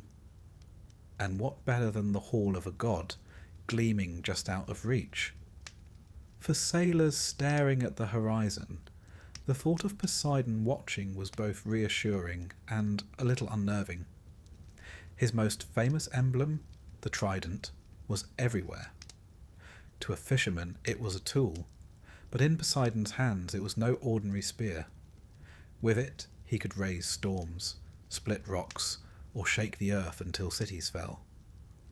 Earthquakes, so common in Greece, were seen as his strikes against the ground. Storms that dashed ships against rocks were his anger, and a calm sea his fleeting generosity. Just as Zeus was never depicted without his thunderbolt, Poseidon was never imagined without his trident. It was the very essence of his power, as much a part of him as the waves themselves. But the sea was more than a destroyer. It was also bountiful. It gave fish to coastal villages, it linked distant lands, and it carried ships laden with goods. Wine, olive oil, pottery, and grain crossed the Aegean to enrich city-states. Homer himself called it the wine-dark sea, glowing with strange colours under the sun. The Greeks both feared and loved it, just as they feared and honoured Poseidon. This duality shaped Greek identity. Unlike the Egyptians, bound together by the Nile, or the Mesopotamians, whose rivers ran steady through their plains, the Greeks had no single river to unite them. Instead, they were tied together by the sea. Islands and peninsulas were like stepping stones, and every road eventually led to water. The sea was at once the lifeline and the danger. To worship Poseidon was not optional. It was a necessity of survival. His symbols went beyond the trident. Horses, for instance, were tied to his name.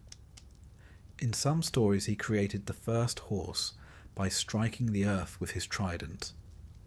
In others, he tamed them and was their divine protector.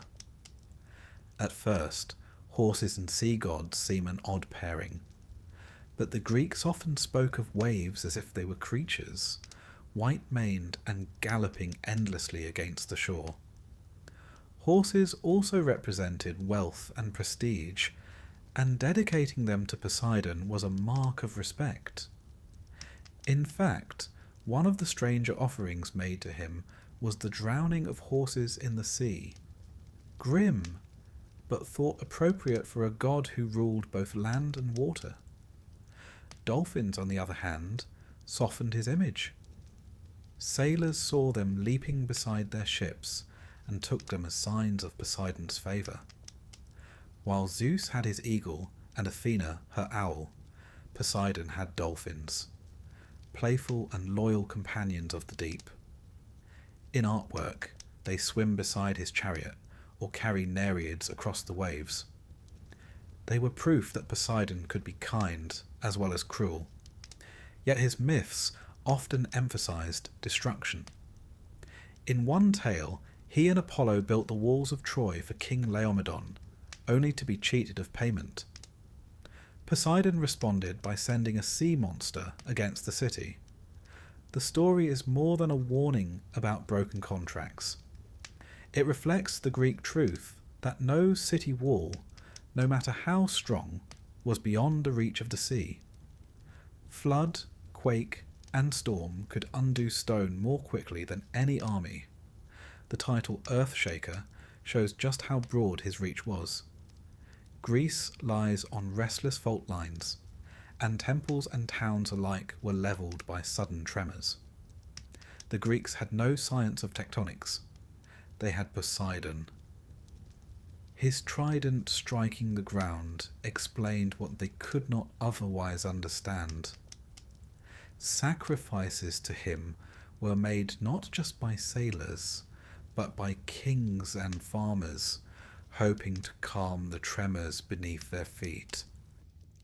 Still, he was not always wrathful. Poseidon also granted calm passages, guided ships to safety, and blessed cities with wealth. His temples stood proudly across Greece, none more striking than the one at Cape Sunion. Even today, its white columns rise over the sea, visible for miles to sailors approaching Athens. Imagine an ancient crew spotting those columns at dawn, weary, hungry, and suddenly reminded that the god of the sea had not forgotten them. The humour of his character lies in his moods. Sailors might offer sacrifices, pour out wine, and beg for favour, but ultimately it depended on whether Poseidon was in the mood to be generous. Did he wake gently, stirring only a mild breeze? Or did some slight, perhaps a forgotten offering, or simply poor timing, provoke him to whip up a storm? His nature was as uncertain as the waters he ruled. In myth, Poseidon rode in a chariot drawn by seahorses, the waters parting before him. Wherever he passed, the waves fell silent, awed by his presence. It is a stirring image, the god not struggling against the sea but gliding above it in full command. For mortals, always vulnerable to sudden winds and treacherous currents, the idea of such mastery was deeply compelling. Yet the myths remind us that only Poseidon held that power. Mortals might survive by luck or prayer, but they could never control the waves.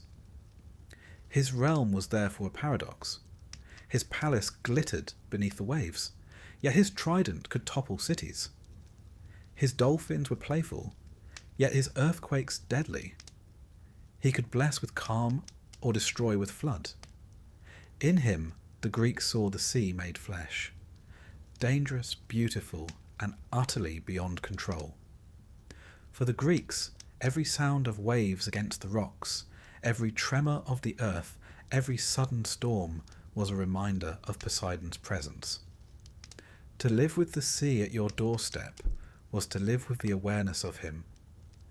His power was not distant or abstract. It was immediate and unavoidable. And so, whether they prayed at his temples, carved tridents on their ships, or simply looked out to the horizon with respect, the Greeks never forgot the god of the sea.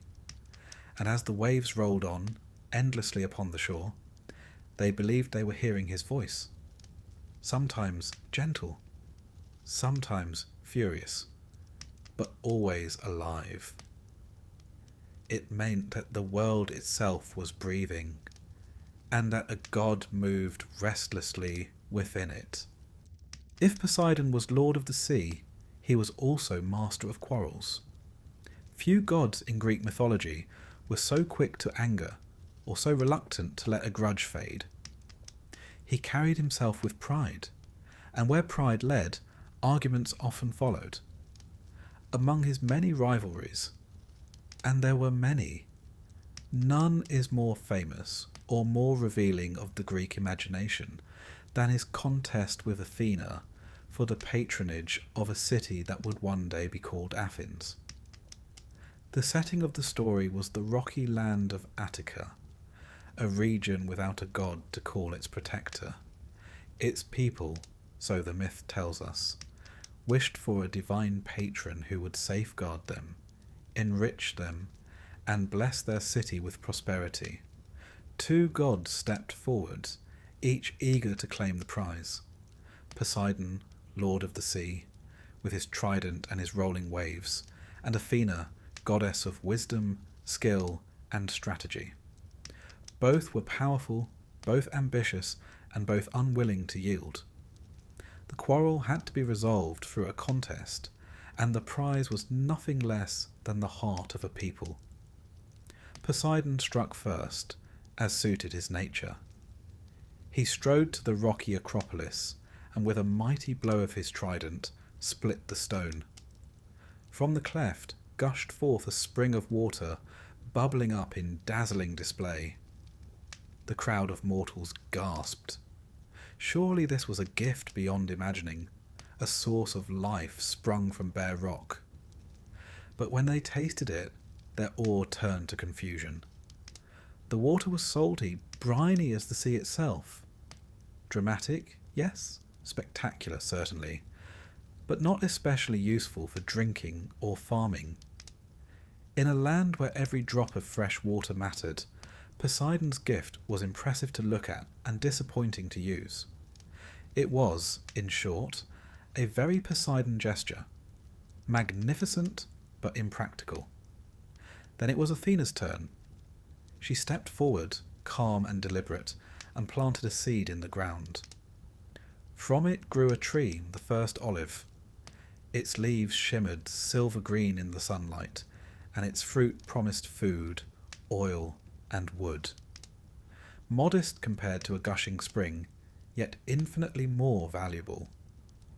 Olives could feed a household, oil could burn in lamps to light the night, and the wood could be shaped into tools and vessels.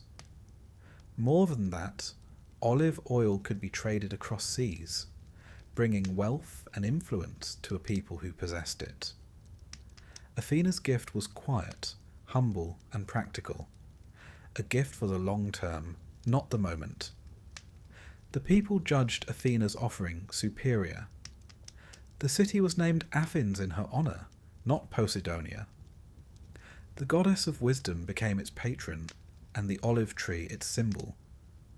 Poseidon, however, was not a god to accept defeat gracefully.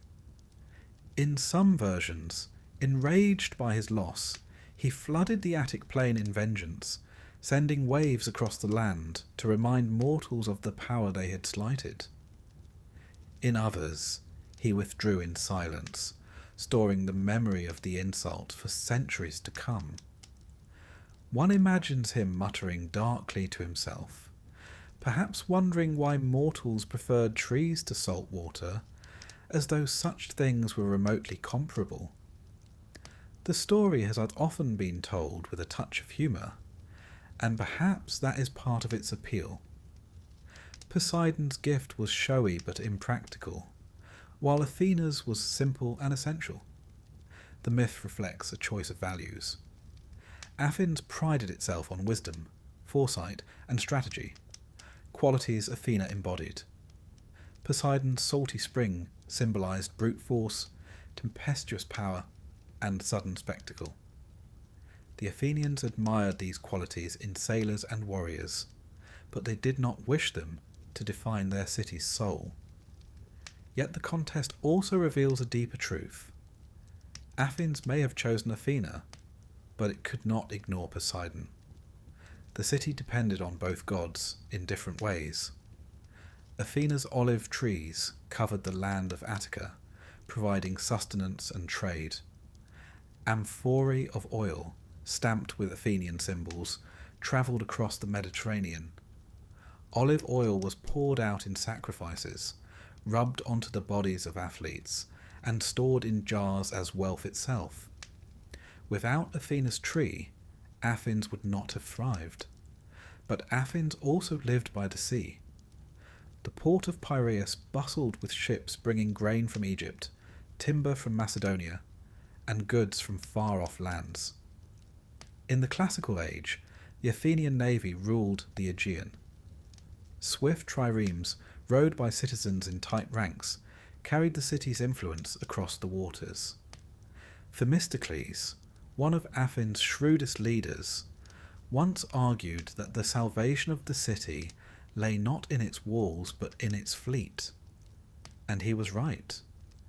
It was the ships that turned Athens into a naval empire, the sea that gave it power to face Persia, and Poseidon's realm that bore those ships forward. In that sense, the myth of the contest is less about victory and defeat, and more about balance. Athena gave Athens its mind, its strategy, its symbol of peace and prosperity. Poseidon gave it its reach, its ships, its power over the Aegean. The Athenians may have laughed at the saltwater spring and praised the olive, but they never neglected sacrifices to the sea god. His temples stood proudly at Sunion and other headlands, his name invoked whenever a voyage began. The city honoured Athena above all, but it never forgot that Poseidon was waiting, restless and moody, just beyond the horizon. The myth also connects directly to the landscape. On the Acropolis itself, visitors could see an ancient olive tree said to be the very one Athena had planted, and nearby was a saltwater pool called the Sea of Erechtheus, believed to be the mark of Poseidon's trident. These physical features were woven into the story. Myth was not distant fantasy, but part of the very ground underfoot. To stand on the Acropolis was to stand at the place where gods had struck the earth. The tree and the spring were proof, living and eternal, that Athens was shaped by both Athena and Poseidon. Historically, the choice of Athena also made sense. Olive trees grew naturally in the stony soil of Attica, thriving where other crops failed. They endured drought, lived for centuries, and became symbols of endurance.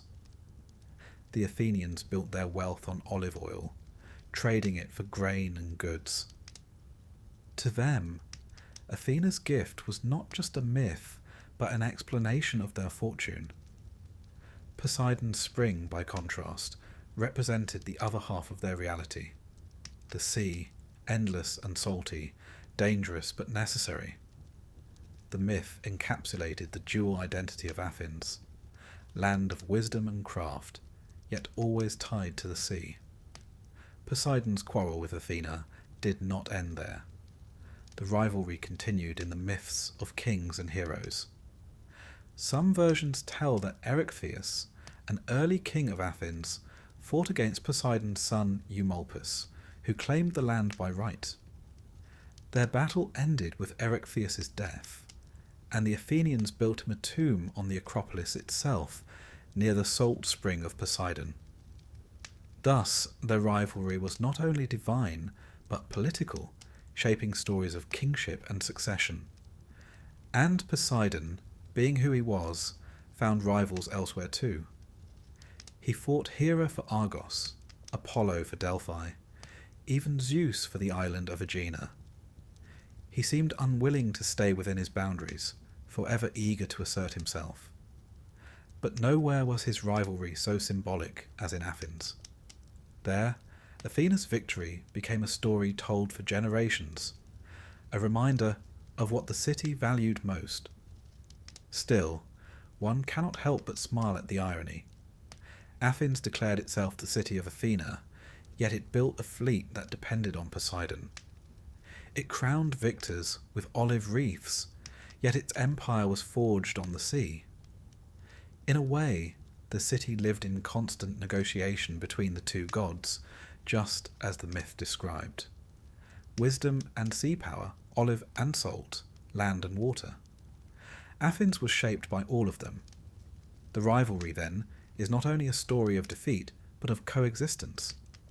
The olive tree grew, the salt spring bubbled, and both were sacred. Athena may have been chosen, but Poseidon left his mark as well.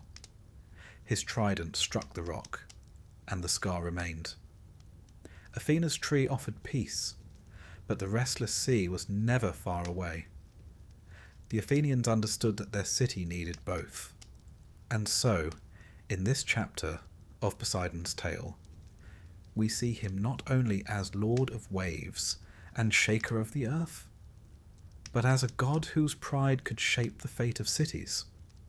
His rivalry with Athena was not forgotten, for it was etched into stone, soil, and story. He may have lost the Acropolis, but he gained something else. A permanent place in the identity of Athens as rival, neighbour, and ever-present reminder of the sea's power. When one imagines Poseidon, it is natural to think of waves crashing against the shore, or of earthquakes shaking the earth. Yet the myths also remember him in quieter moments, not only as a destroyer, but as a builder. Strangely enough, one of his most famous tales is not about storms or shipwrecks, but about walls. City walls, to be exact. It is the story of Troy before the Trojan War, when Poseidon, the earth-shaker himself, put his hand to construction. The tale begins with a slight against the gods, for most of these stories do. King Laomedon ruled Troy in those days, and like many mortal kings, he was proud, ambitious, and not always wise when it came to dealing with immortals. In some accounts, he offended Zeus by boasting of his city's power. In others, he angered Apollo and Poseidon directly. Whatever the cause, the two gods found themselves punished by Zeus, compelled to serve Laomedon in disguise as humble labourers. It was a strange fate for gods. The archer god Apollo and the mighty sea lord Poseidon working like common masons. But the Greeks delighted in telling such stories, where the high and mighty were brought low, if only for a time. The task set for them was to build the walls of Troy. Day after day they worked, Apollo shaping the stones with divine precision, Poseidon lifting them with the strength of a god. Slowly the walls rose, massive and unyielding, destined to become famous centuries later when Homer sang of their fall. Even as slaves, the gods brought magnificence to the work. The stones fitted so tightly together that no blade of grass could grow between them. Mortals would later say that no human hand could have built such walls, and they were right. But when the work was finished, Laomedon committed a mistake that would echo through history. He refused to pay them. Whether out of arrogance, greed, or sheer foolishness, he denied the agreed reward. To cheat a mortal was one thing. To cheat a god was quite another. Apollo returned to his shrines, harbouring quiet resentment. Poseidon, however, was not a god of quiet moods. His anger was immediate, his vengeance swift. He sent a sea monster against Troy, a beast that rose from the waters to ravage the coast and threaten the city. Panic seized the Trojans. The walls, though mighty, could not protect them from a monster of the deep. Laomedon consulted oracles, as kings often did in desperate times, and was told that the only way to appease the god's wrath was to sacrifice his daughter Hesione. She was bound to the rocks by the shore, a victim meant to satisfy the hunger of the sea beast. It is here that myth, as so often, shifts from tragedy to heroism. For along came Heracles, passing through Troy on his labours. Seeing the girl bound to the rocks, he struck a bargain. If Laomedon would give him horses promised by Zeus, he would slay the monster. The king agreed, though one begins to suspect he was not very reliable with promises. Heracles fought the beast, killed it, and freed Hesione. But when Laomedon again refused to keep his word, Heracles returned later with an army, sacked Troy, and killed the king. Thus Poseidon's quarrel with Laomedon, begun over unpaid wages, set in motion events that would ripple down the centuries, laying the groundwork for the later Trojan War. What do we make of this story? On one level, it is simply another tale of divine anger and human folly. But on another, it reflects the Greek sense of justice. Promises mattered. To cheat the gods was to invite ruin. Laomedon's refusal to honour his bargain with Poseidon and Apollo brought not only a monster, but destruction upon his house. In Greek culture, where oaths were sacred and hospitality a duty, such betrayal was more than impolite. It was a violation of cosmic order. It is also telling that Poseidon is remembered here not only as a destroyer, but as a builder. The same god who could level walls with earthquakes also raised them with his strength. His power was double-edged. He could create magnificence, and he could sweep it away. In this he reflected the sea itself. The waters brought wealth, trade, and life to Greek shores, but they also destroyed, flooding fields and smashing ships. To honour Poseidon was to acknowledge both aspects, the giver and the taker, the builder and the breaker. Historically, the walls of Troy held enormous significance. Archaeological evidence suggests that the city did indeed have formidable defences, rebuilt several times across centuries. To the Greeks, these walls were legendary. To say that Apollo and Poseidon had built them was to explain their grandeur, to place them outside the reach of ordinary human effort. And when the walls eventually fell to the Greeks in the Trojan War, it was not just a military victory, but the shattering of something believed to be divine. There is also a quiet humour in imagining Poseidon, the tempestuous sea god, standing in the dust with a stonemason's hammer, muttering about mortar joints and wall height. The Greeks told these stories with a wink, aware of the incongruity. Their gods were mighty, yes, but they were also strangely human. They quarrelled, they laboured, they were cheated, and they sought revenge. In that humanity lay their appeal. Poseidon may have shaken the earth with his trident, but he also knew the sting of unpaid wages, a grievance any mason might understand. The tale of Laomedon and the walls of Troy also foreshadows Poseidon's later role in the Trojan War itself. Though the great conflict came generations later, Poseidon never forgot the insult. When the Greeks attacked Troy, he lent his strength to the walls once more, but he also aided the Greeks when it suited him, punishing Trojans for their king's past arrogance. The gods, it seems, had long memories. A slight against Poseidon was not easily erased, even if decades had passed. And so, in this chapter of his story, Poseidon reveals himself not just as the roaring sea or the trembling earth, but as a figure tied to human justice, pride, and vengeance.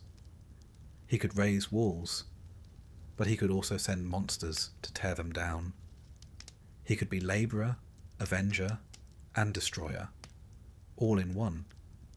For the Greeks, who built their own walls against enemies and watched earthquakes topple them without warning.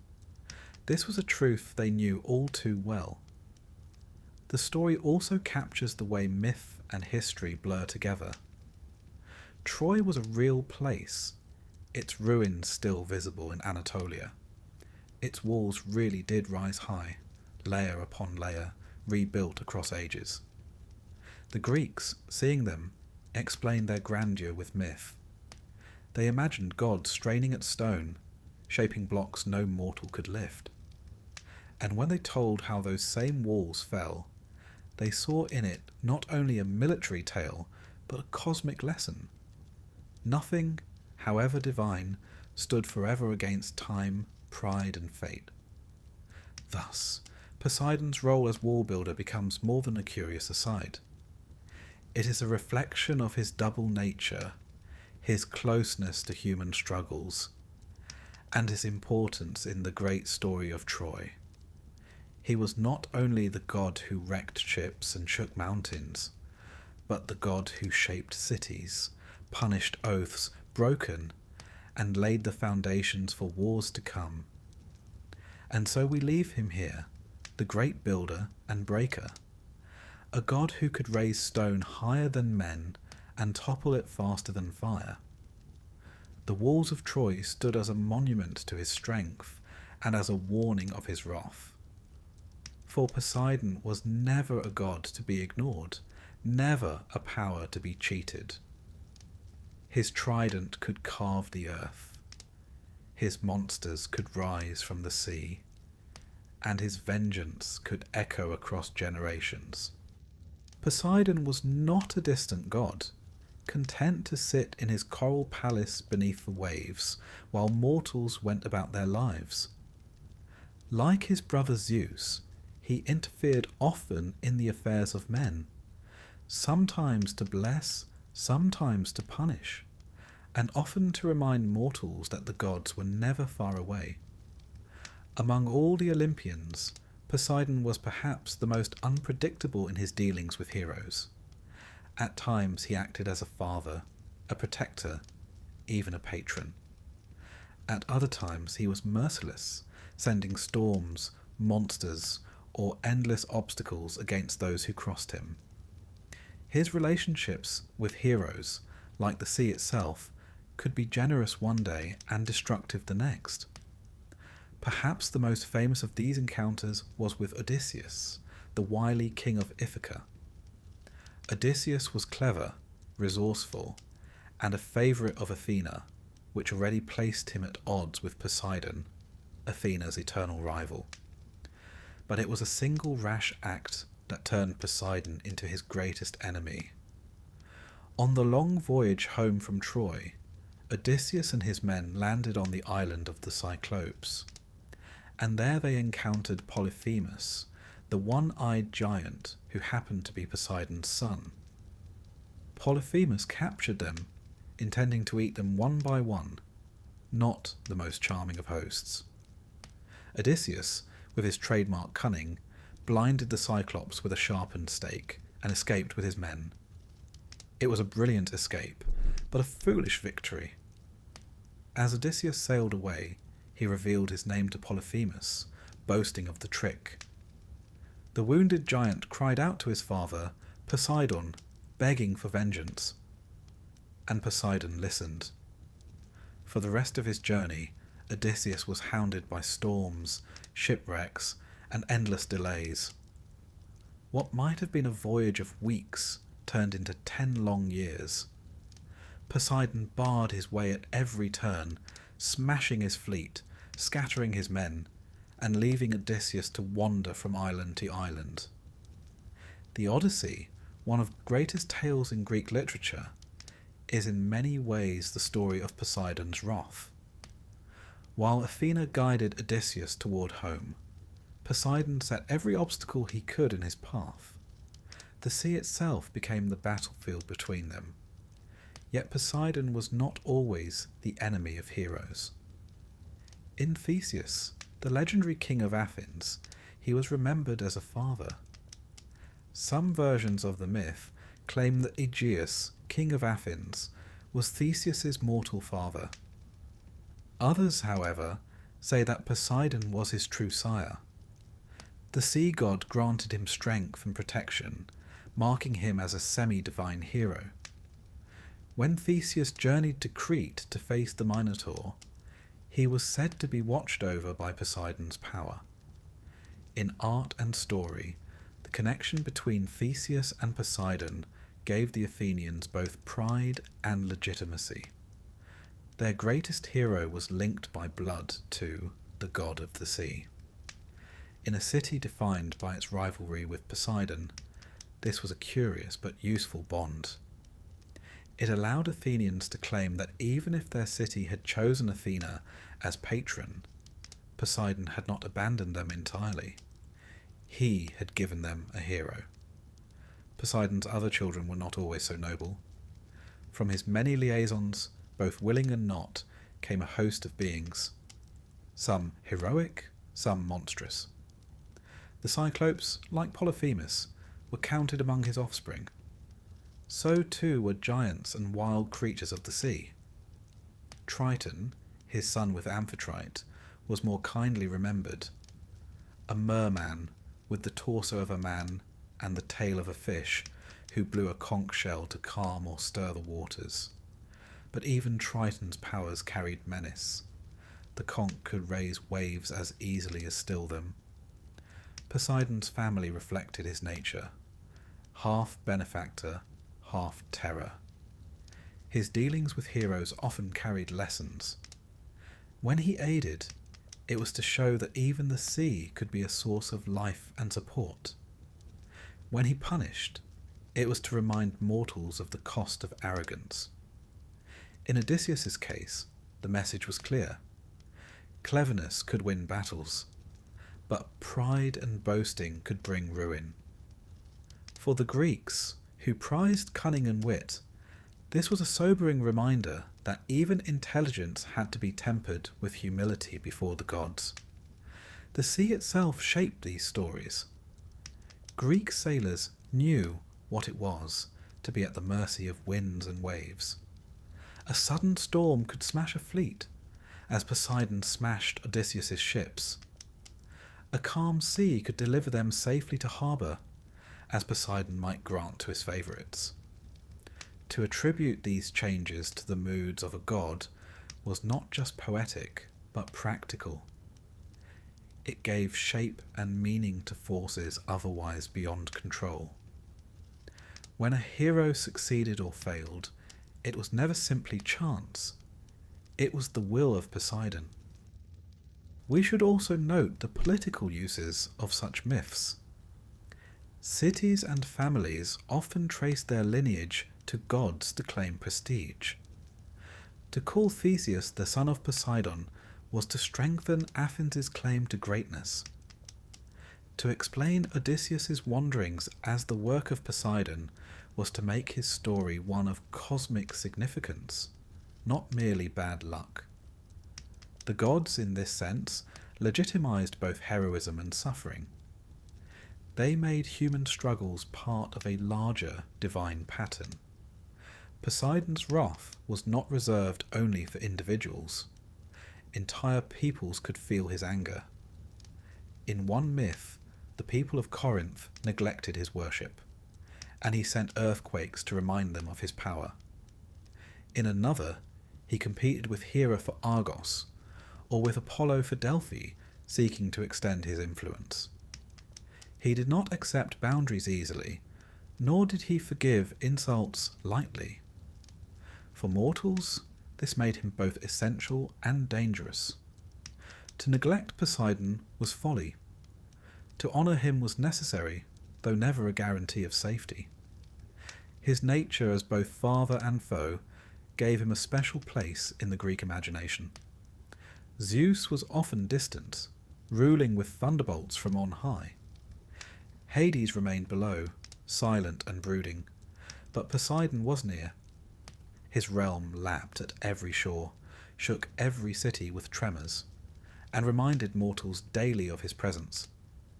He was a god who touched human life constantly, sometimes as protector, sometimes as punisher. And so, in the stories of heroes, we see Poseidon most clearly. He is the father who grants strength, the patron who legitimizes a hero's rule, the avenger who punishes arrogance, the destroyer who bars the way home. He is as changeable as the sea, generous, wrathful, patient, and sudden. In him, the Greeks recognized both the hope and the fear of their world. There is a kind of humour in how often Poseidon's grudges shaped epic tales. One boast from Odysseus, shouted across the waves, became the cause of 10 years' wandering. One unpaid debt from Laomedon brought a sea monster to Troy. The gods, it seems, had egos as fragile as mortals, and Poseidon's especially so. Yet the humour is tinged with truth. For just as a single careless word could offend a god, a single careless act could spell ruin at sea. The parallel was too perfect to ignore. Historically, these stories also remind us how much the Greeks depended on the sea. Their heroes were often seafarers, their wars fought with ships, their trade carried across waves. To make Poseidon central to their tales was to acknowledge that dependence. Even in myths of land-bound heroes like Theseus, the god of the sea appears, as though to insist that no story could escape his influence. And so, in this chapter, we see Poseidon not only as the god of oceans and earthquakes, but as the shaper of human destiny through his heroes. He was the unseen hand that guided or thwarted them, the father of some, the enemy of others, and the constant reminder that the sea was never to be taken lightly. For the Greeks, who built their lives on fragile boats and sailed across uncertain waters, this truth was as clear as the horizon itself. Poseidon's stories with heroes are not simple tales of victory or defeat. They are warnings and reflections, lessons carried in narrative form. They whisper of pride and punishment, of generosity and vengeance, of a God who gave and took with equal measure. To listen to them is to hear the sea itself, calm one moment, raging the next, but always present, always alive, always waiting. When the Greeks spoke of Poseidon, they did not only think of the sea, they also thought of the earth itself trembling beneath their feet. His title, Enosishthon, the Earth Shaker, was one of his most ancient and most feared names. To live in Greece was to live with earthquakes. Temples collapsed, mountains split, and whole towns vanished under the weight of falling stone. For a people who built their lives among fault lines and shifting ground, it was only natural to believe that such power belonged to a god. And who better than Poseidon, already master of storms and restless seas, to carry the trident that struck the land itself? The connection may at first seem odd. Why would the sea god be linked with earthquakes? Yet in the Greek imagination, it made perfect sense. The same force that churned the waves could shake the land. The sea lay under and around everything, its hidden strength rising up without warning. Earthquakes were sudden, violent, and impossible to resist. Very much like the tempests Poseidon was known to hurl against sailors. He was, in short, the embodiment of natural disaster, whether on water or on land. Stories of Poseidon's power as Earthshaker abound. In the Iliad, Homer describes how Poseidon struck the ground with his trident, and the earth shuddered. Mountains shook, rivers trembled, and even Hades himself feared that the world above might crack open and reveal his gloomy realm. That image, of God so powerful that even other gods quailed, captures something essential about Poseidon. He was not simply one ruler among many. He was a force that made the cosmos itself uneasy. There is a certain dark humour in this title as well. Imagine a Greek farmer carefully building his stone house or wall, only to see it crumble a year later in a quake. What better explanation than that Poseidon had decided to give the earth a bit of a shake? One can almost hear the farmer muttering that the god must have been in a foul mood again, and hoping that a quick sacrifice of a ram or bull might improve his temper. Religion, in this sense, was a way of coping. Earthquakes were terrifying, but if they were the will of a god, then perhaps they could be placated. Some myths made the connection explicit. Poseidon was said to have struck the ground with his trident to create springs or to open passages to the sea. At Delphi, before Apollo claimed the sanctuary, Poseidon was believed to have been its original god, ruling over an oracle where earthquakes were thought to reveal the will of the divine. At Trojan, a city in the Peloponnese, the people claimed that Poseidon split the rocks apart with his trident, forming sacred spaces. Everywhere one looked, cracks in the earth or sudden springs were linked to his power. Historically, the fear was well founded. Greece lies at the meeting point of tectonic plates, and earthquakes have shaped its history again and again. Archaeologists find layers of destruction in ancient cities, Mycenae, Tiryns, Knossos, where walls fell suddenly and rebuilding began almost immediately. To the ancients, these were not geological accidents. They were divine reminders. Poseidon, restless in his palace beneath the sea, had struck the ground in anger.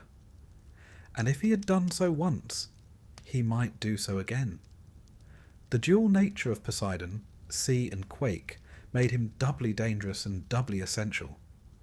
Sailors feared his storms, but farmers feared his tremors. City leaders prayed to him not only before launching fleets, but also when they raised temples and walls.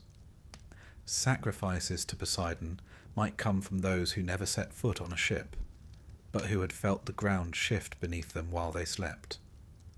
He was, in this sense, a god who united land and sea, terror and necessity. There are tales, too, of Poseidon using earthquakes as weapons. During the Trojan War, when the gods chose sides, Poseidon struck the walls of Troy with his trident, shaking them to their foundations. In another story, he shattered a mountain to punish impious mortals. For him, the quake was not simply a natural occurrence, but an act of will, a sign that divine justice had fallen. Just as Zeus hurled thunderbolts, Poseidon sent earthquakes. One of the more striking connections is between Poseidon and horses. At first, this may seem unrelated to his role as earth shaker, but the Greeks imagined the rumbling of hooves across the earth as similar to the rumbling of tremors. Horses were powerful, dangerous, and hard to control, much like the sea and the ground beneath. To worship Poseidon Hippios, the tamer of horses, was to recognize the same unpredictable strength that shook cities and raised waves.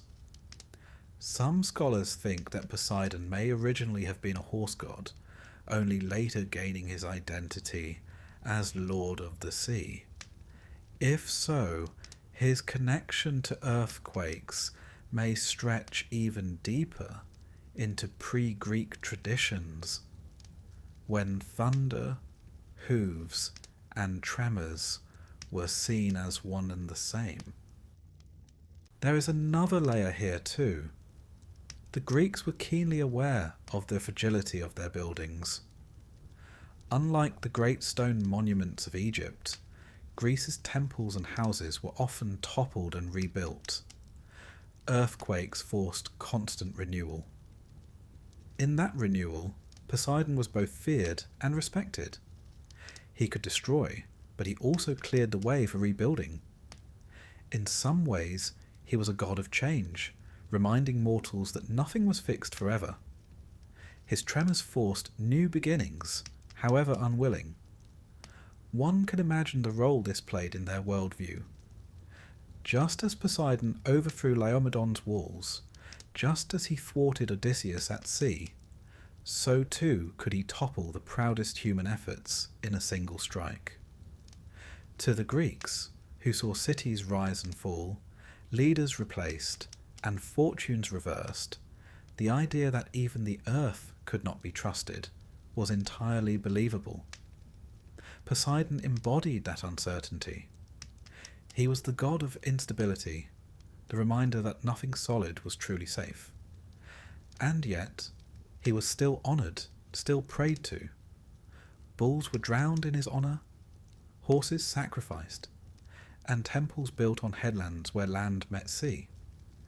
In worshipping Poseidon as Earthshaker, the Greeks admitted their fear, but also sought to live with it. Better to have him as a god who might be placated than to live in a world of meaningless disaster. Better to tell stories of tridents striking the ground than to admit ignorance. There is something almost comforting in that. To imagine earthquakes as the footsteps of a god is to give them personality, reason, even a touch of predictability. Poseidon might be moody, but moods could be managed with offerings and prayers. It was not perfect protection, but it was something. And for a people who lived always under threat of tremors, that something mattered deeply. So, in Poseidon the Earthshaker, we see the Greek attempt to explain the inexplicable, to weave terror into myth, and to give the unstable ground beneath them a divine face. He was the god who shook their walls and their lives, but also the god they turned to for safety. He was the roar of hooves, the crash of waves, and the rumble of mountains all at once. And in his restlessness they saw the truth of their world, that life was fragile, that power was unstable, and that even the ground could betray them. And so Poseidon's story, in this form, becomes more than myth. It becomes a reflection of lived reality. He was not only the god of the sea, but the god of earthquakes, the Earthshaker, whose trident could split rock and bring cities low. To worship him was to acknowledge that the earth itself was never steady, and that only in reverence, perhaps mixed with a nervous smile, could mortals hope to endure his moods. The gods of Greece, as you may have noticed, were not shy about romance, though romance is perhaps too polite a word. They loved often, they loved widely, and they left behind children who ranged from noble heroes to monstrous terrors. Poseidon was no exception. Like the sea itself, his passions were restless, shifting, and unpredictable. Some of his loves brought order and splendour. Others birthed chaos and fear. In his lovers and offspring, we see Poseidon's nature in miniature, generous and fertile one moment, destructive and terrifying the next. Among all his consorts, Amphitrite stands foremost. She was one of the Nereids, the 50 sea nymph daughters of the old sea god Nereus. Amphitrite was graceful, dignified, and at first entirely uninterested in Poseidon's advances. When he sought her hand, she fled across the sea, hiding from his pursuit. It might have ended there, had Poseidon not sent a dolphin to find her. The gentle creature pleaded on his behalf, persuading Amphitrite to relent. She returned with the dolphin, and Poseidon made her his queen. For her loyalty, the dolphin was set among the stars as a constellation, Delphinus, still twinkling in the night sky. Thus Poseidon gained not only a wife, but a symbol of companionship and persuasion, and perhaps a reminder that sometimes charm works better than force, even for gods. Amphitrite bore him children, the most famous being Triton. Often depicted as a merman, with the torso of a man and the tail of a fish, Triton carried a conch shell with which he could calm or stir the sea. Sailors believed that when waves rose suddenly or fell still, it was Triton's horn sounding across the deep. In him we see Poseidon's dual nature passed on, a child who could bless sailors with calm but also terrify them with storms. But Poseidon's offspring were not all so benevolent. From his many affairs came beings of great power and often great menace. The Cyclops Polyphemus, encountered by Odysseus, was one of his sons. Huge, one-eyed and fond of eating sailors raw, Polyphemus embodied the terrifying, lawless side of the sea, the side that swallowed men without mercy. When Odysseus blinded him and boasted of his escape, it was Polyphemus's cry to his father that set Poseidon's long ruff in motion, cursing Odysseus's voyage. Other children of Poseidon included giants, such as Orion in some traditions, and beings linked to the untamed edges of the world. His lineage stretched across land and sea, filling the Greek imagination with creatures both wondrous and dreadful. Some were kings, founding dynasties that traced their bloodline back to him. Others were monsters, reminders that the sea did not only carry trade and fish, but also mysteries that could devour. The Greeks, in telling these tales, reflected their view of the sea itself. It was fertile, teeming with life, offering food and connection. But it was also full of dangers, storms, and creatures lurking in the deep. To say that Poseidon fathered both heroes and monsters was to admit that the sea could produce both blessing and terror.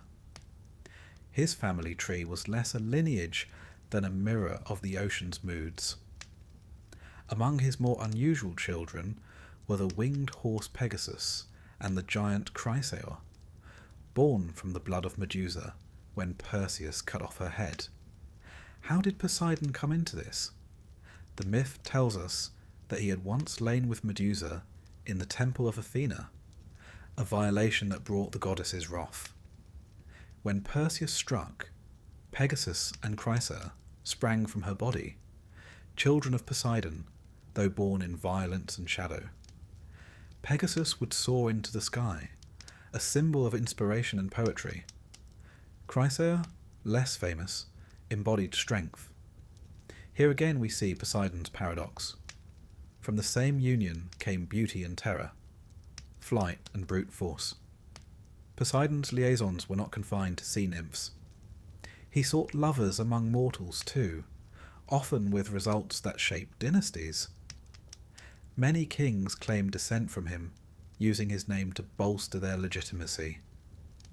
To say, "I am son of Poseidon," was to claim divine sanction, to suggest that one's rule had the strength of the sea behind it.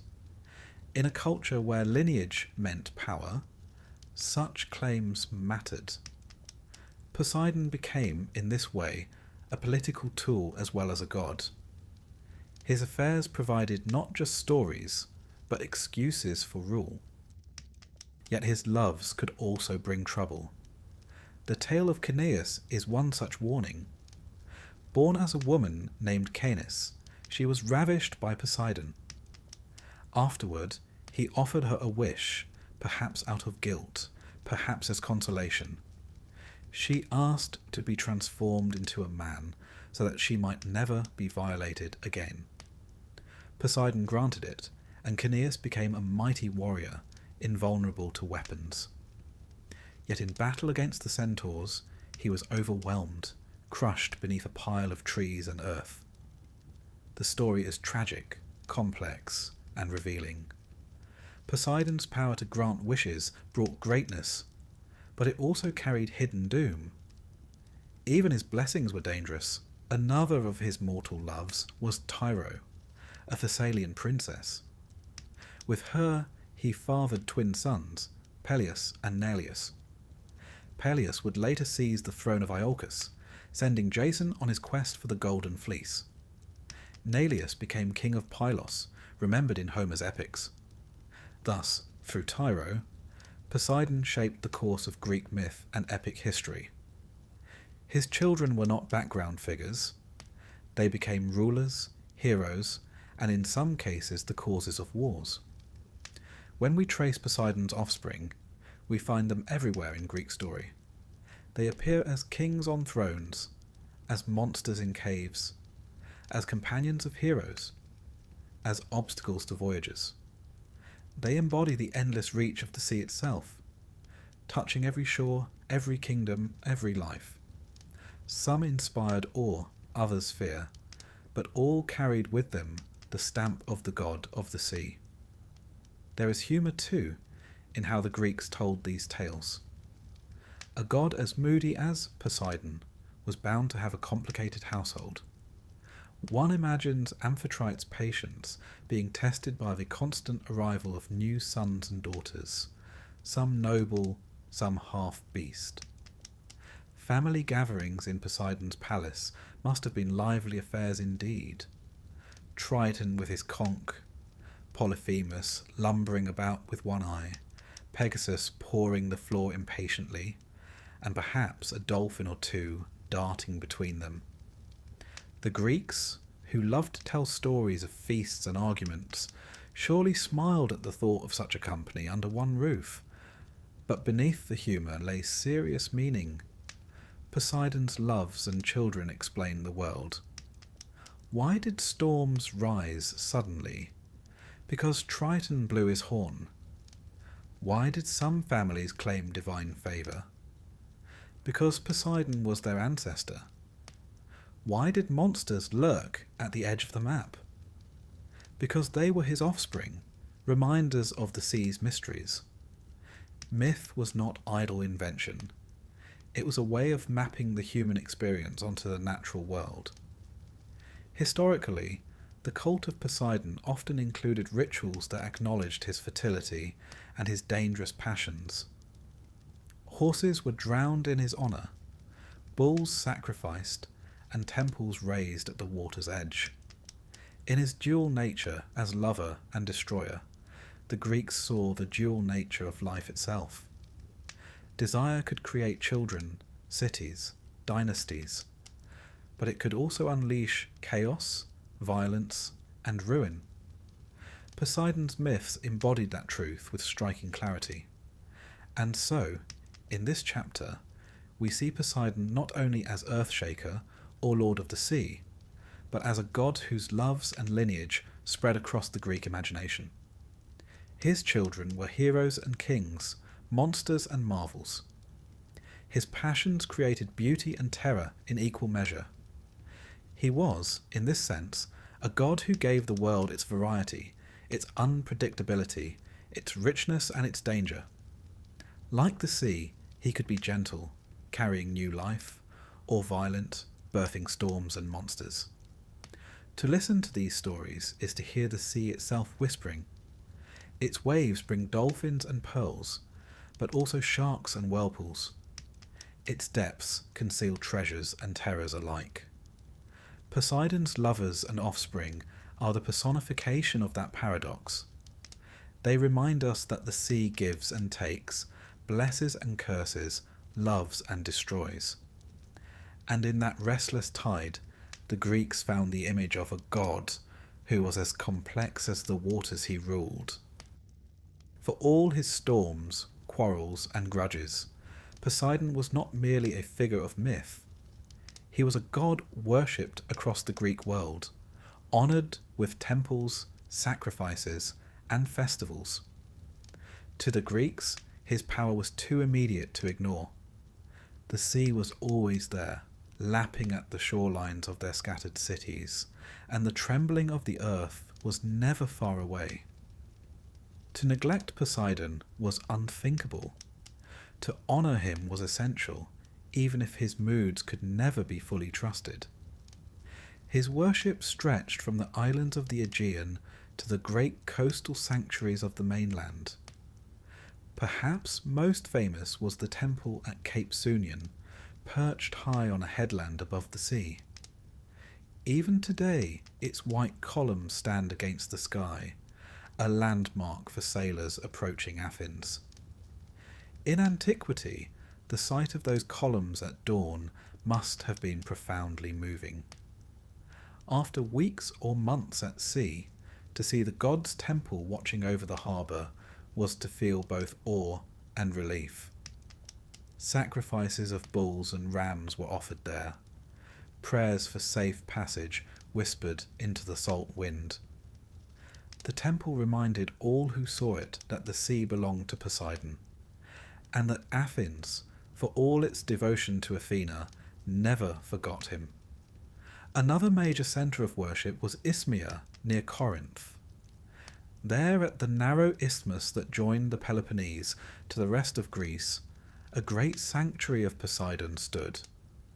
The location was perfect, a place where land and sea met, where travellers crossed from one side of the Greek world to another, and where fleets could gather. The Isthmian Games, second only to the Olympics in fame, were held there in his honour. Athletes competed in running, wrestling, and chariot races, while sacrifices and feasts accompanied the contests. The sea god, associated with both horses and waves, was a fitting patron for such events. Victors were crowned not with olive leaves, as at Olympia, but with pine or celery, symbols tied to his cult. At Delphi, before Apollo claimed the oracle, Poseidon was said to have ruled there, his power connected to the trembling of the earth. Some traditions held that the first oracle at Delphi was his, a reminder that even prophecy was once linked to the sea and quake. Though Apollo later became the dominant deity of the sanctuary, offerings to Poseidon continued, acknowledging his ancient claim. His worship also stretched beyond Greece itself. In colonies from Sicily to Asia Minor, temples to Poseidon rose near harbours, reminding settlers that no matter how far they travelled, the sea god had followed them. Wherever Greek ships landed, they brought not only pottery and language, but also sacrifices to the god of the sea. The rituals of his cult were as varied as his nature. Bulls, powerful and unruly, were often drowned in the sea as offerings, their strength thought fitting for the god who ruled horses and waves. Horses themselves were also sacrificed, a practice both costly and symbolic, for horses were wealth. To offer one to Poseidon was no small gesture. Sailors poured libations of wine into the waves before a voyage, hoping to calm the waters. Fishermen cast the first catch back into the sea in his honour. To neglect such rituals was to risk angering the god, and few were reckless enough to take that chance. In some places, Poseidon was worshipped in more peaceful aspects. At Mantinea, in Arcadia, inland and far from the sea, he was honoured as Hippias, lord of horses, a reminder that his power stretched across land as well as water. Farmers prayed to him for fertile fields, seeing in his storms not only destruction, but also the rain that nourished crops. His cults reflected his duality, feared for his violence, respected for his generosity, and never entirely predictable. The Greeks often held festivals in his honour, marked by processions, races, and feasts. At Corinth, the Isthmian Games drew crowds from across the Greek world. At Sunion, festivals combined religious sacrifice with political display, as leaders showcased their fleets beneath the god's gaze. In smaller towns, fishermen might gather on beaches to pour wine into the waves, singing hymns to the earth-shaker before setting out. Worship of Poseidon was not confined to grand temples. It was woven into daily life, wherever the sea touched human lives. One of the most striking things about Poseidon's cult is how it balanced fear and gratitude.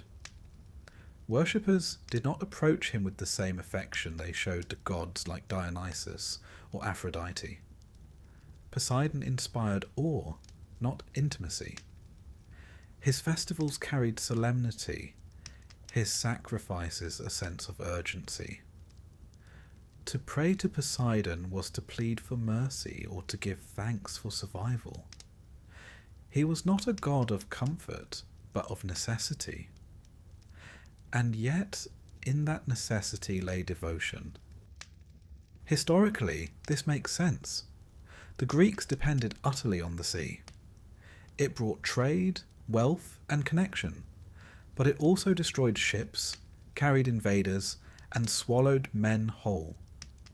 Earthquakes toppled temples and houses, yet also reminded people that the earth was alive. Poseidon embodied both sides. His cults reflected the truth that survival in Greece required respecting the unpredictable. There is a quiet humour in some of the rituals too. Sailors, notoriously superstitious, would often refuse to set out if the omens from Poseidon's shrines were unfavourable. One imagines captains delaying voyages, muttering about sacrifices not yet made, while merchants grew impatient on the docks. Better to lose a day than a ship, they said, and Poseidon's cult gave them a reason, or perhaps an excuse. In that sense, religion and practicality went hand in hand. Poseidon was also remembered in art. Pottery painted with ships often included dolphins or tridents, silent nods to his power. Sculptures showed him as a bearded figure, muscular, with flowing hair and the inevitable trident. On coins, his image was struck beside symbols of cities dependent on the sea. To carry a coin with Poseidon's likeness was to acknowledge his reach in daily life. He was not only a figure of myth, but a presence in commerce, politics, and identity. Even Rome, when it adopted Greek gods under new names, could not ignore him. They called him Neptune, and though the name changed, the essence remained. The sea still belonged to him, as did earthquakes and horses. Roman sailors, like Greek ones, poured wine into the waters before they set out. Roman poets still spoke of him raising storms against heroes. The legacy of his worship carried forward long after Greek city-states themselves had fallen. What strikes us most in these cults is the sense of balance. Poseidon was not adored in the way some gods were adored. He was not a gentle patron of hearth and home. He was a power to be reckoned with, a force to be honoured. His temples stood not in fertile valleys, but on headlands facing the sea, as if to meet his gaze directly. His festivals were less about joy than about respect, less about celebration than about survival. And yet, through that respect, the Greeks wove him into their identity. They knew that to live in their land was to live with the sea and with earthquakes. They made peace with that knowledge through worship. Poseidon's cult was their way of saying, "We see you, we fear you, and we honour you. Please, in return, spare us." It was a relationship of negotiation, uneasy but enduring. So when we think of Poseidon, we must think not only of the myths, but of the offerings left on beaches, the bulls drowned in the surf, the temples gleaming on cliffs. His presence was carved into stone, stamped onto coins, and whispered into the waves. He was more than story. He was daily reality, shaping how people sailed, built, and prayed. And perhaps that is why his worship has left such enduring traces. To walk the ruins of his temples today, with the sea stretching before you, is to feel something of the awe the Greeks felt. The waves still crash, the earth still trembles, and Poseidon, though silent now, still seems present. His cult was never about comfort. It was about truth. The truth that nature is vast, that we are small, and that respect is the only answer to forces beyond our control. By the end of our journey through Poseidon's story, we begin to see how much more he was than simply a character in old tales. Poseidon was not just the god of waves and tempests.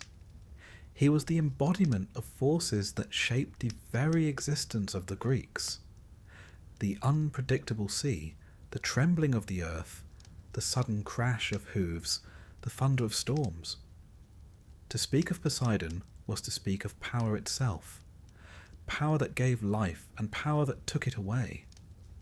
His legacy is not confined to myth. It lingers in the ways Greeks lived, the ways they prayed, the ways they explained the world around them. From the earliest poetry, he is present. In Homer's Iliad, Poseidon rises from the sea to stride across the battlefield, lending strength to the Greeks against the Trojans. In the Odyssey, he is the great obstacle, punishing Odysseus with endless wanderings for daring to harm his son, the Cyclops Polyphemus. In Hesiod's Theogony, he is one of the three great brothers, carving the cosmos into sky, sea, and underworld.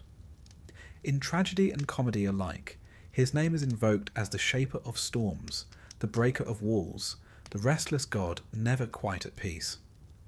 No other god, save Zeus, appears in quite so many roles across the literature of Greece. But it was not only in stories that his presence was felt. The Greeks built his sanctuaries where land and sea met, as if to stand directly in his gaze. The temple at Cape Sunion, its columns still gleaming today, was a beacon for sailors. Imagine the relief of a crew, weeks at sea, seeing the white marble rising above the cliffs, a sign that they were home, that Poseidon had granted them passage. There, bulls were sacrificed, wine poured, prayers whispered into the wind. His worship was as practical as it was reverent. Give to the god, and perhaps he will spare you. At Isthmia, near Corinth, the Greeks held the Isthmian Games in his honour. Athletes ran, wrestled, and raced chariots, while musicians and poets competed as well. Victors were crowned not with olives, as at Olympia, but with pine wreaths or even wild celery. The symbolism was odd to us, but to the Greeks it mattered. Each plant had its sacred ties, each festival its own ritual meaning. For Poseidon, pine and celery were fitting, hardy, growing close to the sea, tied to endurance. The games reminded all present that he was more than storms. He was strength, power, and competition itself. Even inland, far from the sea, Poseidon was remembered. In Arcadia, he was worshipped as Poseidon Hippios, lord of horses. Farmers prayed to him for fertility of their herds. Warriors asked his blessing before riding into battle. The horse, after all, was wealth. To honour Poseidon in this form was to admit his rule stretched even to the heart of the land. He was not confined to salt water. His reach galloped across the fields as surely as it surged across the waves. There is a curious humanity in this. The Greeks feared him, but they also sought to domesticate him, to turn the wild god of earthquakes and storms into a patron of agriculture and sport. Yet he always resisted complete taming. His myths remind us that he was moody, proud, and vengeful. One missed offering, one broken promise, could bring disaster. Cities knew better than to forget him, even if they gave their first devotion to Athena or Apollo. He was the god whose temper had to be managed. His legacy also shaped politics. Many royal families traced their lineage back to him. Kings of Pylos, Corinth, and Atlantis Yes, even Plato's fictional Atlantis claimed descent from the sea god. To say one's ancestor was Poseidon was to claim divine legitimacy, to place one's throne on foundations as vast as the ocean. Such claims were not idle boasts. They carried weight in a culture where ancestry was power. Poseidon's name gave strength to dynasties, just as his storms gave strength to fleets. Even his myths of grudges carried lessons. The story of Odysseus warned Greeks of the dangers of arrogance. Boast too loudly, and the sea itself will turn against you. The story of Laomedon warned against breaking promises. Cheat the gods, and they will remember, even across generations. The contest with Athena taught that wisdom and foresight outlast spectacle and force. Though Poseidon's salt spring continued to bubble on the Acropolis, a reminder that he had left his mark even in defeat. These were not simply tales for amusement. They were frameworks of morality, teaching that pride, deceit, and disrespect had consequences. And still, despite his anger, Poseidon was necessary. Sailors poured wine into the sea before they set out. Fishermen cast their first catch back into the waves as an offering. Entire bulls were driven into the surf and drowned, their strength thought a fitting sacrifice for the god who ruled horses and tides alike. These rituals were not done lightly. They were desperate negotiations with a god who might decide, on a whim, to smash a fleet or bless a harvest. Religion, in his case, was less about love than survival. When Rome absorbed the Greek gods, Poseidon became Neptune.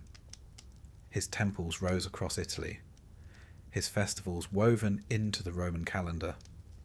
Roman poets praised him in epics, just as Greek poets had done. The trident remained his symbol, the dolphins and horses his companions. Neptune carried on Poseidon's essence, though with a Latin name. The empire that ruled the Mediterranean seas could hardly ignore the god who had symbolized them for centuries. Art kept his image alive long after his temples crumbled.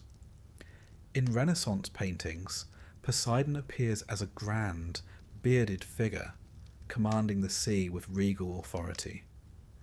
In sculpture, he is carved striding forward, trident in hand, waves swirling at his feet. In literature, he is invoked whenever the sea must be personified. Even in modern stories, novels, films, and popular culture, Poseidon's trident flashes again, a symbol instantly recognized. His legacy has leapt across millennia, as restless as the waves themselves. There is a subtle humour in this endurance. The god who was never chosen as patron of Athens, who lost contests, who quarrelled endlessly, who sulked when insulted. This same god remains etched into human memory more deeply than many who are more loved.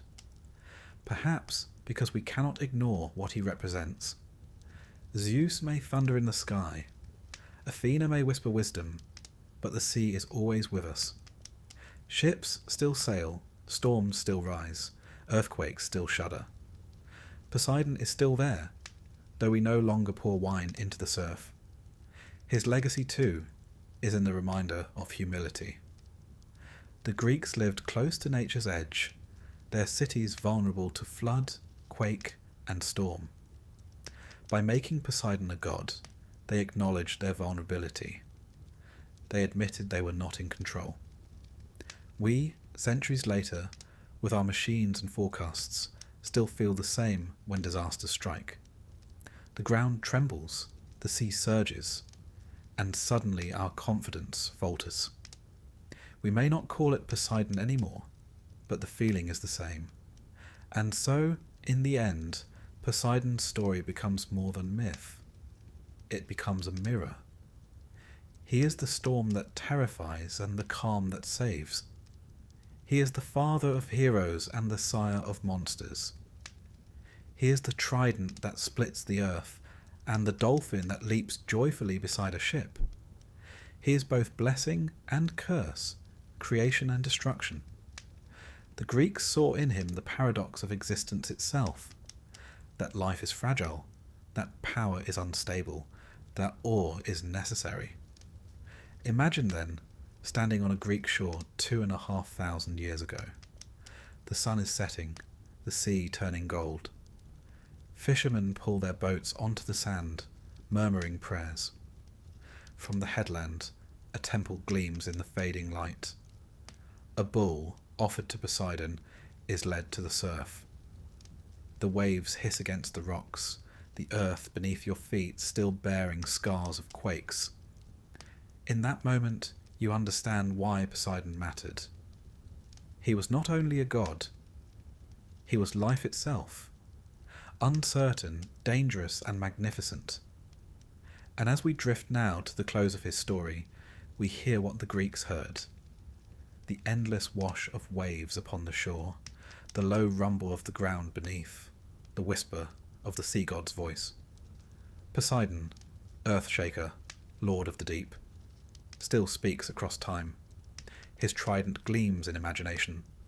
His palace shimmers beneath the waters. His presence lingers in every storm. He is restless, eternal, and unavoidable. He is the sea.